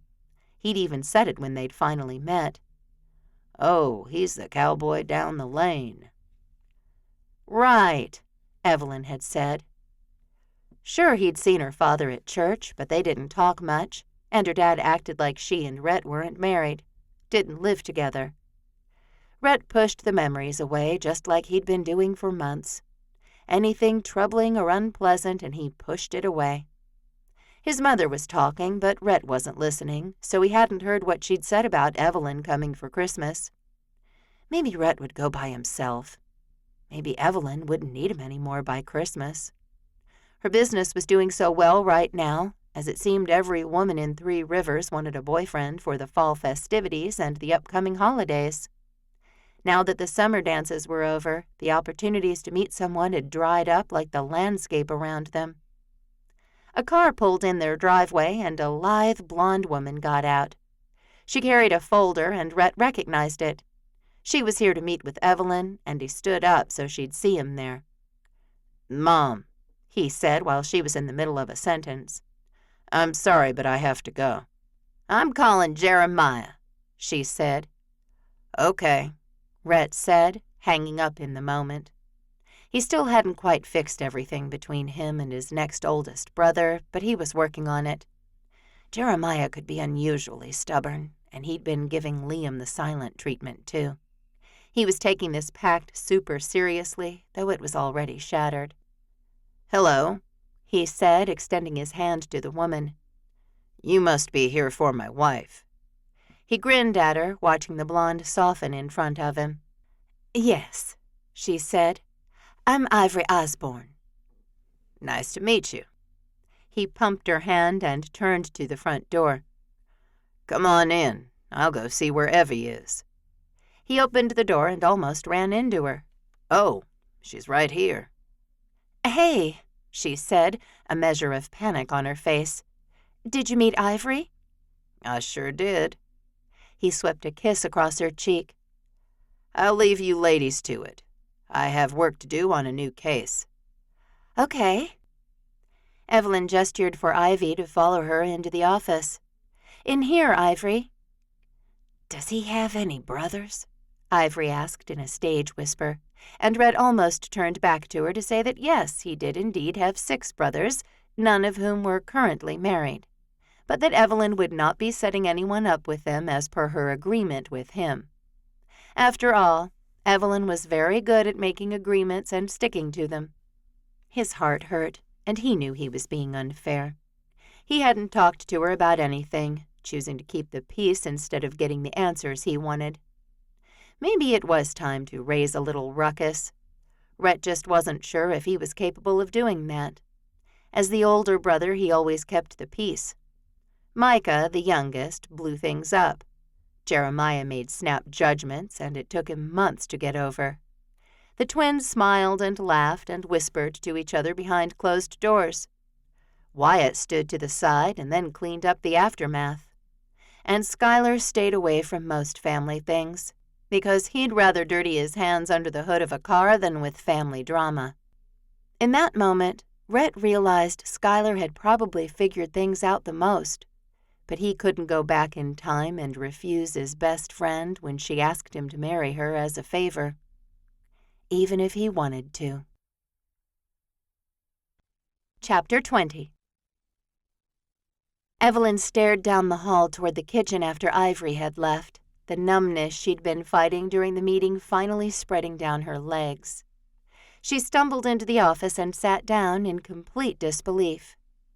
Ivory Osborne wanted to get to know Trip Walker, and Evelyn hadn't said no.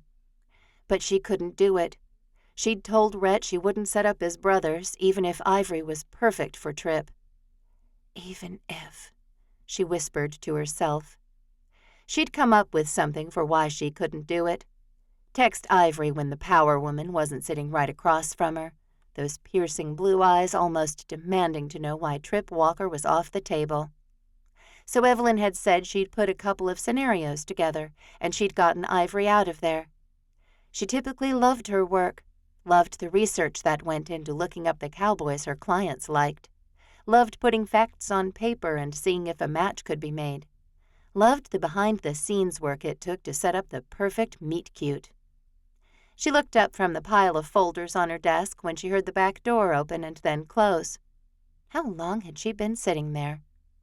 No matter what, Rhett's footsteps came closer, and she couldn't cover up Ivory's folder before he appeared in the doorway.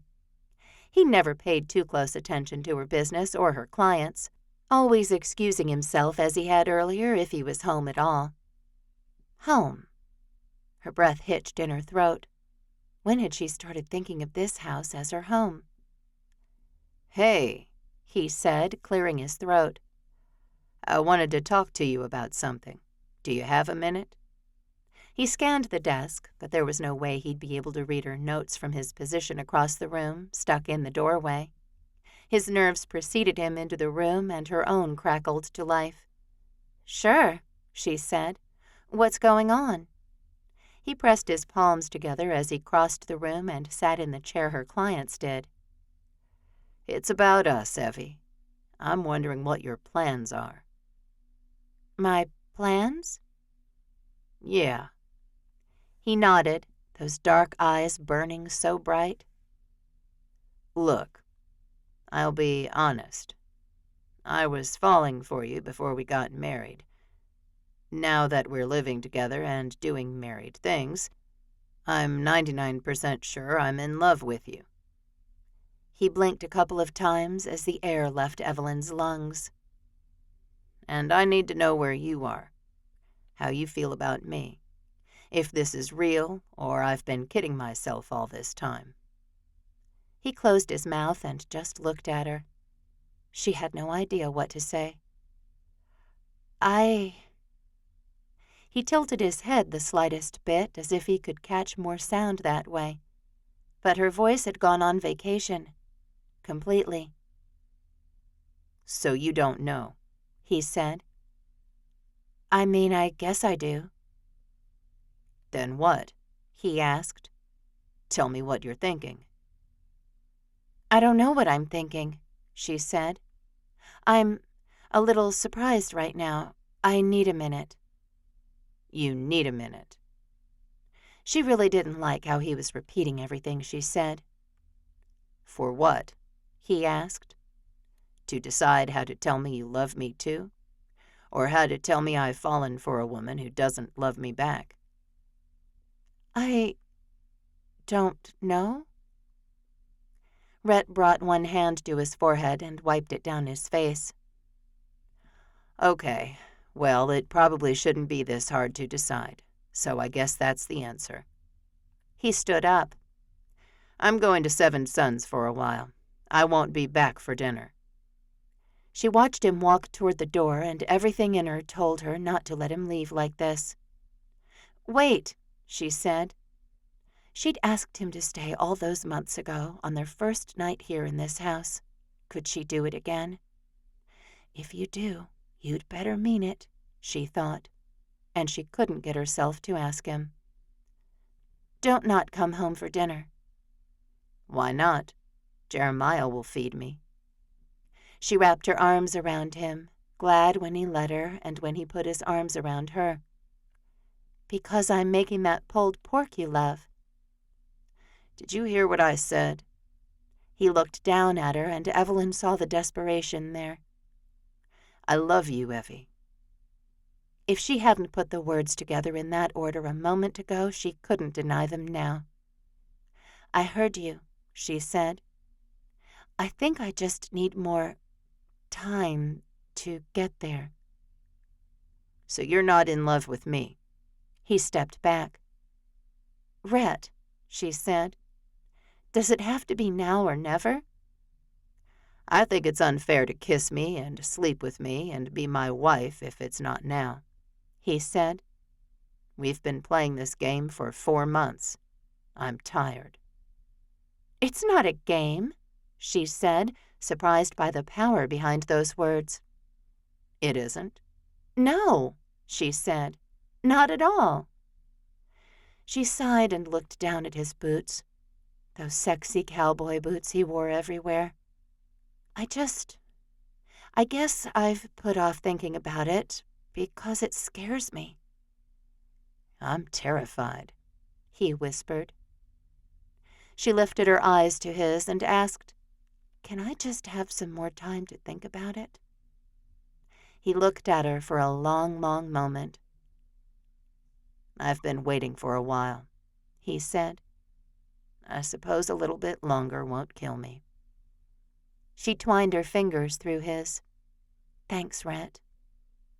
He swept his lips across her forehead, the touch there and gone in the same breath. Then he turned and went out the front door, never looking back. She moved to the window in her office and watched him back out of their driveway. Their driveway. Didn't that thought alone mean she loved him? She had no idea, but she had a feeling she better figure things out fast. A week passed, and she still didn't know. No amount of time on her knees had provided her with the answer. 2 weeks passed, and she could tell Rhett wanted to bring this topic back to life. But he didn't. She prayed harder. Booked 3 more clients desperate for cowboy candy on their arms that holiday season. The weather started to cool slightly, and people brought out their Halloween decorations. She'd managed to move Ivory from Trip to another cowboy who ran the seed and feed, and she felt like she was dodging bullets left and right. Halfway through October, she had a rare day where she didn't have any client work. Rhett had already gone to the ranch, as he'd been sleeping upstairs since their talk almost a month ago. She missed him in the bed beside her. missed his presence and the way he breathed while he was asleep more powerfully than she thought possible.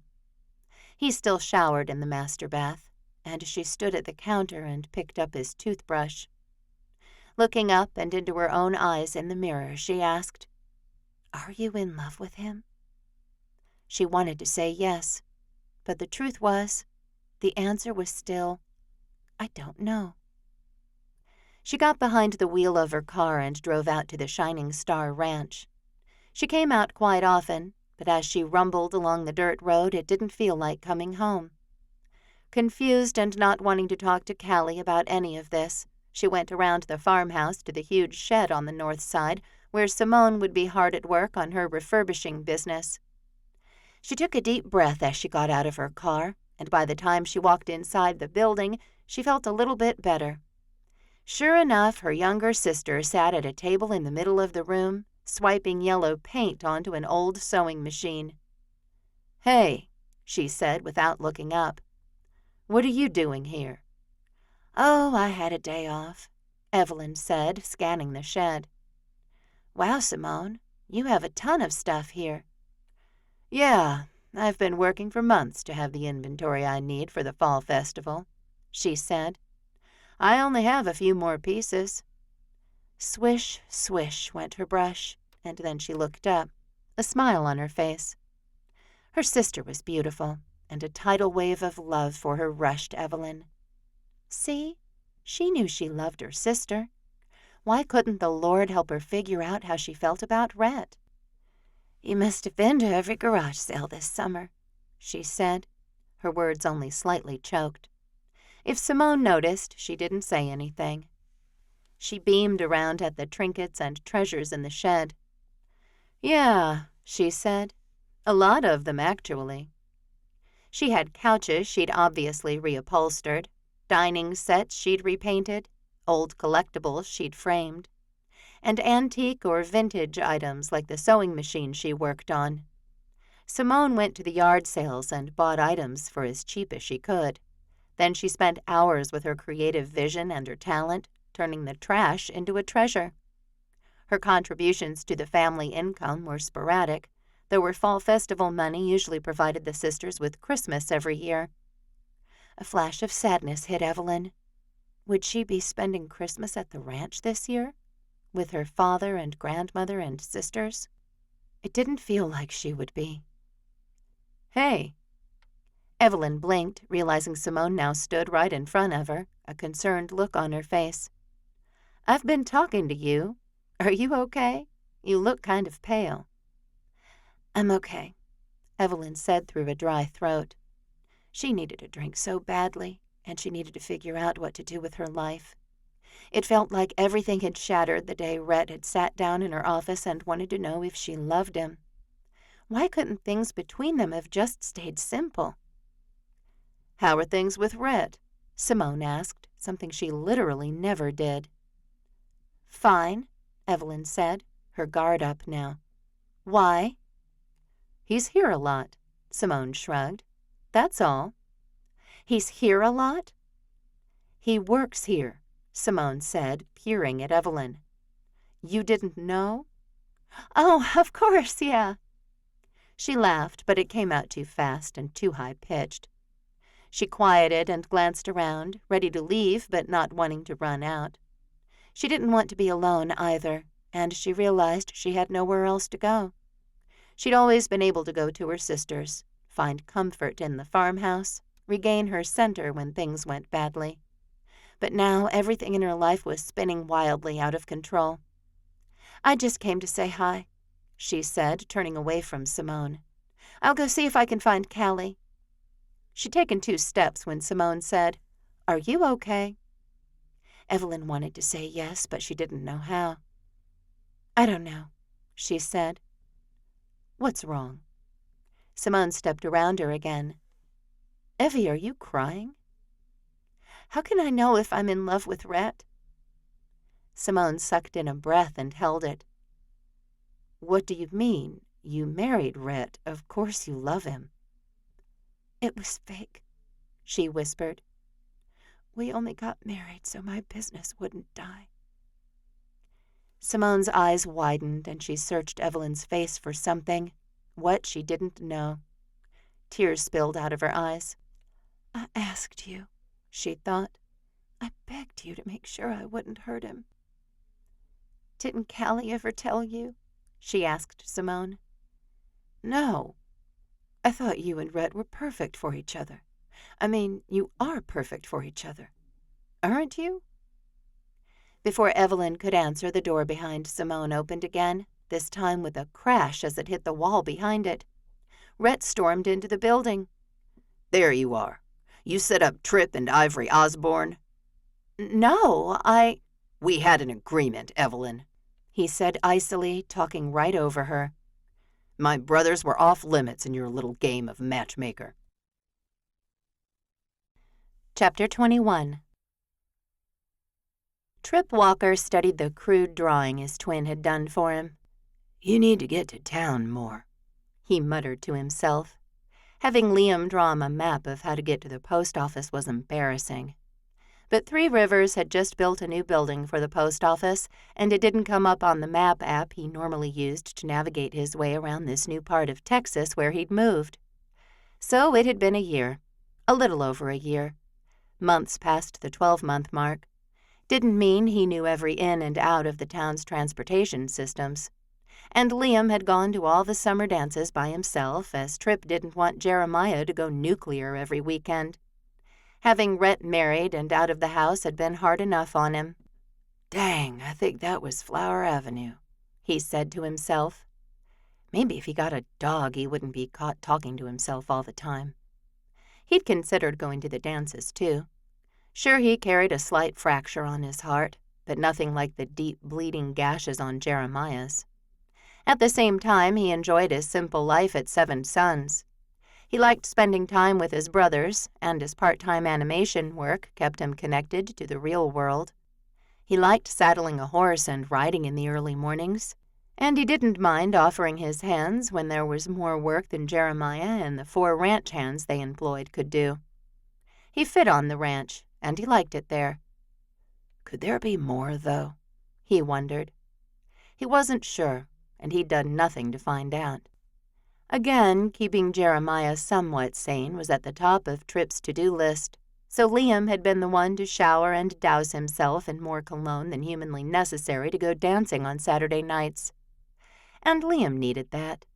He and Tripp shared an office in the homestead, and while Liam certainly didn't share everything, he'd said enough for Tripp to know he liked Callie Foster.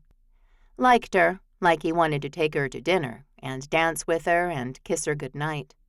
He just didn't know how to ask. The twins had been close their entire lives, and Tripp had said, "You just ask.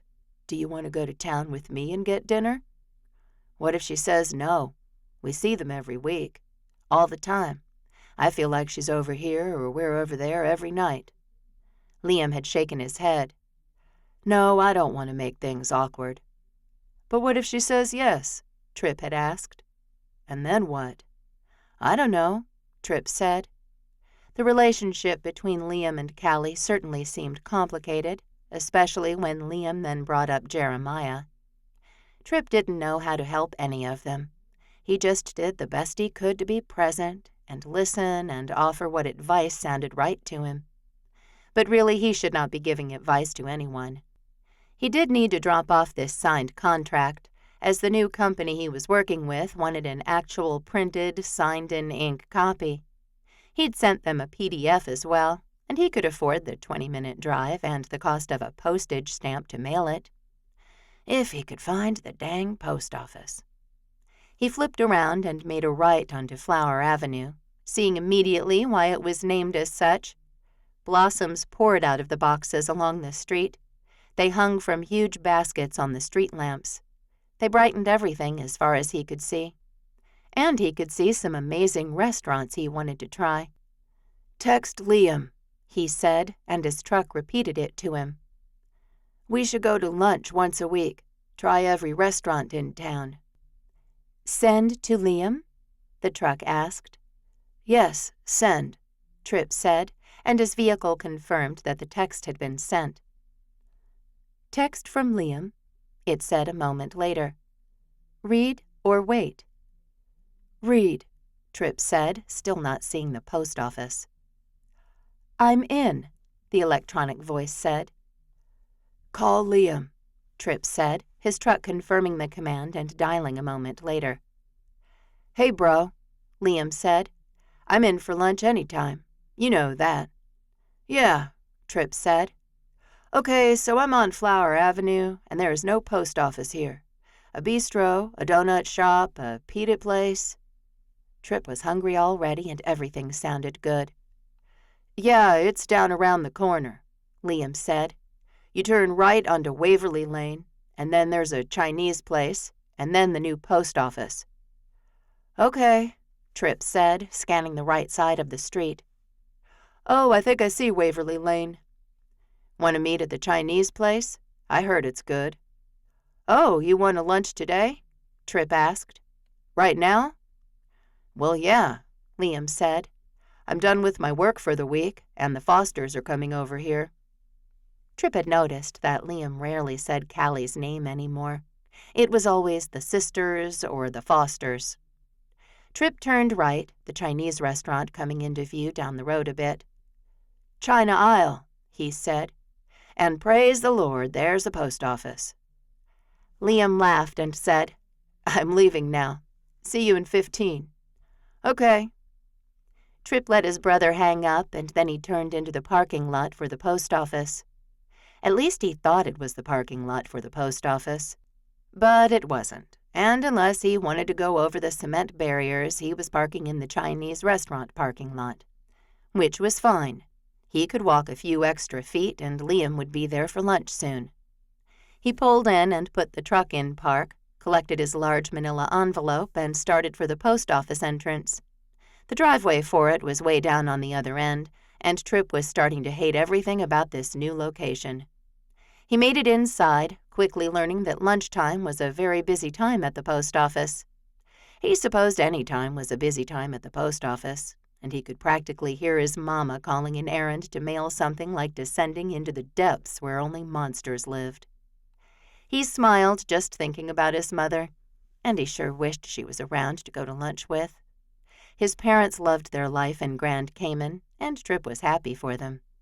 He loved his new life in Three Rivers, too, even if he only got off the ranch for church and the occasional trip to the post office.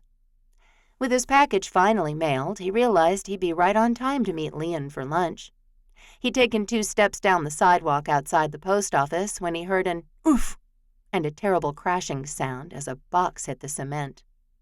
In front of him, ready to be mailed packages spilled out of the box, and a petite blonde woman knelt, trying to scoop them all back in. Let me help you, he said, freezing when she turned her face to him. Okay. Wow. She was beautiful and frazzled, and Tripp wondered what it would feel like to run his fingers through her hair. He had no idea where the traitorous thoughts had come from, but Jeremiah could never know. The woman smiled and tucked her own hair. It's fine. Her voice unlocked whatever had frozen inside him, and he bent down and picked up one package, then another. I can help, he said. I'm Tripp Walker. Ivory Osborne, she said. I know about you. She wore a small smile on that pretty face, and Tripp couldn't help grinning back. Oh boy, he said. What have you heard? I'm sure none of it is true. The wattage of her smile increased, and Tripp had been out of the dating scene for a while, and his time in it hadn't been great, but he could see something flirty in her eyes. You live out at Seven Sons, have lots of money, never come to town. She shrugged as he put her packages back in the box and reached for more. You know, that kind of thing. He said, because he literally could put a check next to all of those things. Liam comes to town all the time. So I've heard, she said. So you didn't go to the summer dances either? He picked up the last couple of packages and put them in her box, immediately reaching for it. He was now late for lunch with Liam, but he so did not care. Ivory shook her head, that coy smile still stuck in place. I didn't. They're For a younger crowd, if you know what I mean. Liam found lots of dates, Tripp said. He didn't want to argue with her. He was just trying to figure out what she meant by that. She couldn't be older than him, that was for sure. In fact, she had to be very close to his age. His heart pounded, and he remembered his own advice to Liam. You just ask, hey, do you want to go to town with me and get dinner? But somehow, when he wanted his voice to say the words, it wouldn't. It felt like his voice box had taken a vacation, actually. Ivory had started to laugh as they went into the post office together. Yes, well, I'm sure you would have, too. New cowboy blood in town. Handsome. He felt every inch of his body as her gaze slid down to his cowboy boots and back to his face. You know. He wasn't sure he did, but he did know he wanted to go out with her. He rejoined the monster line he'd just gotten out of, but Ivory said, Sugar, I don't have to wait in that line. They're pre-stamped and ready to go. Sugar. Tripp followed her over to the chute where packages went and held the box while she put hers in. What are they? He finally thought to ask. Necklaces and bracelets, she said, a hint of pride in her voice. I'm a jewelry maker. Oh, that's great, he said, noting the plethora of jewelry she wore. He'd been so distracted by those pretty eyes he hadn't noticed. Anyway, thanks. She took the empty box from him, and Tripp sensed his opportunity slipping right away from him. Hey, he said, catching up to her. Do you have any... Would you maybe want to go to dinner with me sometime? Wow, that was painful. His throat even hurt. Ivory paused and looked up at him. Tripp Walker. Yes, ma'am. She smiled, and Tripp felt like he'd been hooked up to a live wire. Yeah, I'd like to go to dinner with you sometime. Chapter 22. Ivory Osborne could not believe her luck. Only a month ago, Evelyn Foster, who was married to Tripp's brother, had told her she couldn't set her up with Tripp. No amount of texting and begging had changed Evelyn's mind, and Ivory had been forced to move on to someone else. And now she'd gotten her own date with the man, thank you very much. She'd done nothing with the man Evelyn had wanted to match her with, thankfully. Otherwise, she might not have as open of a calendar as she currently did. Oliver ran through her mind, but she didn't need to tell Tripp about her son immediately. In a town like Three Rivers, she'd never even thought she'd be able to keep him a secret. But the Walker cowboys didn't come to town very often, and Ivory thanked the Lord above that she'd procrastinated mailing out her orders until that day. Great, Tripp said, his handsome smile revealing those straight white teeth. Maybe I could get your number? I can call you later when I'm in front of my calendar. Sure, she said, surprised at her own boldness for saying yes. And she never gave her number out to men. Ivory wasn't even sure she wanted to be dating again after the fiasco that had been her first marriage. You're not marrying him, she told herself, and she recited her number, waiting as he tapped it into his phone and then repeated it to her. She nodded and smiled, knowing she needed to make her escape before he realized what a mistake he'd made. But he didn't seem to think so, and he walked her all the way to her car and even opened the door for her. Maybe she just needed a proper Texas cowboy like Tripp Walker. I'll talk to you real soon, he promised, and Ivory smiled again as she closed her door and started her car. She backed out, realizing too late that she'd gone the wrong direction to get out. Humiliation filled her as Tripp still stood on the sidewalk watching her. She laughed at herself, though she felt her face heating beyond a normal temperature, and pulled back into the spot. She managed to get her car going toward the only exit, wondering why they couldn't have just connected this parking lot to the one for the Chinese restaurant next door. When she'd put Tripp in her rearview mirror completely, she squealed, gripping the wheel a little harder than normal. A date! She'd just gotten a date with one of the Walker brothers. Some women around town had said such a feat was impossible. She wondered what they'd say when they learned it was her on Tripp's arm. As the excitement faded, After all, there wasn't a real date on the calendar yet. The panic set in. "You'll have to tell him things," she said as she eased to a stop at a red light. "He'd have to know about Oliver. He'd have to meet her son. She'd have to tell him about her divorce, and why, and where Daniel lived now, and why she hadn't dated in 3 years since the divorce had been finalized. In truth, she wasn't even sure she was ready to be dating now. But she wanted to be, so when Tripp called, she'd answer, and she'd do her best to open a door she thought she'd closed a long time ago. She stood in front of the pickles in the grocery store when her phone buzzed and rang in her purse. She turned away, unable to find the sandwich stackers Oliver loved so much, and fished her phone out. She didn't recognize the number, but it had a Texas area code. The call hadn't come to her business number, and her heart started fishtailing in her chest. "Hello?" she asked, hoping for a deep, sexy cowboy voice on the other end of the line. Restaurant noise came through the line, and then a chuckle. "Hello?" she asked again. "Hello, can you hear me?" The cowboy tone she wanted to hear made her whole body flush. "Yeah, I can hear you." "It's Tripp Walker, ma'am." "Okay, first, as much as I love the Texas manners, you don't need to call me ma'am. Is that how you address your dates?" That delicious chuckle tickled her eardrums again, and he said, "No, no." She giggled right there in the grocery store, and if she wasn't careful, she'd have rumors circulating about her by evening. "I didn't think so." "I was wondering when you might be available for dinner." "It sounds like you're at dinner right now." "Just lunch with my brother." Ivory wasn't sure what to make of that.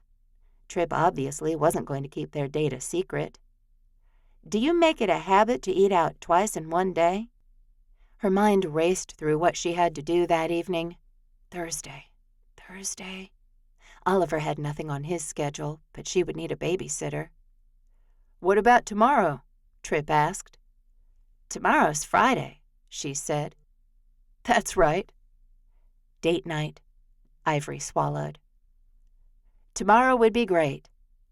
"Perfect," he practically purred. "If you give me your address, I'll come pick you up."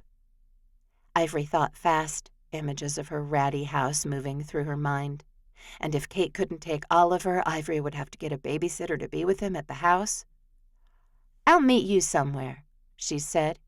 "Name the place and time." "Oh, you're going to have to do that," he said. "I like food, so anywhere is fine. And honestly, I haven't been to town that much, and I don't even know the good places." Ivory giggled, unsure of why this man had transported her right back to adolescence, with all the hormones and shy smiles. "If you like steak, Musgrave's is the best in town." "Would I be a Texan if I didn't like steak?" "I don't see how." Ivory sure did like flirting with him, the banter back and forth easy and fun. 7? He asked. 7 would be great, she said. "See you then." He didn't waste words, and the call ended. Ivory turned around like the shelves of pickles cared about the call that had just transpired. As if by fate, though, the exact pickles her son wanted caught her eye, and she reached for the jar and put it in her cart. Then she called Kate. "Please, please, please tell me you can babysit Oliver tomorrow night." Well, I have to know why first." "Which means yes?" "It means Don is out of town, and I was planning a quiet night with pizza ice cream and animated movies." Ivory laughed. "Long week?" "One of the longest. It's a good thing these kids go to school, or one of them might have been hurt this week." She laughed and then sighed. "Obviously, I wouldn't hurt my kids." "I know how you feel," Ivory said. Unfortunately, her husband wasn't away on a business trip. Daniel had left to follow his dreams one day, and apparently that didn't include his wife of 5 years or the son they shared. Pain lanced through her, and Ivory wondered if it would ever truly be gone. "I hate complaining to you," Kate said. "I'm so sorry." Ivory cleared her throat. "No apology needed." "What do you have going on tomorrow night?" Kate asked. I got 3 pleases." "A date." Ivory hit the T hard on the last word. "Ooh, a date." "Ivory, start talking and don't stop." They laughed together, and Ivory couldn't remember the last time she felt this happy. She'd sold 47 necklaces that week, too, and she hadn't needed Evelyn's help to get the gorgeous Trip Walker to notice her. "I ran into Trip Walker, and he asked me out." Ivory couldn't contain the squeal, though she did regret it when a woman down at the end of the aisle turned her way. "Shoot, Misty McBride heard that." "Misty McBride? Where are you?" "The grocery store," Ivory said. "Gotta go. Can I bring Ollie over about 6:30? Make it 6 to tell me everything, and you have a deal." "See you tomorrow at 6. The following evening, Ivory chose her sweater with great care. It had definitely started cooling off, and the fall festival would be very soon. Oliver loved the festival, and Ivory could admit that she liked it too. Three Rivers did a great job with having a variety of activities for kids, teens, and adults. Oliver would love the pumpkin carving, and Ivory enjoyed the pumpkin spice latte she sipped while she watched him. She thought of Trip, wondering if maybe they could go to the country music concert next Friday night that was traditionally part of the fall festival. "Slow down," she coached herself as she put a layer of mascara on her lashes. "Oliver," she called, "are you putting on your shoes?" He didn't answer, which meant he wasn't. Ivory finished primping and hurried into the hallway. "Oliver." She found him in his room, shoeless, a truck in one hand. "Put your shoes on, baby. We're going down to Kate's. She has pizza and ice cream and movies." Her son cheered, and Ivory could see so much of the man she'd once loved in him. Maybe she still loved Daniel. She wasn't sure. She hadn't asked him to leave, and the first year he'd been gone had been one of the loneliest of her life. Thankfully, Oliver didn't give her a problem with putting on his shoes. She walked him down the street and knocked on Kate's door, a little sweatier than she'd have liked. "Hey, Ollie," Kate said after opening the door. "Dexter's in the playroom. Pizza will be here soon." Oliver ran into the house, and Ivory stepped in slower. "Do I look okay?" "Girl, you look like $1,000,000. Kate reached out and touched Ivory's blouse, which was a dark blue that she thought brought out her eyes really well. "Trip Walker is going to get knocked out the moment he lays eyes on you." Ivory ducked her head and smiled. "Now tell me everything." She accepted a cup of coffee from Kate, though she certainly didn't need the extra stimulant. She recounted the story from the sidewalk in front of the post office, her excitement growing by the moment. All too soon it was time for her to go. "Call me later," Kate said, giving her a quick hug. "I can keep Oliver overnight if that's easier for you." Ivory nodded, but she wasn't going to make Kate keep her son overnight. She wasn't going to invite Trip back to her place, and she wasn't going home with him. In fact, she was worried the date would be so bad she'd be back in an hour, still hungry and wondering where she'd gone wrong. She walked home, got behind the wheel of her car, and drove to Musgrave's. The steakhouse was busy, and fear gripped her right at the top of her lungs. What had she been thinking? Text him and cancel. The thought appeared in her mind, teasing her and enticing her. Before she could even move to get her phone out of her purse, someone knocked on the window. She yelped, a moment passing before she realized Trip stood there, that sexy smile on his face. She exhaled as relief streamed through her, a smile adorning her face, too. She got out of the car. "Is there ever going to be an encounter with you where I'm not embarrassed?" He tipped his head back and laughed, and Ivory decided right then that this night was already better than any she'd had in the past 3 years. Chapter 23. Rhett did not know he could feel so angry, especially toward Evelyn. But pure fire raged through his bloodstream at the moment, and Evelyn's lack of explanation wasn't helping. He wasn't going to let her slide again, not for one more minute. "Well?"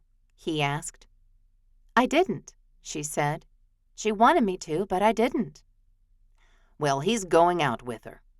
He forced his fingers to uncurl. Explain that.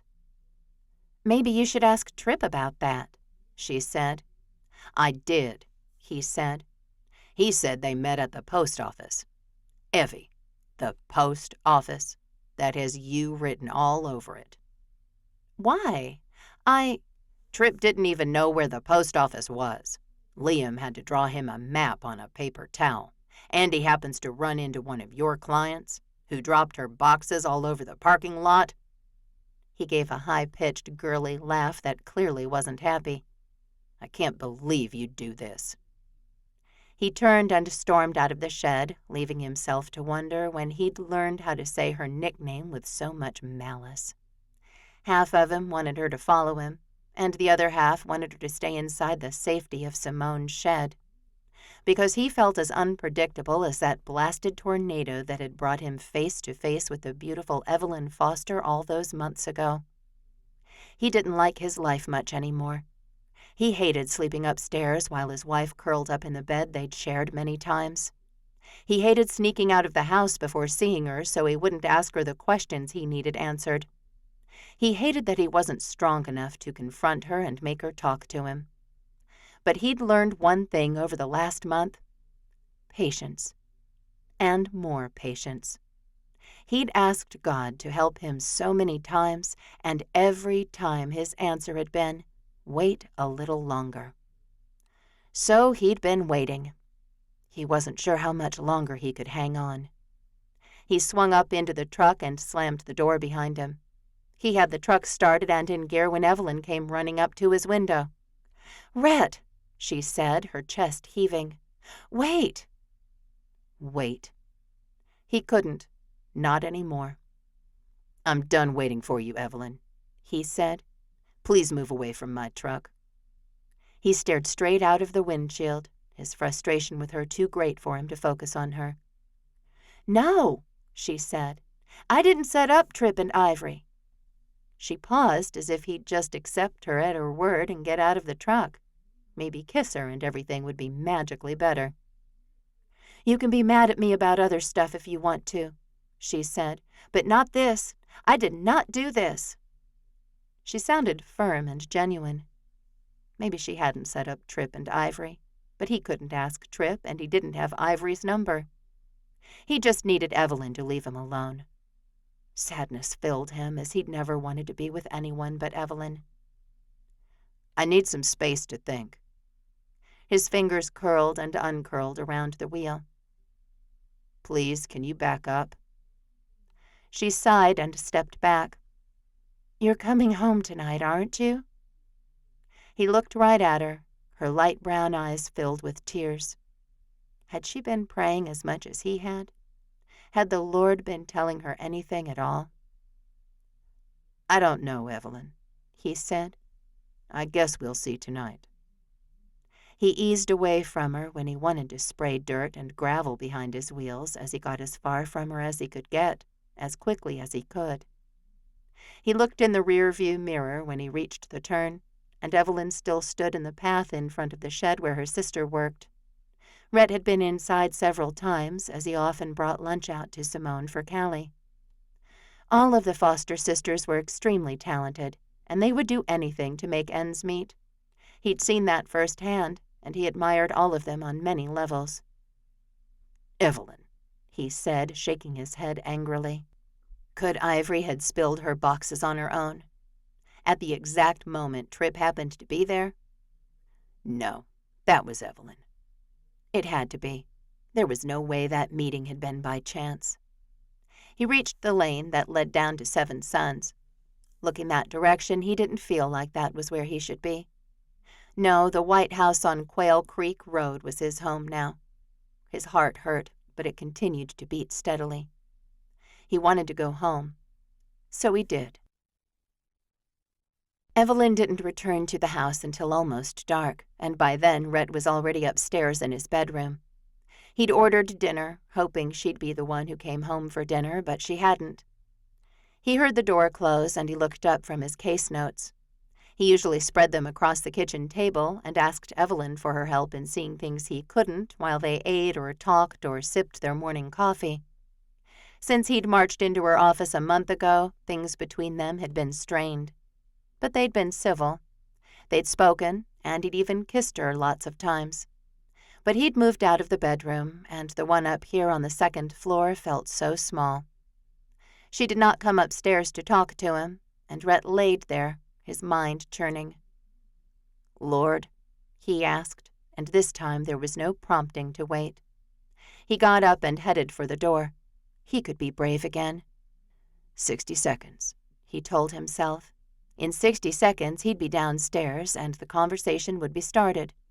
After that, he'd deal with what he had to do. Say what needed to be said. He made his footsteps loud on the stairs so she'd know he was coming. She sat at the kitchen counter, the salad he'd ordered for her in front of her. "Thank you," she said, looking at him. He nodded, because he hadn't expected to be met with appreciation. "You didn't come home for dinner." She gave a half shrug. "I don't know what to do, Rhett." "I do," he said. "This clearly isn't working. You don't love me, and I don't trust you." As he spoke, he realized how true the words were. "I'll take care of everything." He wanted her to contradict him, but she asked, "Everything?" instead. "The divorce," he said. "It's not free to file." "Have you researched this already?" "No," he said. I just know it's not free." How he knew, he wasn't sure, but he knew people didn't just waltz into City Hall and get divorced the way they did to get married. They probably should have to do more to tie the knot, as it had been entirely too easy for Rhett and Evelyn to get to this point. His heart hurt. No, it ached. Why couldn't she love him the way he loved her? They'd been such great friends. Evelyn pushed her salad away. "I'll go get packed." "So that's it?" he asked, watching her stand up. "This is your house," she said. A tear slipped down her face. She swiped at it angrily, and everything inside Rhett collapsed. How could he be mad at her when she was crying? "This is our house," he said, his voice creaking a little bit on the words. "When I thought about where I wanted to go this afternoon after talking to you, it was here, to this house. This place feels like home to me now, and it has nothing to do with the house." Rhett's throat burned, but he forged forward. "It has to do with you. And even if I'm sleeping up in that stupid bedroom all by myself, I'm okay because you're still here." Evelyn cried openly now, and Rhett had no idea what to do. He'd said everything, made it through the hard 60 seconds. "What do you want from me?" she finally asked. "I want to know you love me as fiercely as I love you," he said. "I know I said I didn't need a big wedding or anything fancy, and I don't. I'd never thought I'd fall in love, but I have." He drew in a big breath, searching for the last bit of courage he had.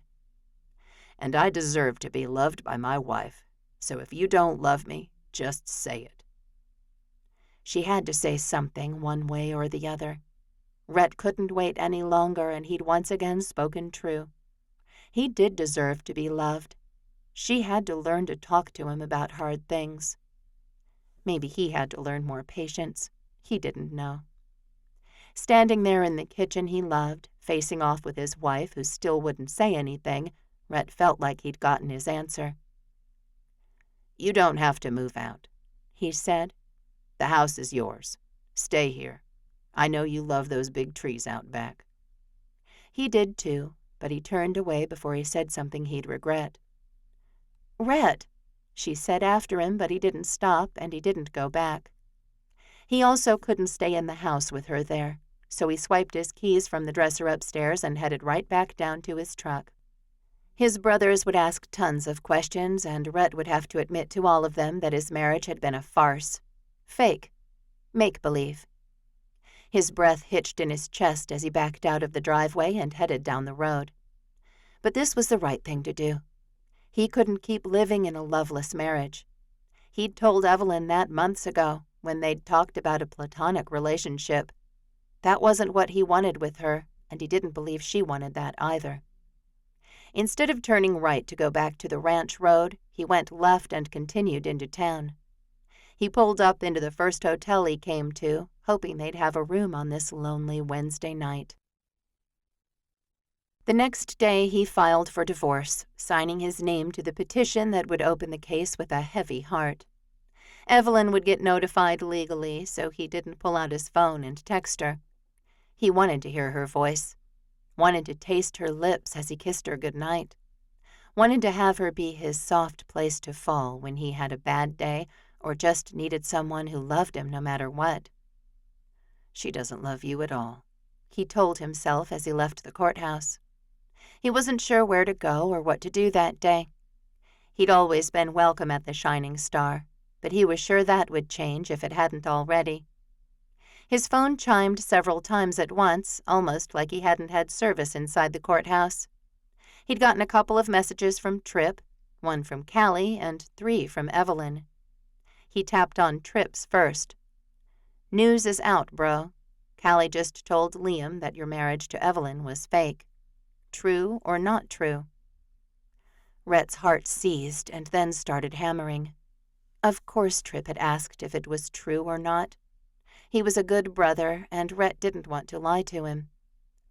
"True," he typed out and sent before navigating to the next text.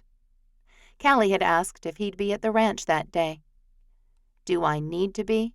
he sent back to her. "I think I'd like the day off. I'm going through some stuff right now."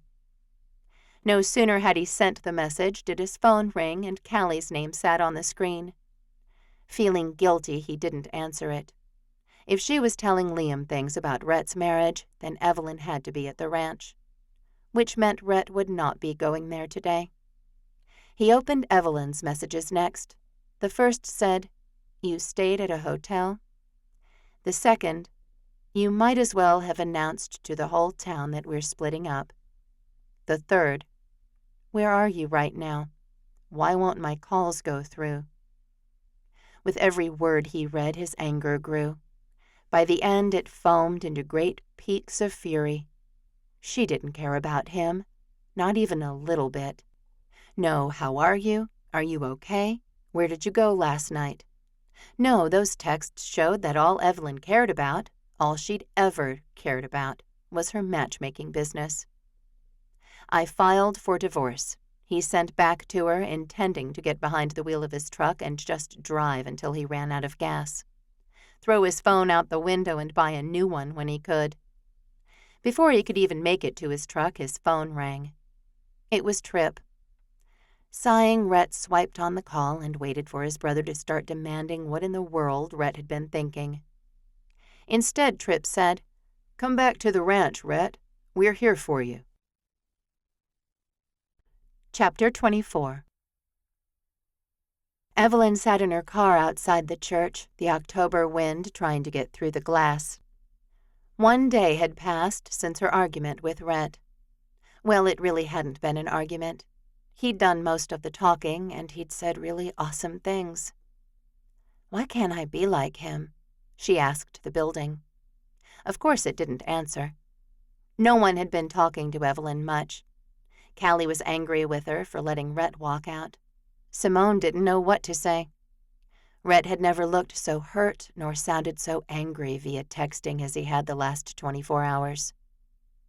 "And he has every right to be upset with you," she told herself. What she didn't know how to do was fix what she'd broken.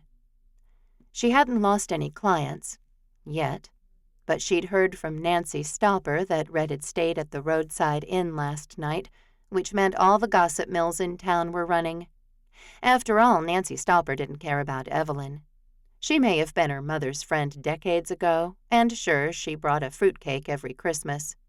But she didn't know Evelyn. She worked at the flower shop in town, and she'd heard about Rhett from her daughter. Evelyn could practically trace the conversation back through Tracy to probably Bethany, who'd probably heard it from Heather, who worked at the gas station across the street from the hotel. She'd probably gotten the news from Dylan, who worked the lobby at the hotel overnight and always stopped across the street for donuts before she went home. The fact that Evelyn knew all of that only added fuel to the simmering fire in her stomach. Just because she hadn't lost clients yet didn't mean she wouldn't. Once they all heard the truth, she'd be ruined. She wouldn't be able to get a single woman in 3 Rivers to hire her. She hadn't been able to stay in the house last night either, but she'd had enough sense to stay out of the public eye. Her old room at the Shining Star felt claustrophobic, and she'd ended up on the couch for most of the night. She'd slept a little, and when her eyes closed, they burned. She kept them closed anyway, relishing the tears that came to soothe them. A horseback ride would help her feel better, but it wouldn't cure this pain spiraling inside her. Nothing would. Rhett might. The thought suddenly sprang to her mind, and she had no idea where it had come from. But in the past, when she'd had a problem she couldn't solve, Rhett had been there, asking her questions, making her think, feeding her buttermilk pancakes and freshly squeezed orange juice. Though it was Thursday, she really wanted to eat breakfast with him and find out where things had gone so wrong between them. Her phone buzzed, and she looked numbly down at it. He's not coming to the ranch today. Callie had been a huge support to her for years, always playing the motherly role since they'd lost their mom so early in life. And suddenly she knew where she needed to go. She put the car in gear and eased away from the church building, intending to drive just down the road and around the corner to the cemetery. It bordered the church along the back fence, but the entrance was down here. And after she visited her mother, she needed to go see her dad. She hadn't brought a jacket, and the weather didn't truly require one. Not really, though the wind seemed to be whipping around town today. Evelyn walked down the rows of headstones, searching for a reason to be happy. She came to her mother's grave, and she knelt down to trace her fingers along the letters in the granite. She'd only been 5 years old when her mother had died. Evelyn only knew her through pictures and stories, but somehow she felt a very real connection to her mother. She didn't talk to her, burden her with the things she'd done wrong, ask for help. She simply stayed with her mom until it felt like she was alone again. That moment came quickly this time, and Evelyn bowed her head and said a silent prayer of gratitude that she'd gotten any time with her mother at all. "Now," she said, standing up and facing the rest of the graveyard, "tell me what to do to make things right with Rhett Walker." No immediate answer came, but she knew where she needed to go next. When she arrived at her grandmother's home, her father's truck wasn't there. She glanced up and down the street, as if a neighbor had borrowed it or something. Thursday morning. She didn't think he or her grandmother had anything that took them out of the house on Thursday mornings. Grand's hair appointments were always on Tuesdays. She went to the Senior Citizen Center on Mondays and Wednesdays, and on Friday she and Evelyn's father did their grocery shopping. A born and bred cowboy, her father liked doing things by schedule. She'd never known him to step out of the house 1 minute earlier or later than 6:30 in the morning, and his internal alarm was forever set an hour before that. That hour gave him time to make his girls breakfast, pack their lunches, and sip his coffee. Gran drove the girls to school, and in the winter months he sometimes didn't see them before he went to work on the ranch. Evelyn used to love to set her alarm for 6:25, just so she could see him for 5 minutes. As she made her way up the front sidewalk to the door, she really hoped they were home. Maybe her dad's truck was in the shop or something. She couldn't stand to be by herself anymore, and she had nowhere else to go. "Dad?" she asked as she opened the front door. "Gran?" They weren't home, and she sighed as she turned around and sat on the top step. Maybe they wouldn't be gone for too much longer. And honestly, it wouldn't matter if they were. She didn't have anything to do today. She flipped her phone over, realizing she'd missed some messages when she saw the flashing blue light. Simone had texted to ask if Evelyn could help with the fall festival setup tomorrow night. Of course, she typed in, dread filling her entire body cavity. I'll be there. But the last thing she wanted to do was show her face in town. The fall festival was very popular in Three Rivers as it brought men and women off their ranches and into town. It was part celebration of the harvest, which the farmers and ranchers participated in, and part family fun for Halloween. It ran for 8 straight days, and Simone was hoping to sell out of everything she'd been working on for months. Evelyn was hoping for that too, and she couldn't refuse her sister her help. But Evelyn didn't want to be seen around the festival. There would be dozens of women there setting up their own tables, and they'd have plenty of questions for her. She could hear them all now, and the imagined noise of them made her cringe. Several minutes later, her father's old truck sputtered into the driveway. For one horrible moment, Evelyn thought he might hit her car, but he managed to park it beside her with a foot or two to spare. She went down the sidewalk again, her heart thrashing against her rib cage. "Hey, bugaboo," he said in his raspy farmer's voice. "What brings you here?" Hey, Daddy. She grabbed onto him a moment before the sobs shook her shoulders. "Oh, hey." He held her tight, and though she was 40 years old, she really needed the love of her father right now. "What's wrong?" "Hey, it's okay. Whatever it is, we'll fix it." If only that were true. It's me and Rhett. We split up. "The cowboy down the lane?" He was my husband, Dad, Evelyn said, trying to breathe through her tears. Her husband. In some ways, she'd certainly treated him like her husband. In many others, though, she'd held him at arm's length, never allowing him to truly take part in her life. And by refusing to talk to him and share her troubles with him, she'd kept herself out of his life, too. I've made some mistakes, she said. Did you and Mom always get along? "No, they did not," Gran said, hobbling around the truck. "I remember this one fight they had. Your mother threw eggs at his truck." "Oh, Mom," Evelyn's father said, shaking his head. "But she's not wrong. Come on, Bug. Come tell us all about it over coffee. We ran out, so we had to get some more." Dad, there's no way you ran out of coffee, she said, following him at a snail's pace down the sidewalk. You get 2 containers every week. "Well, I couldn't find it," he said.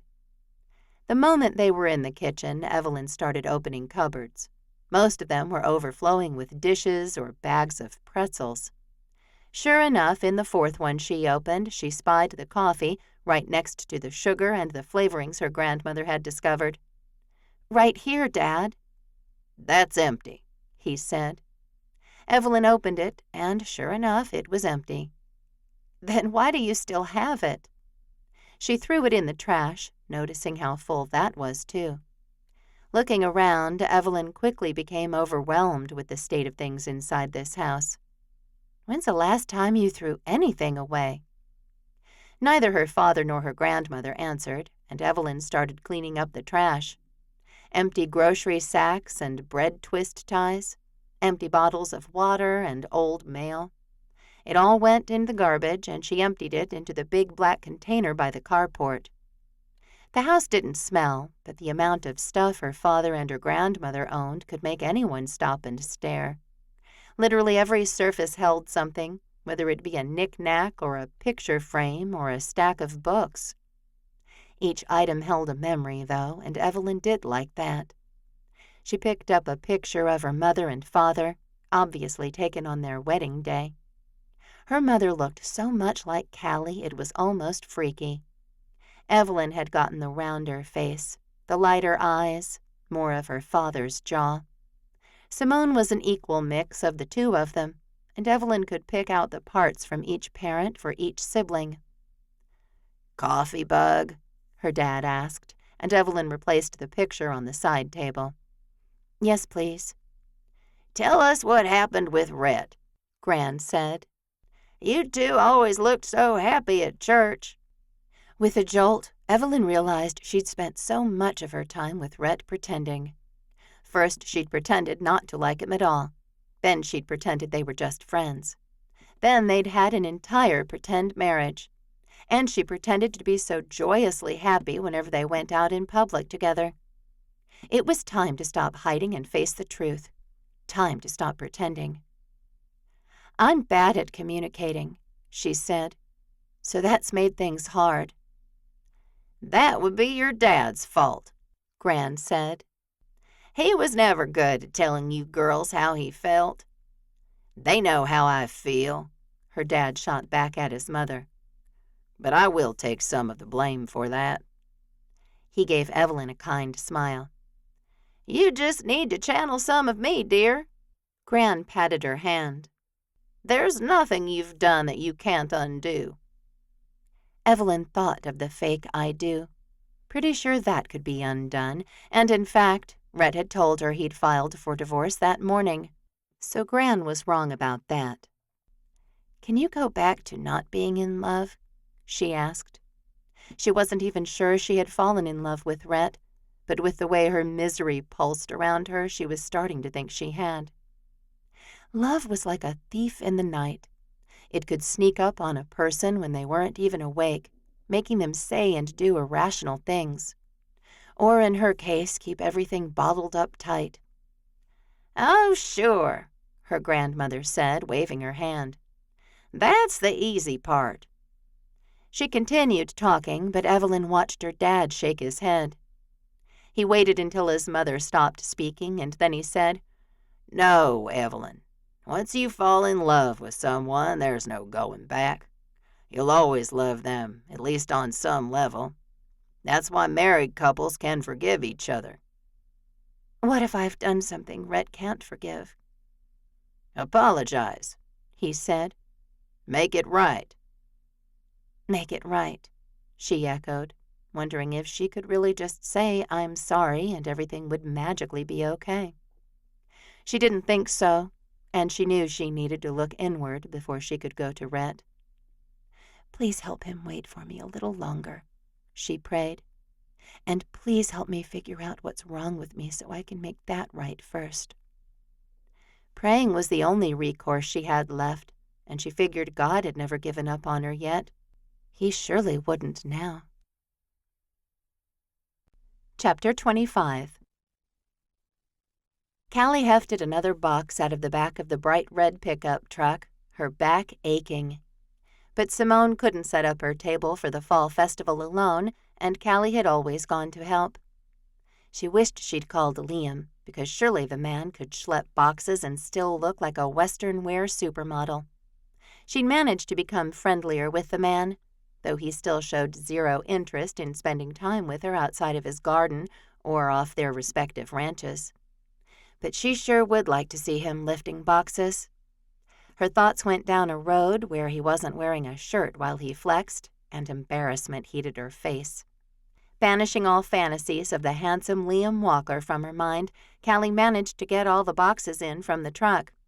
She and Evelyn had already carried in all the bigger items: a couple of antique desks, a cabinet that had taken all three of them to maneuver into the festival, and various lamps and tables, a recliner, and 2 formal dish cabinets.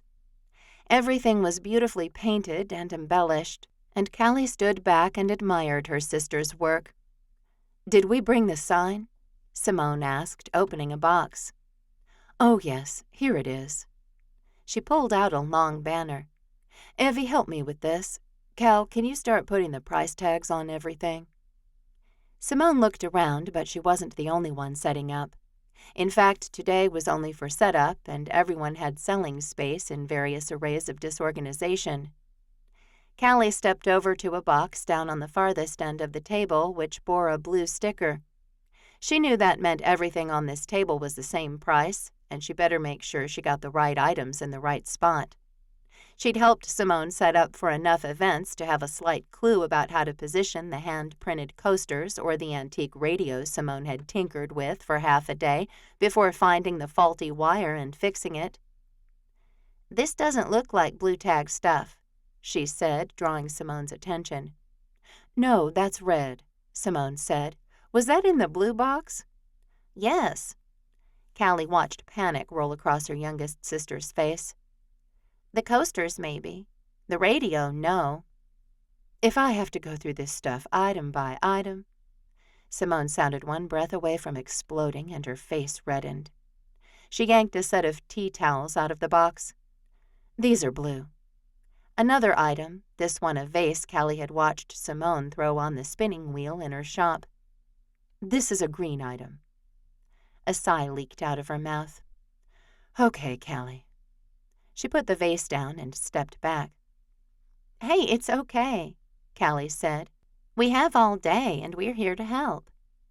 She wished she could burden her sisters with how badly the ranch was doing, but she hadn't said anything before. Now wasn't the time either. "So I'll label the tables with the colors," Callie said, reaching for the stickers her sister had already given her. "And you'll pull out the items and tell us what color. We'll put it on the right table." "Okay," Simone said, blowing out her breath. "Okay." She got to work, and they made short work of the boxes. "I'll go get some coffee," Evelyn said, exhaling too. "Phew, Simone. You've been working too hard in that shed." She smiled, but it wobbled quite a bit. Callie glanced at Simone, who'd obviously noted their sister's distress. "Coffee would be great," Simone said. "And get some lunch, too, and then we'll talk about you and Rhett." "I'm not talking about him," Evie said. "Yep," Callie said. "You are, because that's what we do." She put her arm around Evelyn. If the tables were turned on her, though, Callie would clam right up. Her phone chimed, and Callie pulled it out of her pocket to distract herself from spilling everything about the ranch and how they'd be in the red within 6 months if something didn't change. And something drastic. Rhett had texted, and Callie's stomach dropped to her feet. "Do you know where your sister is?" "She's here with me and Simone, helping to set up the fall festival," she typed out. "We're at the downtown park and will be for a while still." "Thank you, Callie." Callie felt like crying, and she wasn't even the one married to Rhett. She couldn't imagine how Evelyn was feeling, and she rolled her neck out, trying to ease some of the tension there. "If you could just text me what you need done around the ranch, I'll make sure I do it." Callie shook her head, wanting to call Rhett and argue with him. She liked his presence on the ranch, and for the first time in her life, Callie was thinking she could use a good cowboy like him. And not just to help around the shining star, but a good man in her life that would do more than help her around the ranch. She both liked and hated that her mind went right to Liam Walker. "I'll text you," she said to Rhett, because there was no use arguing with him. Evelyn returned several minutes later, a brown bag of food clutched in one hand and a drink carrier with plenty of coffee. She looked like she'd been crying, and the moment Callie took the coffee and set it on Simone's red table so she could gather Evelyn into a hug, the tears started falling again.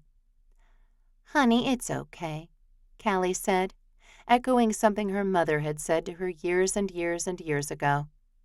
She missed her mama powerfully in that moment, and sadness moved through her slowly that Evelyn and Simone couldn't remember that their mother used to say such things, that she used to crawl into bed with the girls and sing to them.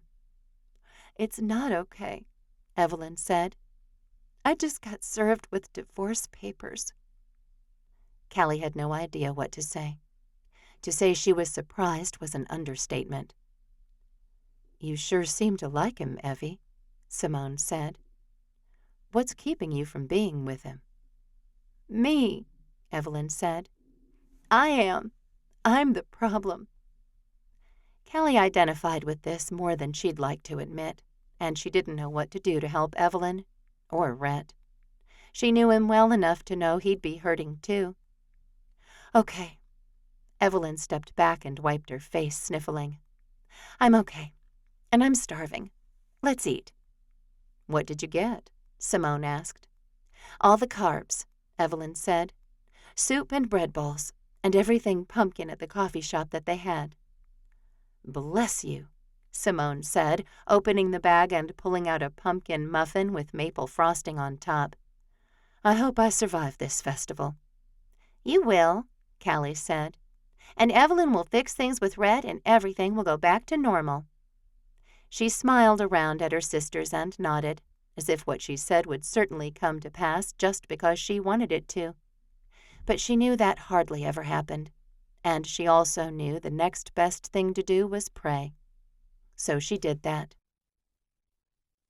Hours later, Simone's booth was beautiful and labeled properly, and she headed toward the pickup truck she loved so much. The wind gusted, and Callie wished she'd thought to grab a sweatshirt before she'd left the ranch that morning. She still had chores to do to get her horses and the 3 goats fed, and she needed to get out to the cattle and make sure they had water.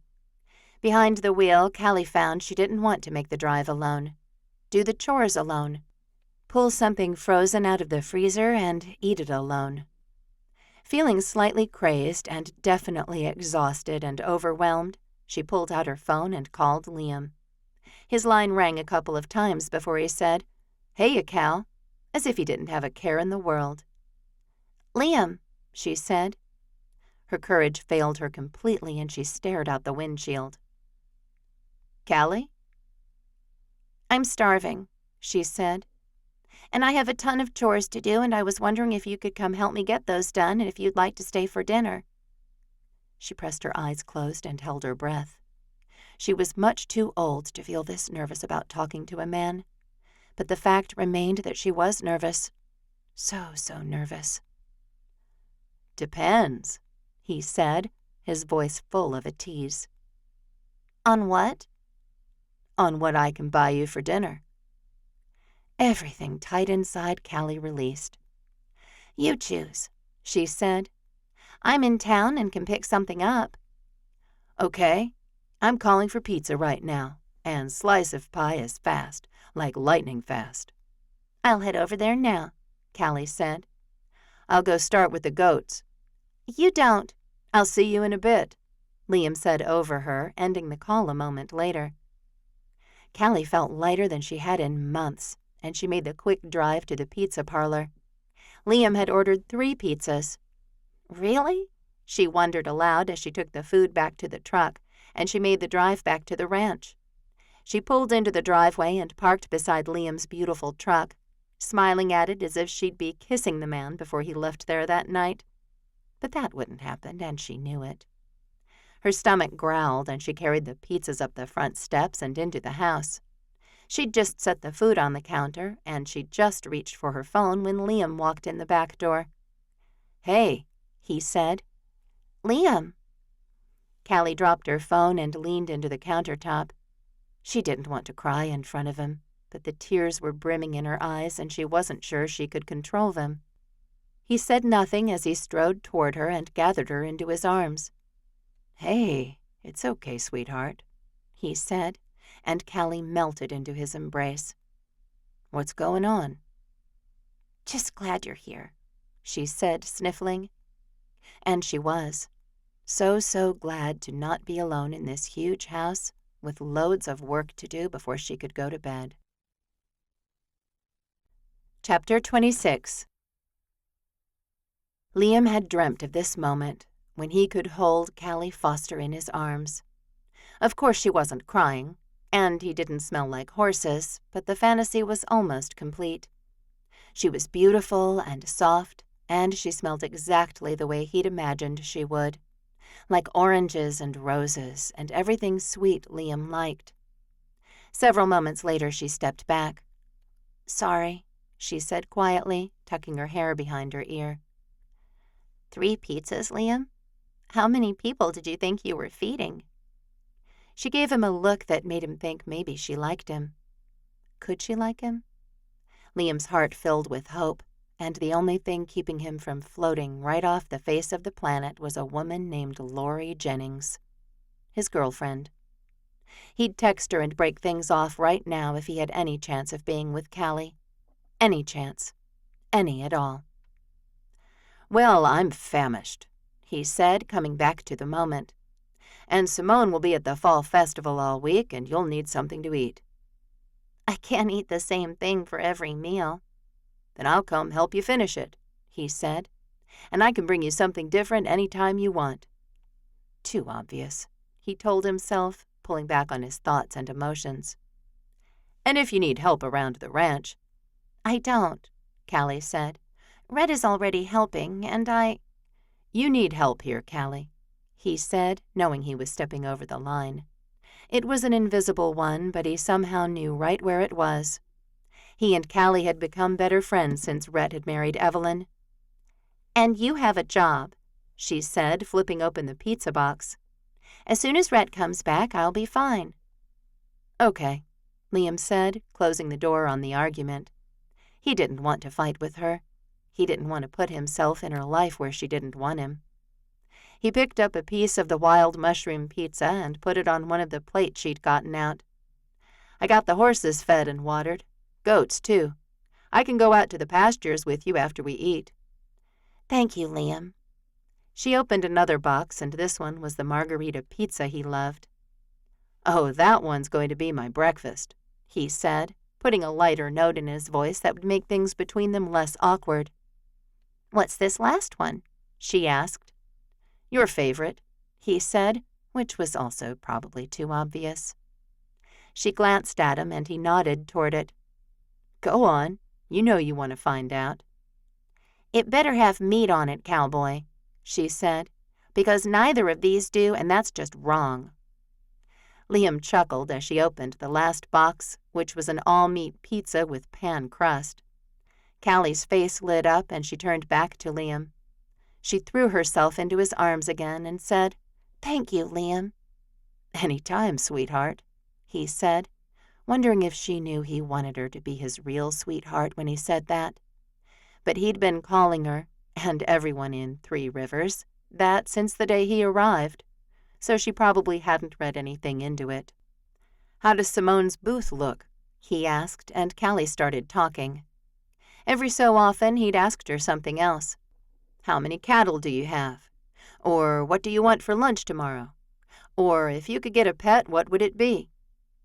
Callie talked and Callie laughed, and Liam enjoyed every last second of his hours with her.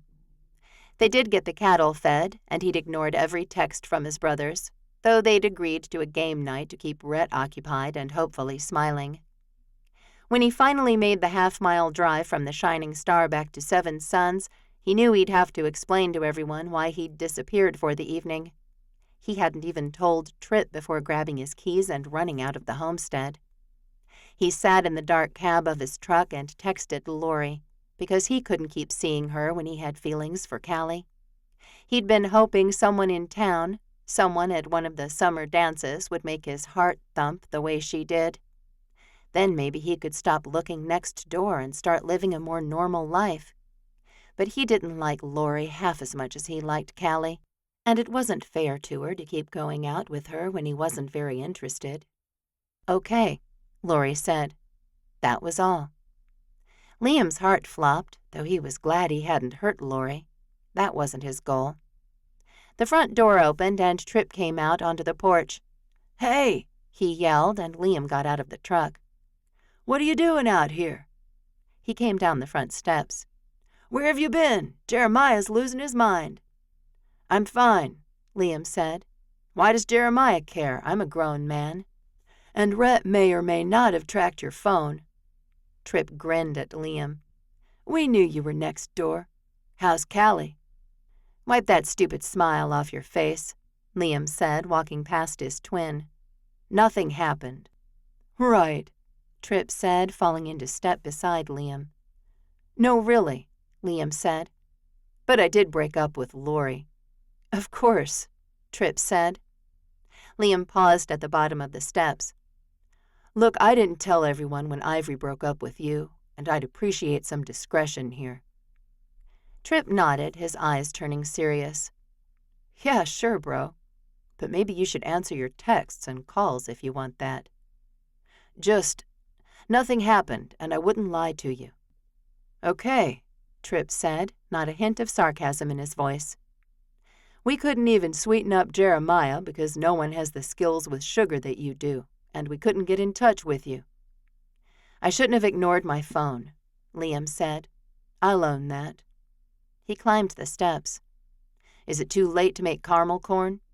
Not for me, Tripp said, but Jeremiah's already gone to bed. Great, so he can stew over my absence all night? Go get him up then, he said. You go put the bacon on and babysit it while I go talk to him. Bacon and caramel corn? This night just got so much better. Tripp practically danced into the house, and Liam chuckled as he followed him. Rhett sat in the living room, and Liam went straight to him. Hey, he said, accepting a hug from his oldest brother as he rose to his feet. How's Callie? She's overwhelmed, honestly, Liam said. You work that ranch. How much time does she have? Truthfully, Rhett sighed as he sat back down.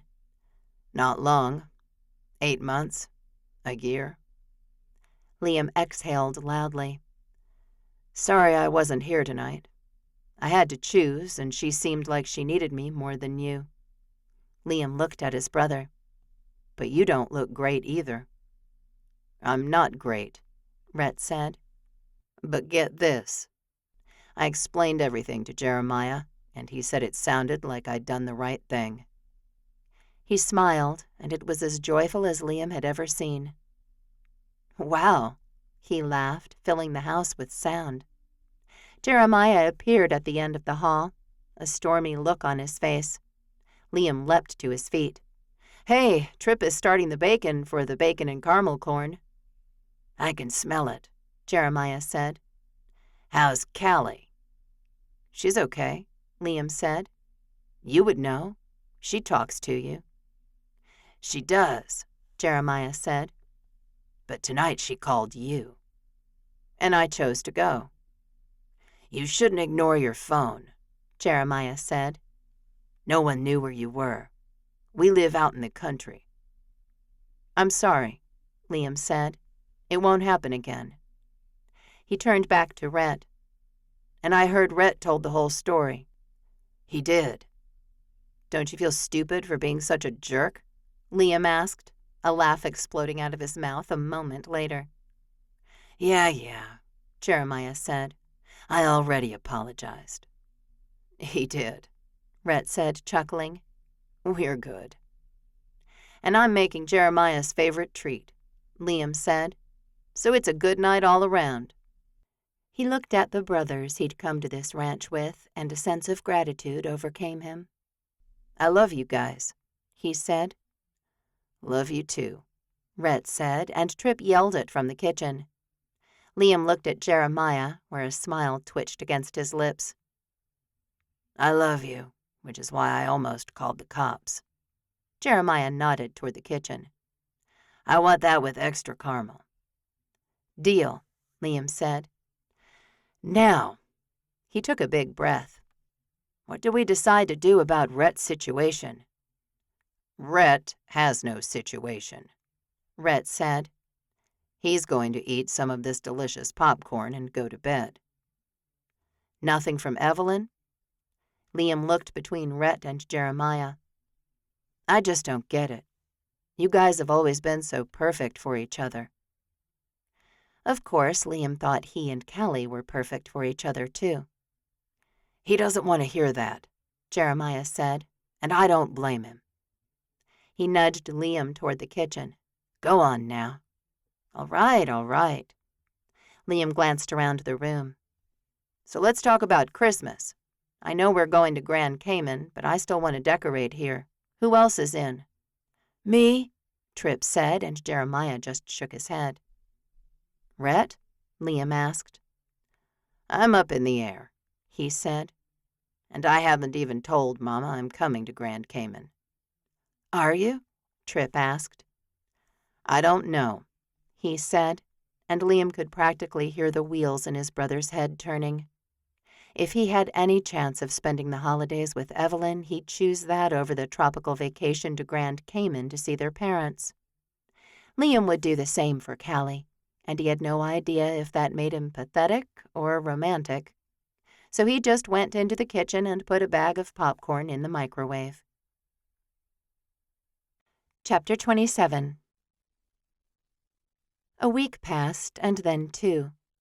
Evelyn didn't contest the divorce, and Rhett only went back to the house on Quail Creek Road after he'd texted Callie to find out where Evelyn was.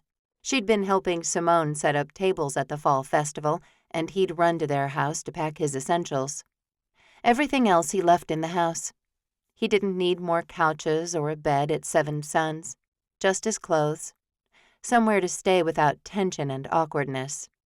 His brothers had welcomed him with open arms, and he'd confessed everything to them about the marriage. In the end, it had shockingly been Jeremiah who'd said, "Wow, Rhett, it sounds like you did the right thing." "Yeah," Liam had agreed. "Don't you feel stupid now for being such a jerk?" "Yeah, actually." Jeremiah had given Rhett a big hug and then cleared his throat. "I'm sorry, Rhett."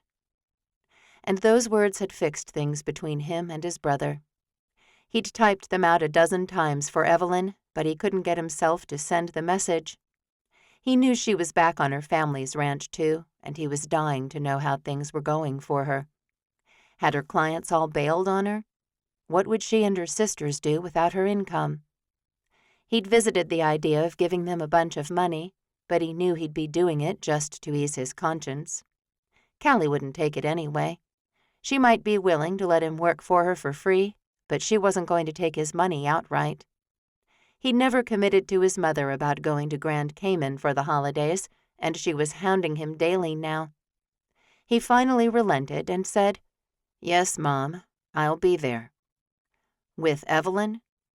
"Evelyn and I broke up." He stared at those words for a long time before sending them, hurrying to add, "I don't want to talk about it. I'm fine." His mother didn't call, but she did send message after message until Rhett had to silence his phone and leave it face down on the desk so he wouldn't go insane.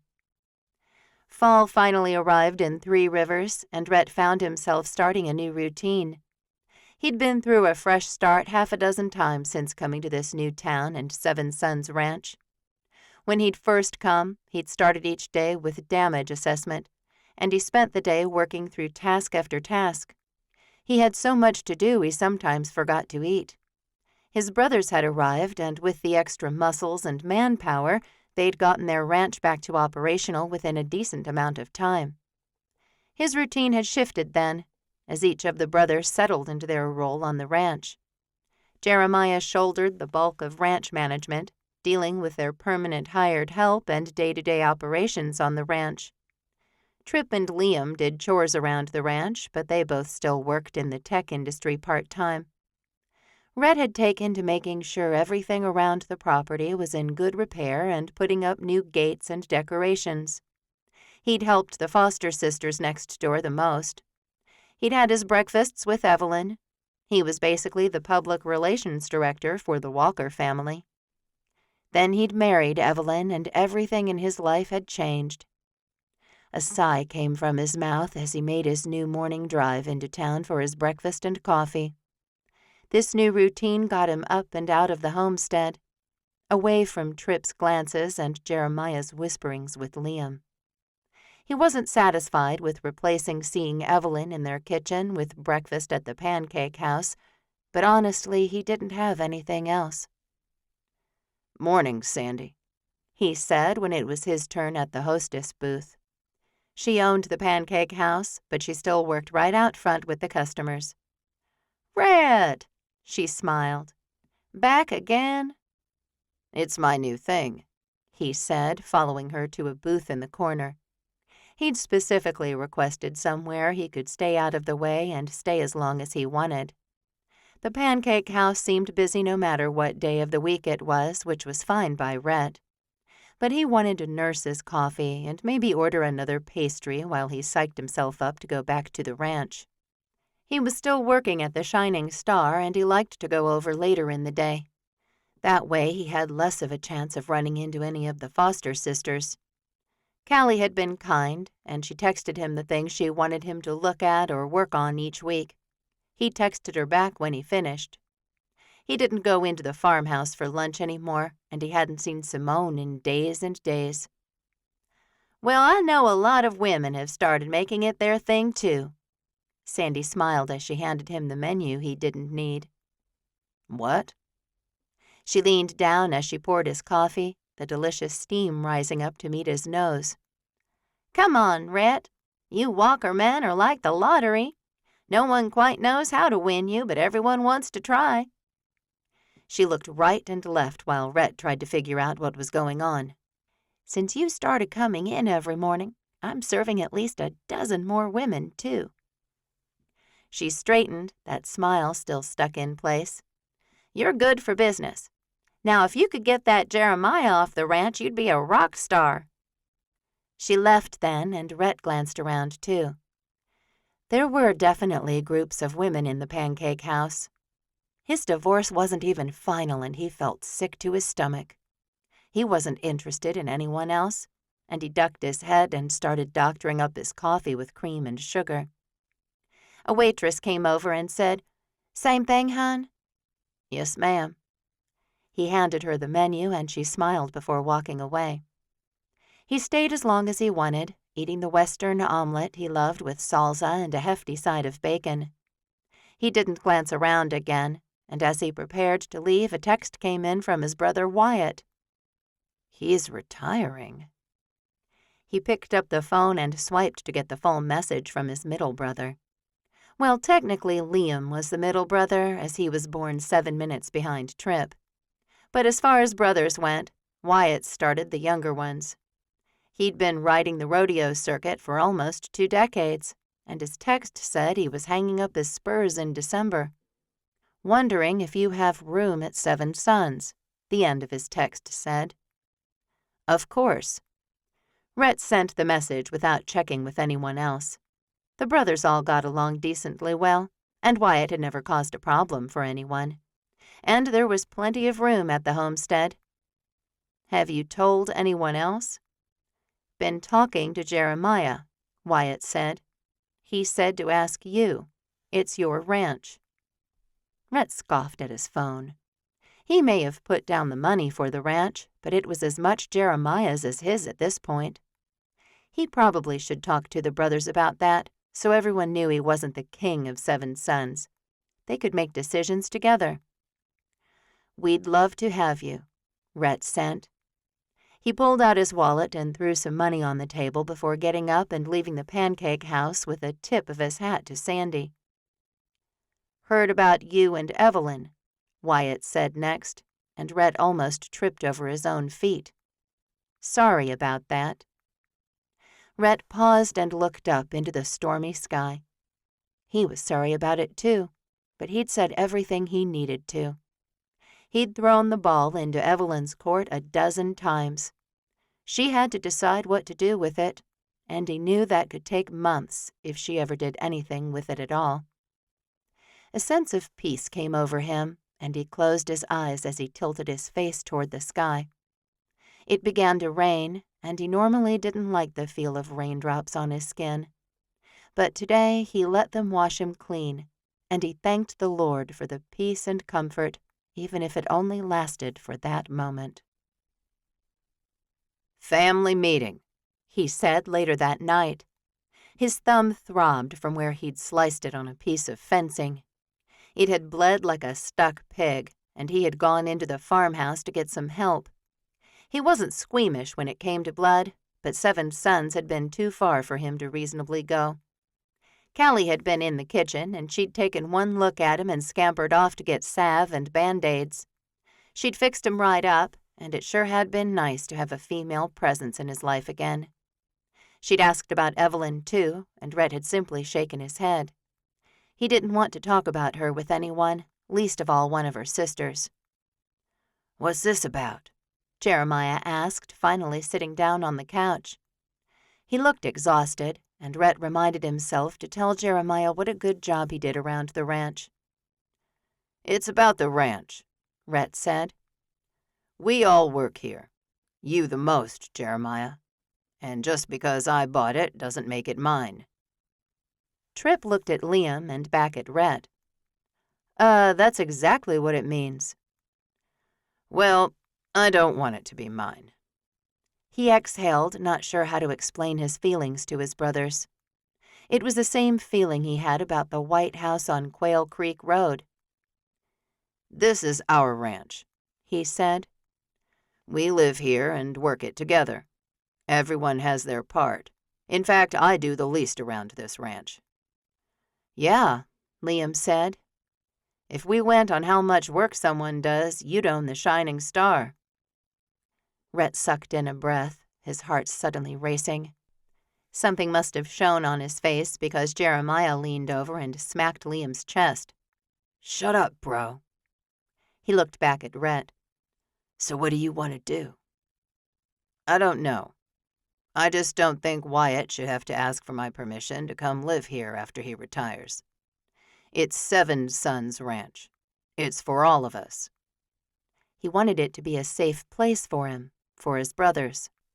"What happens when one of us gets married for real?" Tripp asked. "Are you going to do that?" Jeremiah's eyebrows shot sky high. "You and Ivory? Already?" "He broke up with Ivory," Liam said. "Already?"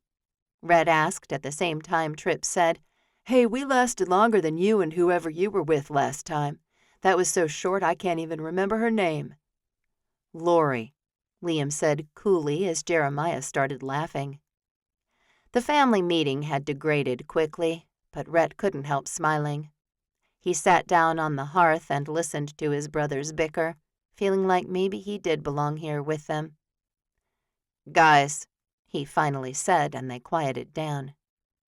"Since none of us are even close to being married for real, I think that question can be tabled for now. It's something we can discuss when and if the time comes." "There's plenty of land here," Tripp said. "Whoever it is can just build another house if that's what he wants." "Or he can live in the one on Quail Creek Road," Jeremiah said, cocking one eyebrow at Rhett. "I might live there," Rhett said.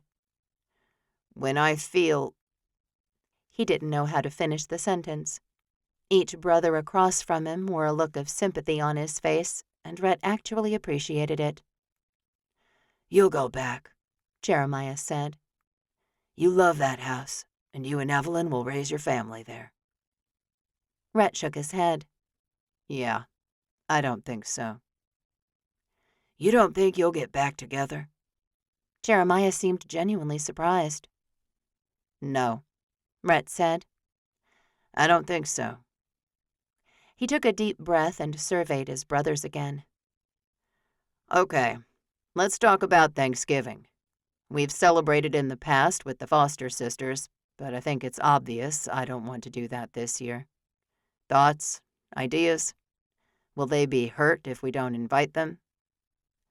I talked to Callie about it already, Jeremiah said. They're going into 3 Rivers to their grandmother's house. So we're in the clear. Relief spread through Rhett, at the same time disappointment fluttered in his heart. You're making a turkey? Sure thing, Jeremiah said. We should order those mashed potatoes from Big Ray's, Tripp said. They're so good. And the mac and cheese, Liam said. Is mac and cheese a Thanksgiving food? Jeremiah asked, and the conversation was off the rails again as the brothers argued about what was appropriate to serve for Thanksgiving dinner. Rhett didn't care. The meeting was over, and he dove into the discussion too, saying, Maybe I'll get some of that sweet and sour pork I like. To which Jeremiah actually booed. Chapter 28. Evelyn sat in the back row at church, Pastor Daniels behind the mic way down in front of her. The congregation seemed unusually large that day, but she supposed the Christmas season was almost upon them, and a lot of people came to church during the holidays. Thursday would be Thanksgiving, and it had been 6 weeks since Rhett had stood in their kitchen asking her if she loved him or not. Her chest shook as she breathed in, because she did love Rhett Walker, at least on a base level. He'd been her best friend before she'd ruined everything with her insane proposal. The hearing for their divorce had been last week, and she hadn't gone. As the filer, he'd had to attend, but she didn't. So she didn't.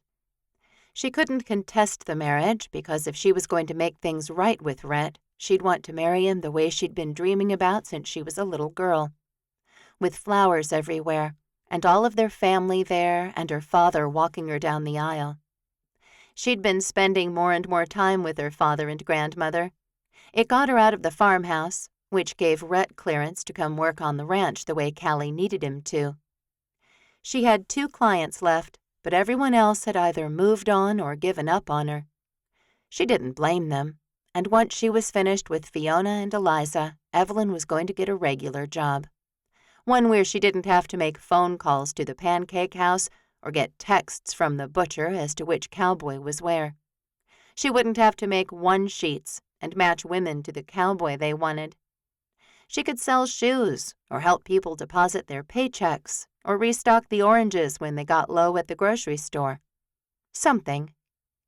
Their ranch had been operating better than ever since Rhett had been working for them, and Simone's sales at the fall festival would keep the sisters afloat for several more months. If she'd known improving things around the Shining Star would help, she might have done that instead of her matchmaking. But she certainly wasn't going to now, not with Rhett's presence everywhere outside the walls of the farmhouse. You need to talk to him. It wasn't the first time she'd had that thought, and Evelyn knew she needed to follow the prompting. She wasn't really broken. She just didn't like contention, and she certainly didn't like talking about her feelings. Instead of doing that, she'd kept Rhett at arm's length when he wanted to be closer. There's nothing wrong with you that the Lord can't fix. She looked up at Pastor Daniels's words. In fact, there's nothing wrong with you at all. God made us all the way we are. Does that mean we can't or shouldn't change? Of course not. He smiled out at the worshippers, and Evelyn felt a keen sense of love for him in that moment. He'd always been good at saying the right things, but this felt like a particular message just for her, straight from the Lord. This is the perfect time of year to look inward, he continued. If you find something you don't like, make a change. Now some of you will say, but Pastor, change is hard. And it is. But as someone who's done exactly what I'm telling you to do, it's usually worth it. Changing can help you become the person God wants you to be, the type of person He intended you to be. The type of person He intended you to be. Evelyn didn't believe that God wanted her to be unhappy, and she'd been absolutely miserable without Rhett. Go talk to him. That thought plagued her, and she flipped her phone over on her leg. Could she just text him? No, came instantly to her mind. He'd been brave enough to come down to the kitchen and talk to her. Look into her eyes while he said the things of his heart. She'd have to do the same. Fear trembled through her, and she glanced to her right, where Rhett sat with his brothers. She'd been arriving later and later to church so she could sit somewhere behind him. She didn't want him to see her, so she bolted out the back door as the choir sang the last number, and she'd been driving around town for a while before returning to the ranch. Then she didn't accidentally run into him or his brothers on their way home from church. Basically, she'd been avoiding him as much physically as she'd been doing emotionally and mentally for months. The preacher finished his sermon, and the choir got up. That was usually her cue to leave, too, but Evelyn stayed in her seat.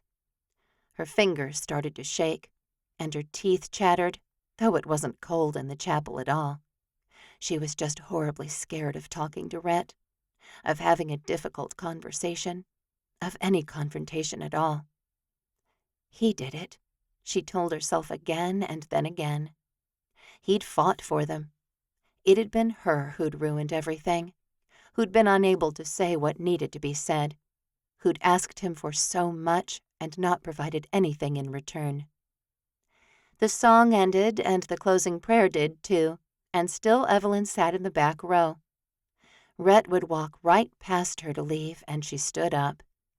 She didn't move into the aisle, though, and people began to move past her as they went out into the lobby. The weight of their eyes landed on her, almost crushing the air from her lungs. She held her head high because in that moment she realized she didn't care what anyone thought of her, except for two people: God and Rhett. He came into view, and Tripp's eyes met hers. Surprise filled his whole face, and he elbowed Rhett, who had his head ducked. He looked at Tripp, who nodded toward her. Rhett looked in her direction, his eyes locking onto hers as if they were opposite ends of a magnet. Fear competed with love as they rose through her, and Evelyn had another earth-shattering realization. She was in love with Rhett Walker. Full-blown love. She wished it could calm the trembling in every muscle in her body or make her voice work, but all that blasted love did was cause tears to prick her eyes. Rhett paused and let her step into the aisle in front of him, and Evelyn took that as a very good sign. She couldn't breathe inside the church with all those people, and she made her way to the door, hoping Rhett was still behind her. She burst into the sunshine, glad the air was a little cooler now that it was almost December. She pulled in a big breath through her nose and turned around. Rhett hung back several steps, and their eyes met again. Stepping out of the stream of people, she lifted her hand in a wave and took a couple of steps closer to him. "Hey," she said. "Evelyn," he said, his voice professional and guarded. Everything about him, from the way he stood with his hands in his jacket pockets to the way he kept his head partially down, screamed of the defenses he'd put between them, that she'd caused him to put between them. "Can we have breakfast on Tuesday?" she asked, hoping with everything in her that he would forgive her, the way her father said married couples did. "I'm busy this week," Rhett said. Her heart wailed, but she nodded so he couldn't see how much those 4 words had hurt her. Maybe it was just too late for them. "Well, the invitation is open," she said. "Every Tuesday at the house." She shrugged, assuming he'd know which house. He just looked at her, and Evelyn took one last moment to memorize the handsome lines of his face, those deep brown eyes, that strong jaw. Then she turned and walked away. She couldn't make him come back to her, but she had talked to him, and though her feet wobbled in her heels, she felt like she was walking more confidently than she had in a while. Lunchtime on Tuesday found Evelyn cleaning up the breakfast she'd made for her and Rhett. He had not come, true to his excuse of being too busy. She hadn't been back to the White House on Quail Creek Road in a while either, and she'd missed the most beautiful part of autumn. Sighing so she wouldn't break down into sobs, she stepped out the sliding glass door and onto the deck, hugging her arms around herself. "I'm sorry," she said to the yard. "I'm sure you were spectacular."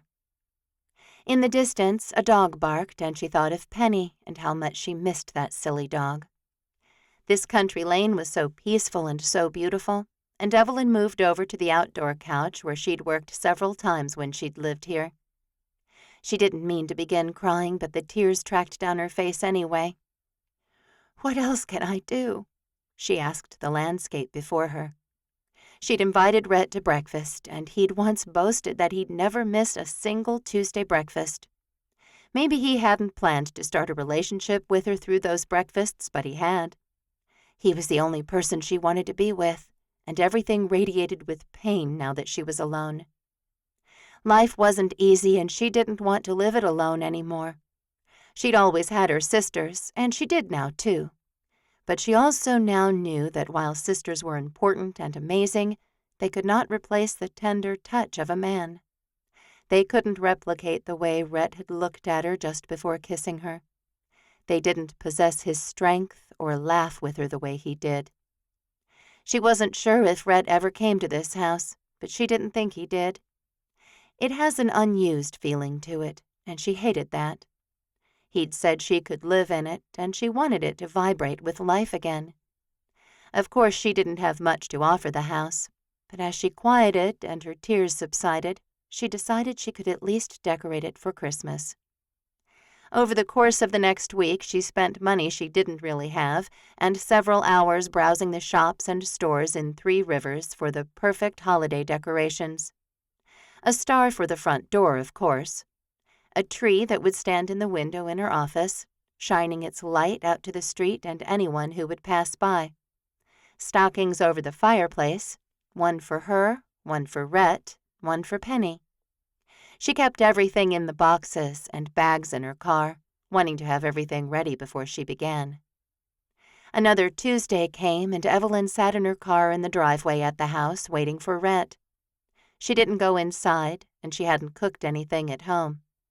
If he showed up, she'd take him to the pancake house and buy him breakfast.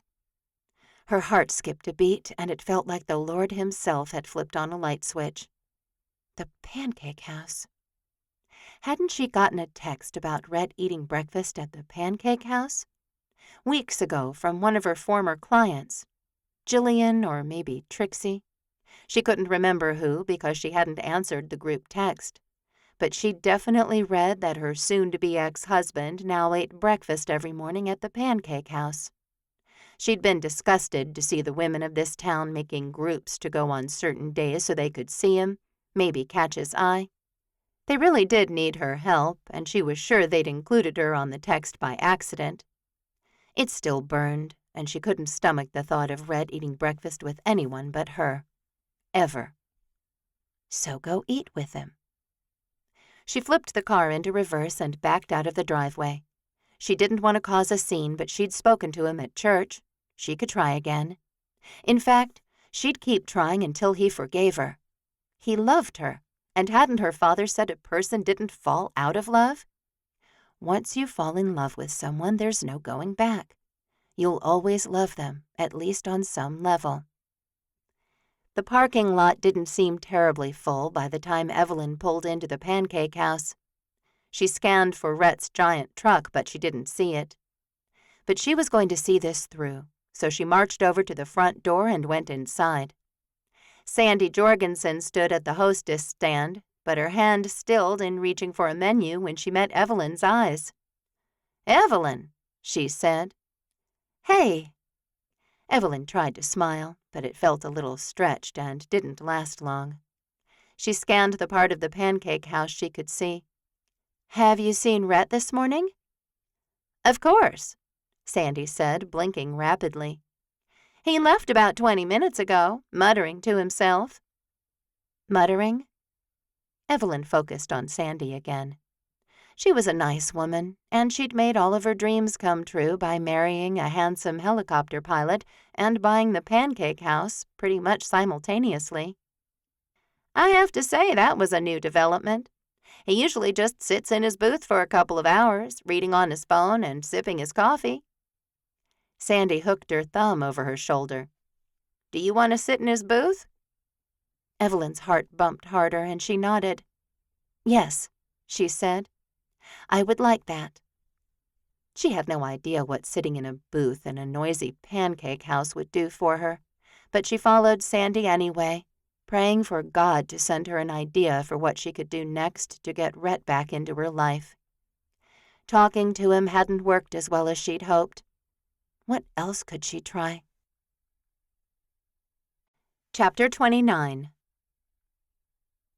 Rhett swiped on the call from Barry, ready for a new case. "Go for Rhett," he said. Barry burst out laughing, and Rhett smiled, too. He currently stood near a fence on the Shining Star Ranch, watching the horses graze. He loved everything about horses, and he'd been thinking of making the drive out to Three Rivers and Courage Reigns and going riding again. Problem was, he couldn't imagine doing that without Evelyn, and he'd stood her up for 2 Tuesdays in a row now. For some reason, he couldn't bring himself to just excuse everything she'd done, or hadn't done, because she invited him to breakfast. She hadn't even apologized, and there was so much more that needed to be said before he sat down to a meal with her. "Maybe you'd get that apology and all the answers you want if you'd go," Tripp had said. He'd been badgering Rhett a lot since Thanksgiving, and Rhett was tired of it. Barry finally stopped laughing, and he said, "Hey, I'm calling for a weird reason." "All right," Rhett said. "Shoot. One of my co-workers lives on Quail Creek Road, and she noticed a package show up at the White House there. She thinks you bought it?" "Yeah," Rhett said, trying to think of what he would have ordered that would have come 2 months later. Nothing. In fact, Rhett didn't order anything and have it mailed to him. Online shopping was more of Liam's or Tripp's specialty. "She didn't know how to get in touch with you, and I said I'd call. So there's a package on your front porch. Amelia says it's been there for a few days." "Okay," Rhett said, suddenly glad to have something to do that afternoon. "Thanks, Barry." He hung up and stepped over to the shaggy horse that had come closer during the conversation. "I have to go, Ryder," he said. "but I'll be back." He ran his hand down the horse's neck and smiled. "Maybe Santa's brought me something special for Christmas." He chuckled to himself because he'd get the same thing he always did. Jeremiah would give him a chocolate orange on Christmas Eve. As Rhett greatly enjoyed the chocolate orange, he didn't mind this tradition. Liam and Tripp always did twin gifts, and they'd give Rhett something that came in a pair. He'd gotten salt and pepper shakers in the past, his favorite coffee and a mug, a pair of shoes. Of course, this year they'd all be in Grand Cayman, so he didn't actually know if they'd all haul presents across the Gulf of Mexico or not. Wyatt would be on the ranch right after Christmas, and he usually had the best gifts. Little things he'd picked up in the cities where he traveled for the rodeo. One year, Micah, a carpenter by trade, had built them all birdhouses, and Schuyler had brought them all vintage bikes he'd used his mechanic skills to fix up. Rhett felt warmer just thinking about Christmas with his brothers. They'd had so many good years together, and though they bickered and argued from time to time, they were family. "Come on, Penny," he said to his dog, and she trotted alongside him, her tongue lolling out, until they got to the truck. She jumped in the back and put her front paws up on the rim, making him smile some more. As he drove down the highway toward Quail Creek Road, his thoughts turned to Evelyn. She had been his family for a brief time. His fingers clenched as if they had a mind of their own, and he almost missed the turn onto the road where the cute White House stood. He inched down the road, the tall trees on either side of it almost barren of leaves now. He'd missed seeing them change colors and fall, though he had paid a lawn service to come clean up the aftermath. He wanted to keep the house in livable conditions because he was seriously thinking about returning to it in the new year. Or just as soon as his heart healed. Maybe after the divorce, which was set to go through some time before Christmas. Evelyn hadn't come to the hearing, not that he'd expected her to. She'd signed the papers, and he told the judge that neither of them wanted anything from the other. They just wanted to go their separate ways. The judge had said he didn't see why that wouldn't happen as soon as the mandatory 60-day waiting period ended, but sometimes things took longer depending on what was on the docket. He'd get notified either way. Not that he cared. He wasn't looking to start dating again any time soon. After all, he'd given his heart to Evelyn, and she hadn't given it back yet. The thought that he should have come out here for breakfast that morning rang through his mind. Had she come? Would the house smell like bacon or sausage, dunking him further into the pool of regret he was already swimming in?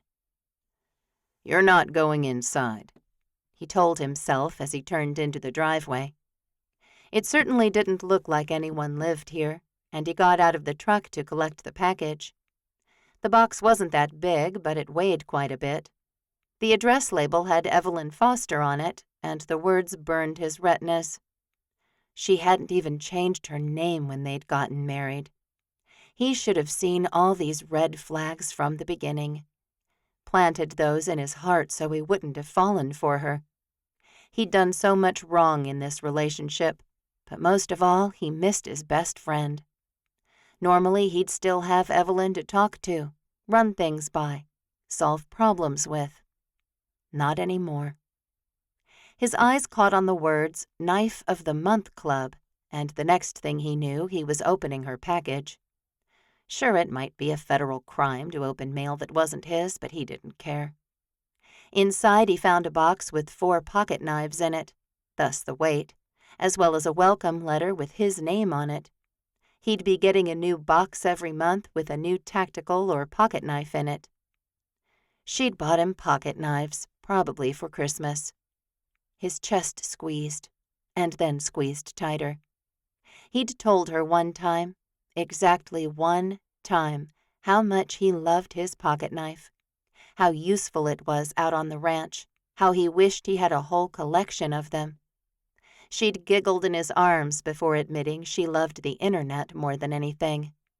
That had been their conversation that night, one thing they absolutely loved and couldn't live without. He'd said pocket knives. She'd said the internet. Then he'd kissed her and made love to her, and that might have been the night she replaced the pocket knife as the one thing he absolutely loved and couldn't live without. "You idiot," he said to himself, looking up and across the yard. Evelyn hadn't used the words "I'm sorry" last week when she'd asked him to breakfast, but her coming to him, waiting for him after church, and inviting him to eat with her had been the apology. She just didn't communicate the same way as normal people. When she said stay or wait, she meant I love you. When she said I don't know, she meant I need more time to be sure. Rhett walked slowly back to his truck, wondering what he could do now that he knew the ball was in his court. How had she passed it to him and he hadn't even known it? "Stupid cowboy," he muttered. "Always standing in your own way." He needed Evelyn to create a situation so he'd be able to see her, standing right there in front of him all this time. Maybe he could text her and say he'd be at next week's breakfast. Maybe he should go to the Shining Star and ask for her right now. "Maybe you should slow down," he thought only seconds before a siren blared and red lights flashed behind him. Yeah, he definitely should have slowed down, and not just his spiraling thoughts. The next morning, Rhett sat in the same booth, looking out over the diners at the Pancake House, his phone flat on the table in front of him. He'd started making a list yesterday after he'd gotten home from the Quail Creek house, pocket knives and a speeding ticket with him. He was currently up to 5 things he could do to try to get Evelyn to move breakfast up a few days. He'd finished his omelet a while ago, but his waitress kept topping off his coffee, for which he was grateful. The extra caffeine really got his mind working, and he tapped out another idea. Send her a candygram. Okay, it was a stupid idea. The top 2 were find her and talk to her, or text her and ask her to meet you at the Pancake House. They were probably his best options, and yet he couldn't bring himself to do them. Part of him still harbored hurt feelings, and he couldn't just look past those. He'd tried, but they were stubbornly holding on, despite the pocket knives and the gesture behind them. A cinnamon roll appeared in front of him, the plate making a loud clang as it got set down. He looked up to tell Lucy he didn't want a pastry today. But it wasn't Lucy standing there. "Evelyn," he said, his voice turning hoarse by the 3rd syllable. He tried to stand and get out of the booth at the same time and ended up banging his knees against the bottom of the table. She said you sometimes like these, Evelyn said. Can I sit down? "Yeah," he said, swiping his phone off the table. He didn't need her to see that lame list. "Yes, please sit down." She eyed him warily, but she slid into the booth. What were you doing on that phone? "Nothing," he said a little too quickly. Evelyn brought the cinnamon roll toward her and picked up a clean fork. We might not have talked for a while, but I still know you, Rhett Walker. You were doing something. He didn't know what to say or what to do. She'd shown up at the Pancake House, and he'd glanced around to see if anyone was watching them. Entire tables were, and they didn't even look away when he made eye contact. You didn't come to breakfast at the house, she said, her voice small and seemingly far away. So I came to you. Is now a good time to talk? Chapter 30. Rhett looked like Evelyn had shown up with a 2x4 and hit him with it before she sat down. Of course, he looked like a cowboy male model still, with that sexy hat perched on his head and his trademark T-shirts that seemed tailored for his shoulders and biceps. No wonder the man had legions of women here, stalking him as he sipped coffee each morning. Today he wore a dark purple tee with a brown leather jacket over that, and he was dark, dreamy, dangerous, and delicious. I'll start, so that if you're busy doing something super important on that phone, I can just say this and you can get back to it. Her heart flailed in her chest, but she kept talking anyway. I'm sorry, Rhett. I ruined things between us when I had no right to do that. You're my best friend, and I miss you so much. She reached up and wiped the silly tears from her eyes. Everyone was watching them, and she wouldn't be surprised if someone was recording this. She forged on, reminding herself that she didn't care what anyone else thought. No one but him. I'm in love with you, she said, and I want us to live together in that White House again. I bought all these stupid Christmas decorations, and I can't even get them out of the car. We should be there doing that together. She sniffed. And I know you've already filed for divorce, and I don't blame you. Honest, I don't. But I don't want to get divorced. Searching his face, she found surprise, of course, and that love he'd harbored for her before. She'd seen that look before he kissed her while they made love. Her heart took courage, and she said, My business is done. I have 2 clients left, and I'm not even trying to get more. I don't care about that anymore. I just want to be with you. She breathed, glad she hadn't eaten any of that sugary cinnamon roll yet. Evelyn felt certain it wouldn't have played nice with her nervous stomach. That's all. I love you. I want to be with you. I get it if you don't love me anymore and don't want to be with me. I hope you can find a way to forgive me, though. He just had to forgive her. She'd never thought of him as an unforgiving person, but he hadn't come to breakfast for 2 weeks in a row, and that fact stung like a razor burn. He just looked at her, and she needed something to do with her hands, something else to look at. That's all. That's the whole speech. I'm not as good at this as you are. She focused on the cinnamon roll and poked it with the fork in her hand. She hadn't even remembered picking the utensil up. You think that wasn't good? He asked, drawing her attention back to his face. I don't know, she said. Evie, that was perfect. A smile spread across his face, one slow centimeter at a time, until his whole being shone with it. Do you have the Christmas decorations with you right now? She nodded, somehow a little stung that he'd chosen that to focus on. Great, let's go. He slid out of the booth and stood up, extending his hand toward her. Right now? She asked, glancing around. Yes, come on. She put her hand in his, and he pulled her to her feet and right into his arms. He held her close, and she was aware that all activity in the restaurant had stalled. Rhett looked right into her eyes and said, I'm still hopelessly in love with you. If you want me, I'm yours. Joy tap-danced through Evelyn's heart, and she reached up and slid her hands along the sides of his face as if she needed additional proof that he was here, that this was happening, that he'd just spoken the exact words she wanted to hear. I want you, she whispered, and Rhett swept his hat off his head and held it against her back as he lowered his head to kiss her. The pancake house erupted with applause and cheers, making Evelyn want to laugh and cry at the same time. But she did neither, because she was kissing Rhett Walker, and he was kissing her back. Rhett pulled up to the house where he and Evelyn had started their lives together, but neither of them got out. She liked him driving her car, and she liked holding his hand while he did.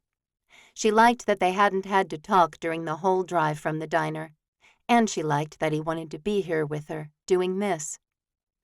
I got the pocket knives, he said, still staring at the green door. A neighbor called and said there was a package here. I came yesterday afternoon. He turned his attention to her, and Evelyn wanted to sigh at the beauty of his face, the depth of emotion in those eyes. I didn't know how to get in touch with you. I was going to come to breakfast next Tuesday. Sorry to ruin your surprise, she said, not sorry at all. Rhett laughed, and Evelyn smiled. She'd forgotten how wonderful the man's laugh was. Okay, she said. Let's take everything in and get started. She got out of her car and he popped the trunk. Whoa, he said. How much did you buy? She looked down at the bags full of decorations. I may have gone a little crazy. I don't shop very often, but when I do, it's almost like therapy. Okay, well, that's been noted, he said, reaching for the first bag. There's no Christmas tree. I managed to put that in the carport, she said. Otherwise, I wouldn't have had enough room for all this. He chuckled, and together they got everything inside. He hauled the tree in through the front door, and she asked, Can we put it right there in front of that window? In your office? What about over here? He looked to the right, where another window sat in the foyer. Sure, she said. I don't care. I just want to see it through the front window. There's more room in the office, he said. But it might be kind of fun here, because we'll be able to see it when we go up and down the steps, in and out of the house. Evelyn honestly didn't care. Let's put it here. They started unboxing it, and Evelyn couldn't believe the love and peace she felt in that moment. Thank you for forgiving me, she said quietly. Evie. He stopped working, and she did too. There's blame on both sides. Maybe, she said. But I know I'm not good at expressing myself. I'm working on it, and I'll keep working on it. I won't give up on you, he said with a smile. In other news, my brother Wyatt is retiring from the rodeo circuit. He'll be living at the ranch after Christmas. That's great, Evelyn said, her first thought how she'd have another potential cowboy for her clients. Then she remembered she didn't have any clients. I'm going to be getting a job after Christmas. Business is bad? He asked, cutting her a nervous look out of the corner of his eye as he untangled the cord to plug in 2 sections of the tree. It died, she said, and I'm okay with it. Are you? He looked fully at her then. I'm surprised by that. Yeah, well, I'm not the same person you married, Rhett Walker. He laughed, sobering quickly. I can see that, Evie. I don't think either of us are the same as we were when we got married. About that, she said, her heart starting to beat wildly in her chest. She focused on helping him slide the top part of the tree into the bottom, and then she bent to plug the 2 cords together so the whole thing would light up. Plus the action hit her face. What are we going to do about the marriage? The divorce will be final before Christmas, he said. I don't know if I can stop it. I don't want you to stop it, she said, employing every ounce of bravery she had to straighten and look him in the face. I want to marry you in front of the whole town. I want there to be a lot of flowers, and I want my father to walk me down the aisle. I want your parents there and all of your brothers, and then I want to come back to this house and start my life with you. My real life. Rhett smiled at her, his eyes a little bit glassy. He stepped over the Christmas tree box and the uppermost section of the tree and took her into his arms. I want all of that too, Evelyn. Okay, so we'll get divorced. Yes, he said. We'll get divorced. And then I'll find a clever way to ask you to marry me, and you can have the dream wedding you want. Evelyn held on to him because he was her anchor in a loud and tumultuous world. They finished setting up the tree, and Evelyn moved on to the stockings, then the window clings, then the kitchen towels. When they'd gone through everything she'd bought, she collapsed onto the couch, her stomach grumbling for food. She hadn't eaten breakfast today because she wasn't sure she'd be able to stomach talking to Rhett. "Wow," he said, looking around at the silver, the green, the red. "this is beautiful." "Will you be here on Christmas?" she asked. "I was going to go to Grand Cayman with my brothers," he said. "but I don't have to go." "Oh, I think you do," she said. "Your mom wants everyone there, doesn't she?" "Yeah, but I think you're more important." "She won't see it that way," Evelyn said. "Come with me then." "I can't do that." "Why not?" Rhett looked at her, his hand tightening on hers. "Why can't you?" "I don't know. I don't travel?" He laughed and bumped her, nearly knocking her onto her side. He hovered above her, a dangerous glint in his eyes. "Evelyn, it's time you started traveling. It's fun." He kissed her, and she detected the passion he'd had for her previously. "My sisters," she said, her voice little more than a rasp as he moved his mouth to her throat.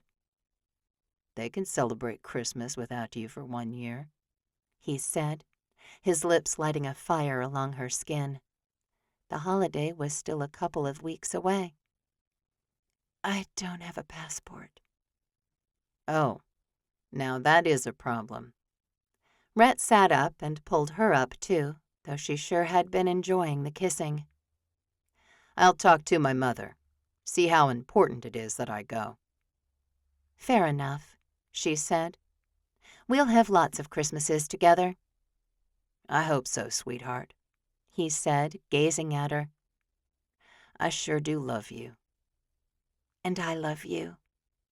Evelyn's smile radiated through her whole body, and she honestly felt loved by the cowboy down the lane, and it was the best feeling in the world. Chapter 31. Callie entered the house through the back door, glad Evelyn had called and said she and Rhett would bring dinner to the ranch. As winter had set in, the work around the ranch had become more tedious. She couldn't even imagine working a ranch somewhere where it snowed, though sometimes Mother Nature did drop the white stuff in 3 rivers. "Hey," Evelyn said from her spot in the kitchen. "We brought that cheddar biscuit chicken pot pie you love." "Oh, thank you," Callie said, stepping to the sink to wash her hands. "And I want to call a foster family meeting," Evelyn said. Callie's stomach dropped to the soles of her feet. "Why?" "We'll talk about it when Simone gets here." Evelyn wouldn't look at her, and that didn't settle Callie's nerves. She and Liam had been getting along great, though she still hadn't been brave enough to establish something as regular as a Wednesday lunch. Simone walked in a moment later, and the tension in the room escalated. "I'm so hungry," Simone said. "What is that I can smell?"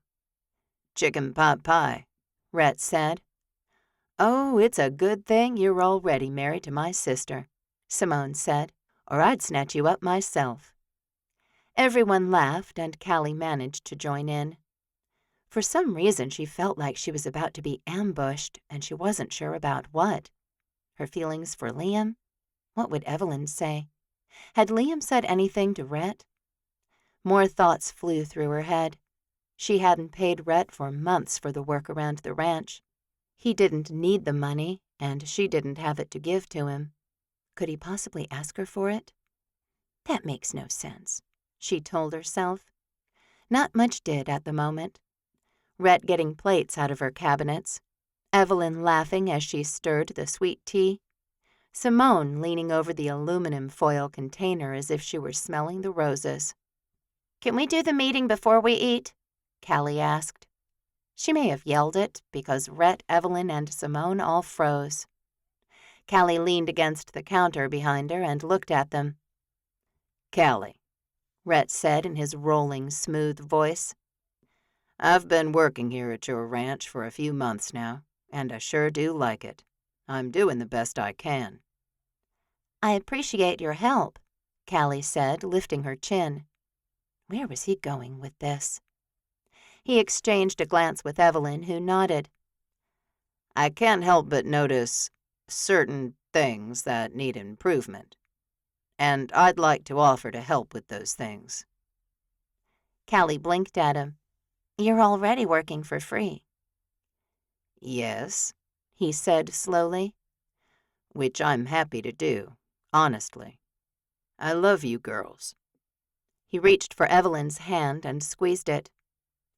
I'm proposing a grant of sorts. Callie held up her hand, suddenly everything becoming crystal clear. You want to give me money. It's not. That's exactly what it is. Callie started laughing, but it wasn't a very happy sound. I'm not taking anything from you, Rhett. He works for us for free, Simone said, almost under her breath. Callie's gaze shot to her heart pounding in her chest. We're doing fine here. Simone had a killer fall festival, and she sold every piece at the holiday art show. With Rhett's help, we're ready to plant more crops this year than ever before. We're going to be fine. The ranch is fine. She looked around at everyone in the kitchen, desperate for them to understand. No one said anything, and finally Evelyn took a step forward. Callie, it's not charity. He's my husband. She shook her head. No, it's charity, and he won't be your husband for much longer. We're going to get married again, Evelyn said, her eyes hardening. We all love the ranch, Simone said. I know that, Callie said, and we're doing fine. Even without Evelyn's matchmaking money, we're doing fine. Okay, Rhett said, lifting both hands in surrender. Okay, I was just offering. Callie nodded, her appetite completely gone. All right, Evelyn said brightly. Let's eat. Callie wanted to run, but she didn't. She picked up a plate and she listened to the buzzing of her thoughts as Rhett said grace, and she sat at the table with everyone else. She was glad she wasn't alone, but she honestly wanted to be. She just needed space to think. The ranch was fine. Things were tight, sure, but Callie was a master of squeezing a stone and getting water. She didn't need Rhett Walker's money. She absolutely did not. Chapter 32. This makes no sense, Liam said, holding up a package of Christmas balls. We're leaving for Grand Cayman in a few days. Tripp grinned at him, pure glee running through him. You're the one who said you wanted to decorate the ranch. Liam studied his brother, and Tripp sure didn't like that. His twin would see right through Tripp's good mood, and he really didn't want to talk about Ivory. Oh, this isn't about Christmas decorations at all. Liam took a step closer, not even trying to take out the Christmas balls Tripp had tossed to him. Of course it is. No, Liam said. This is about Ivory. Did you kiss her last night? Not talking about this, Tripp said, though he'd totally kissed Ivory last night. They'd been seeing each other for a couple of months now, and Tripp sure did like the woman. Which means yes, Liam said, laughing. About time, too. Tripp said nothing. He didn't mind going slow, as Ivory had revealed to him that she had a 7-year-old son. He'd never gone to her house to pick her up, and he hadn't met the boy yet. Tripp could be patient, and he'd let Ivory set the pace between them. Can we just decorate this tree? You do the tree, Liam said. I'm going to tackle the front fence and gate. Deal, Tripp said. He set up the ladder and started climbing up and down, hanging the oversized ornaments he'd bought online. It didn't matter that the tree was an oak and not a pine. It didn't matter that they wouldn't be here on Christmas Day to enjoy the magic of the holiday. Tripp loved Christmas, and he was secretly hoping they could leave the decorations up well into the new year. Jeremiah would probably go nuts about that, and Tripp was actually looking forward to seeing that. He enjoyed Jeremiah's temper a little too much, as long as the negative energy was directed at someone other than him. And Liam was the perfect target for the Christmas decorations, as he'd been the one to bring them up in the first place. Trip chuckled to himself and kept tying ribbons and metallic strings to the ornaments. Soon enough, the whole tree was filled with them, and he walked down the driveway toward the gate. He turned and looked at the tree, and his breath caught in his lungs. "Wow, looking good," Liam said. "I actually really like it." "Right?" Trip took in the ornaments and garland on the fence. "Nicely done, bro." Happiness pulled through him. This was definitely a better Christmas than last year, though he'd been glad and grateful to be in Three Rivers, at this ranch with his brothers. And the Christmas before that? Yeah, he never wanted another holiday like that one. He'd gotten back all of the gifts he'd given his girlfriend that Christmas, and he'd left Austin a few months later. He was so much better here in Three Rivers, and he liked that he got off the ranch a bit more now. He and Liam had been frequenting a different restaurant every time they went into town, and he'd seen more of the town, learned about the history of the statue near the downtown park, and held Ivory's hand as they spent more time together. Ah, yes, this Christmas was going to be amazing, and he hoped the new year would be too. Chapter 33. Rhett stood in the kitchen at Seven Sons Ranch, the mail spread out before him. His brothers had left for the airport a couple of hours ago, and everything felt too quiet without them here. His mother had said he should stay in Three Rivers with Evelyn for the holidays, so that's what he decided to do. She'd moved back into the house on Quail Creek Road, but Rhett hadn't dared to do so. Number one, he'd want to do married things with her, and their divorce should be final any day now. He shuffled another envelope, looking for the one from the county courthouse.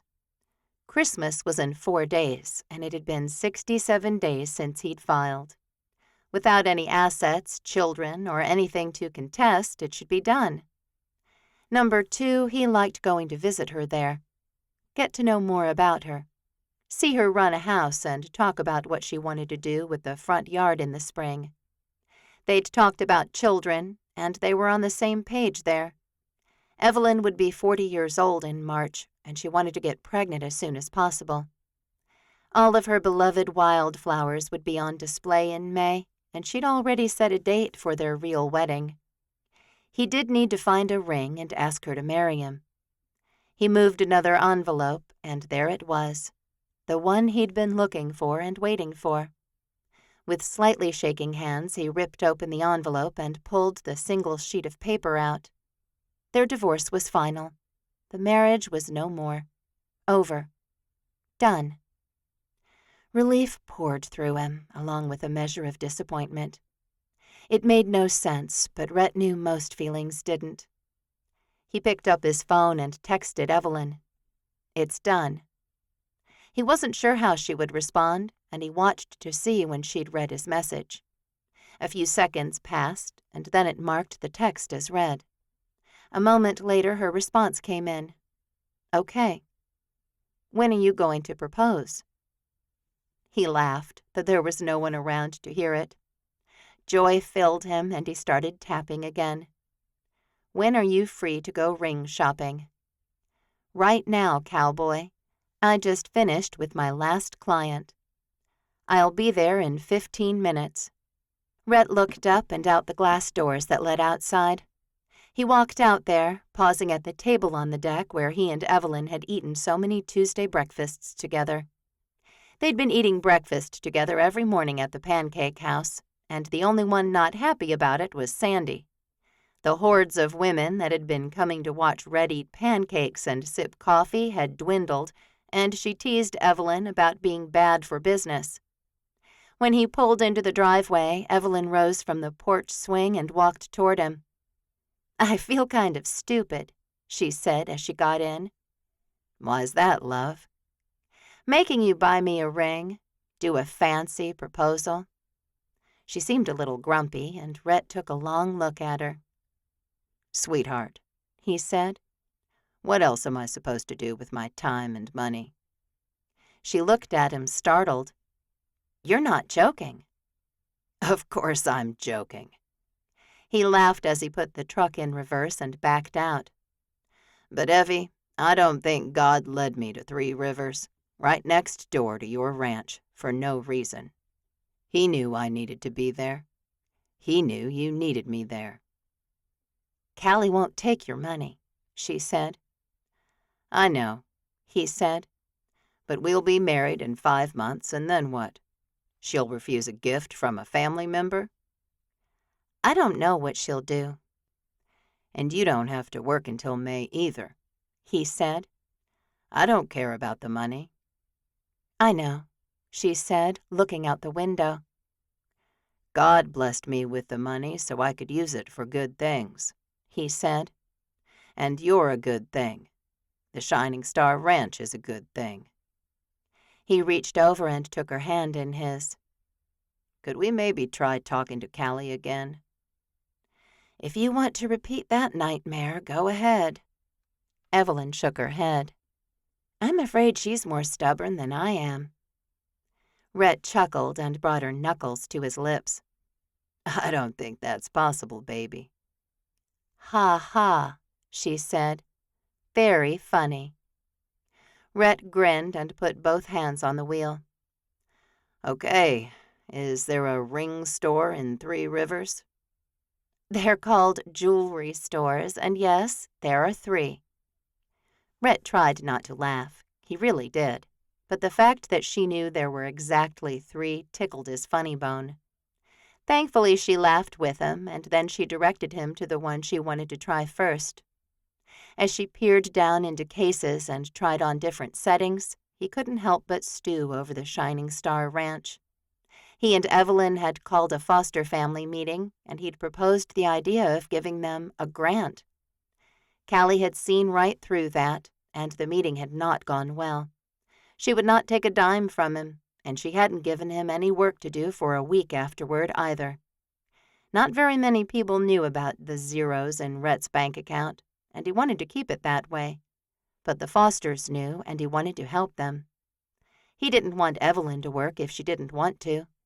She'd gotten a job at a boutique in town, and she said she wanted to do it, which was fine with him.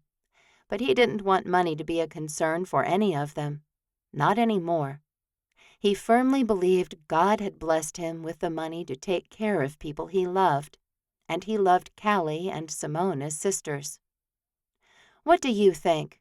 Evelyn asked, and Rhett focused on this shopping trip. I think it's great, he said. The band was yellow gold, which the traditionalist in him liked more than the white gold. It looked too much like silver to him, and that didn't spell out forever and always to Rhett. "It's expensive," she said, and Rhett almost rolled his eyes. If that's the one you like, let's get it, he said. The diamond was huge and actually looked like a diamond. Several other clusters clung to it, and Rhett could see the beauty of it. "It's too much," she said. "I need something simpler." You do? Why? "I'm kind of simple." Evie, he said. You're the least simple person I know. "I don't think that's a compliment." She handed the ring back to the jeweler. "I like that cut, but maybe something a little smaller, and with less going on." They moved down the counter, and Rhett trailed behind, wanting her to be happy and wishing there were no price tags on the bands. In the end, Evelyn didn't find a ring she liked until the 3rd store and the 6th hour of shopping. Rhett dropped into bed that night, exhausted, though he had little to show for the hours he'd been awake. Thank you, Lord, he prayed. It was a good day. Evelyn's ring would be ready just after Christmas, and he sat up and started texting. Maybe Liam or Jeremiah would have an idea for a fancy proposal. Christmas morning dawned to find Rhett already on the back deck, his hot coffee steaming slightly as the sun rose. Evelyn slept later than him, but he felt like a little boy unable to sleep because Santa had come. He was going to propose today, and he'd been up for most of the night getting everything ready. At 6:30, he got in his truck and drove down the highway to the house he'd bought months ago. Evelyn's car sat in the driveway, and everything seemed peaceful. If she'd been up already, she'd have seen everything he'd done the night before. He walked quietly to the door leading into the house from the carport and fitted his key in the lock.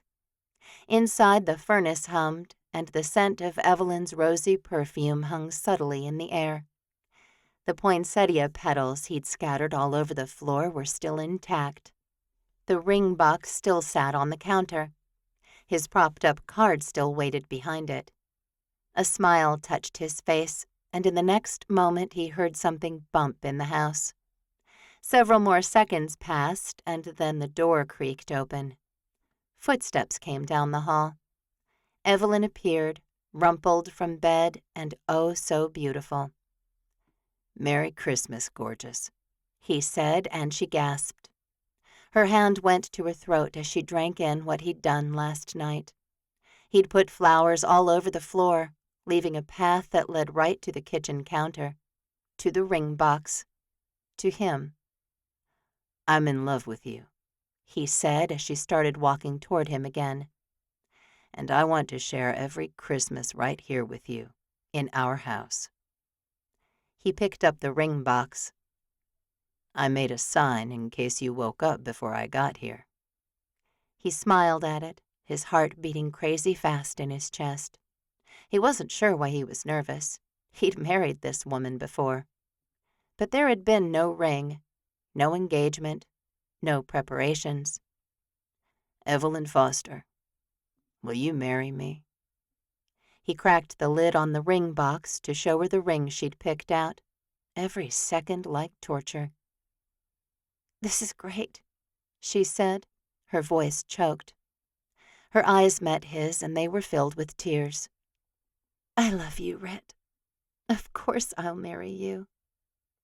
She cupped his face in her hands, ignoring the ring completely, and kissed him. She pulled away and pressed her cheek to his. "For real," she whispered.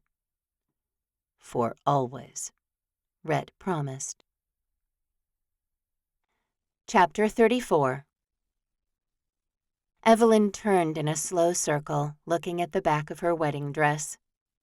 "I should have lost 10 more pounds," she said, to which Callie scoffed. "Evelyn," she said, "it's your wedding day. You're beautiful." And she was 40, and frankly losing weight had been terribly difficult. About March she'd given up. Rhett didn't care what size her wedding dress was. The only people who did care didn't matter, and Evelyn had recentered her focus on where it should be, her relationship with Rhett, and her relationship with God. She looked into her sister's eyes. "I'm getting married." Hot tears sprang to her eyes as Callie engulfed her in a hug. "You sure are, sweetie." "Guys," Simone said, hurrying into the room as quickly as her bridesmaid dress would allow her to. "It's time to go. No more hugging." She tugged on Callie's arm, and her sister fell back. "Okay, we're going to go take our seats," Callie said. "You're about to become Mrs. Rhett Walker." She squealed and followed Simone out of the room. Evelyn stood in front of the mirror for another moment. She'd never changed her name the last time she and Rhett got married, but she couldn't wait to do it this time. "Thank you, Lord," she whispered, "for everything. For the ability to change and learn and grow. For a good man like Rhett." She paused at the door and then opened it to find her father standing several feet down. He turned and hurried over to her. "Wow, you look beautiful." He hugged her, and Evelyn held him tight. Tight. "I wish Mama was here," she whispered. "She is, baby," her dad said, stepping back and linking his arm through hers. "She is." Evelyn beamed at him and moved down the hallway. The kitchen where Rhett had proposed came into view, but her goal was the backyard. She'd worked all winter on the yard, and while it wouldn't bloom until next year, she'd found a wildflower farm that would come set up everything exactly how she wanted it. So she had Texas bluebonnets and Indian paintbrush in pots, on the ground, along the deck railings, everywhere. Callie met them at the back door and handed Evelyn her bouquet, which also had bluebonnets in it, along with white roses and Rhett's favorite flower, the calla lily. She smiled at his brothers as she went by, his parents that she'd met over the weekend, her grandmother. This was how a wedding was supposed to be, a huge celebration where only love prevailed. Rhett waited for her in his fancy black tuxedo, a cowboy hat perched on his head, and a smile on his face. When her father reached him, he passed Evelyn to Rhett and said, "Be true to one another." "Thank you," Rhett said, because they had experienced a bit of a rocky road with her father. Apparently, he'd been quite hurt that he'd been left out of the first ceremony, and Evelyn had taken Callie and Simone over to the house to explain the make-believe marriage. Twice. He'd finally understood what had happened, and he'd forgiven Evelyn and come around to liking Rhett. "Don't you look amazing?" Rhett asked, sweeping his lips along her cheek before they faced Pastor Daniels. A slight breeze shook the treetops, but other than that, the weather was perfect. The altar stood between them, their wedding bands on it. Rhett had shown up. Everything was going according to plan. "Welcome," Pastor Daniels said. "It's my pleasure to be here with two good friends who are taking their lives from one path and merging them into another." He continued with wise words about finding joy and happiness even in the tough times. Nothing was said about the previous marriage, and when it was Evelyn's turn to say "I do," she did so with great gusto. "I now pronounce you husband and wife," the pastor said, and Rhett turned toward her, a childlike light in his eyes. "Don't you dare dip me," she warned, recognizing that mischievous grin. "Rhett, we talked about this." "I know, honeybee." He kissed her and the crowd cheered. The last time that had happened, Evelyn had gotten all the pieces of her heart back. This time, she could see her whole future with Rhett in front of her, and it was glorious and grand.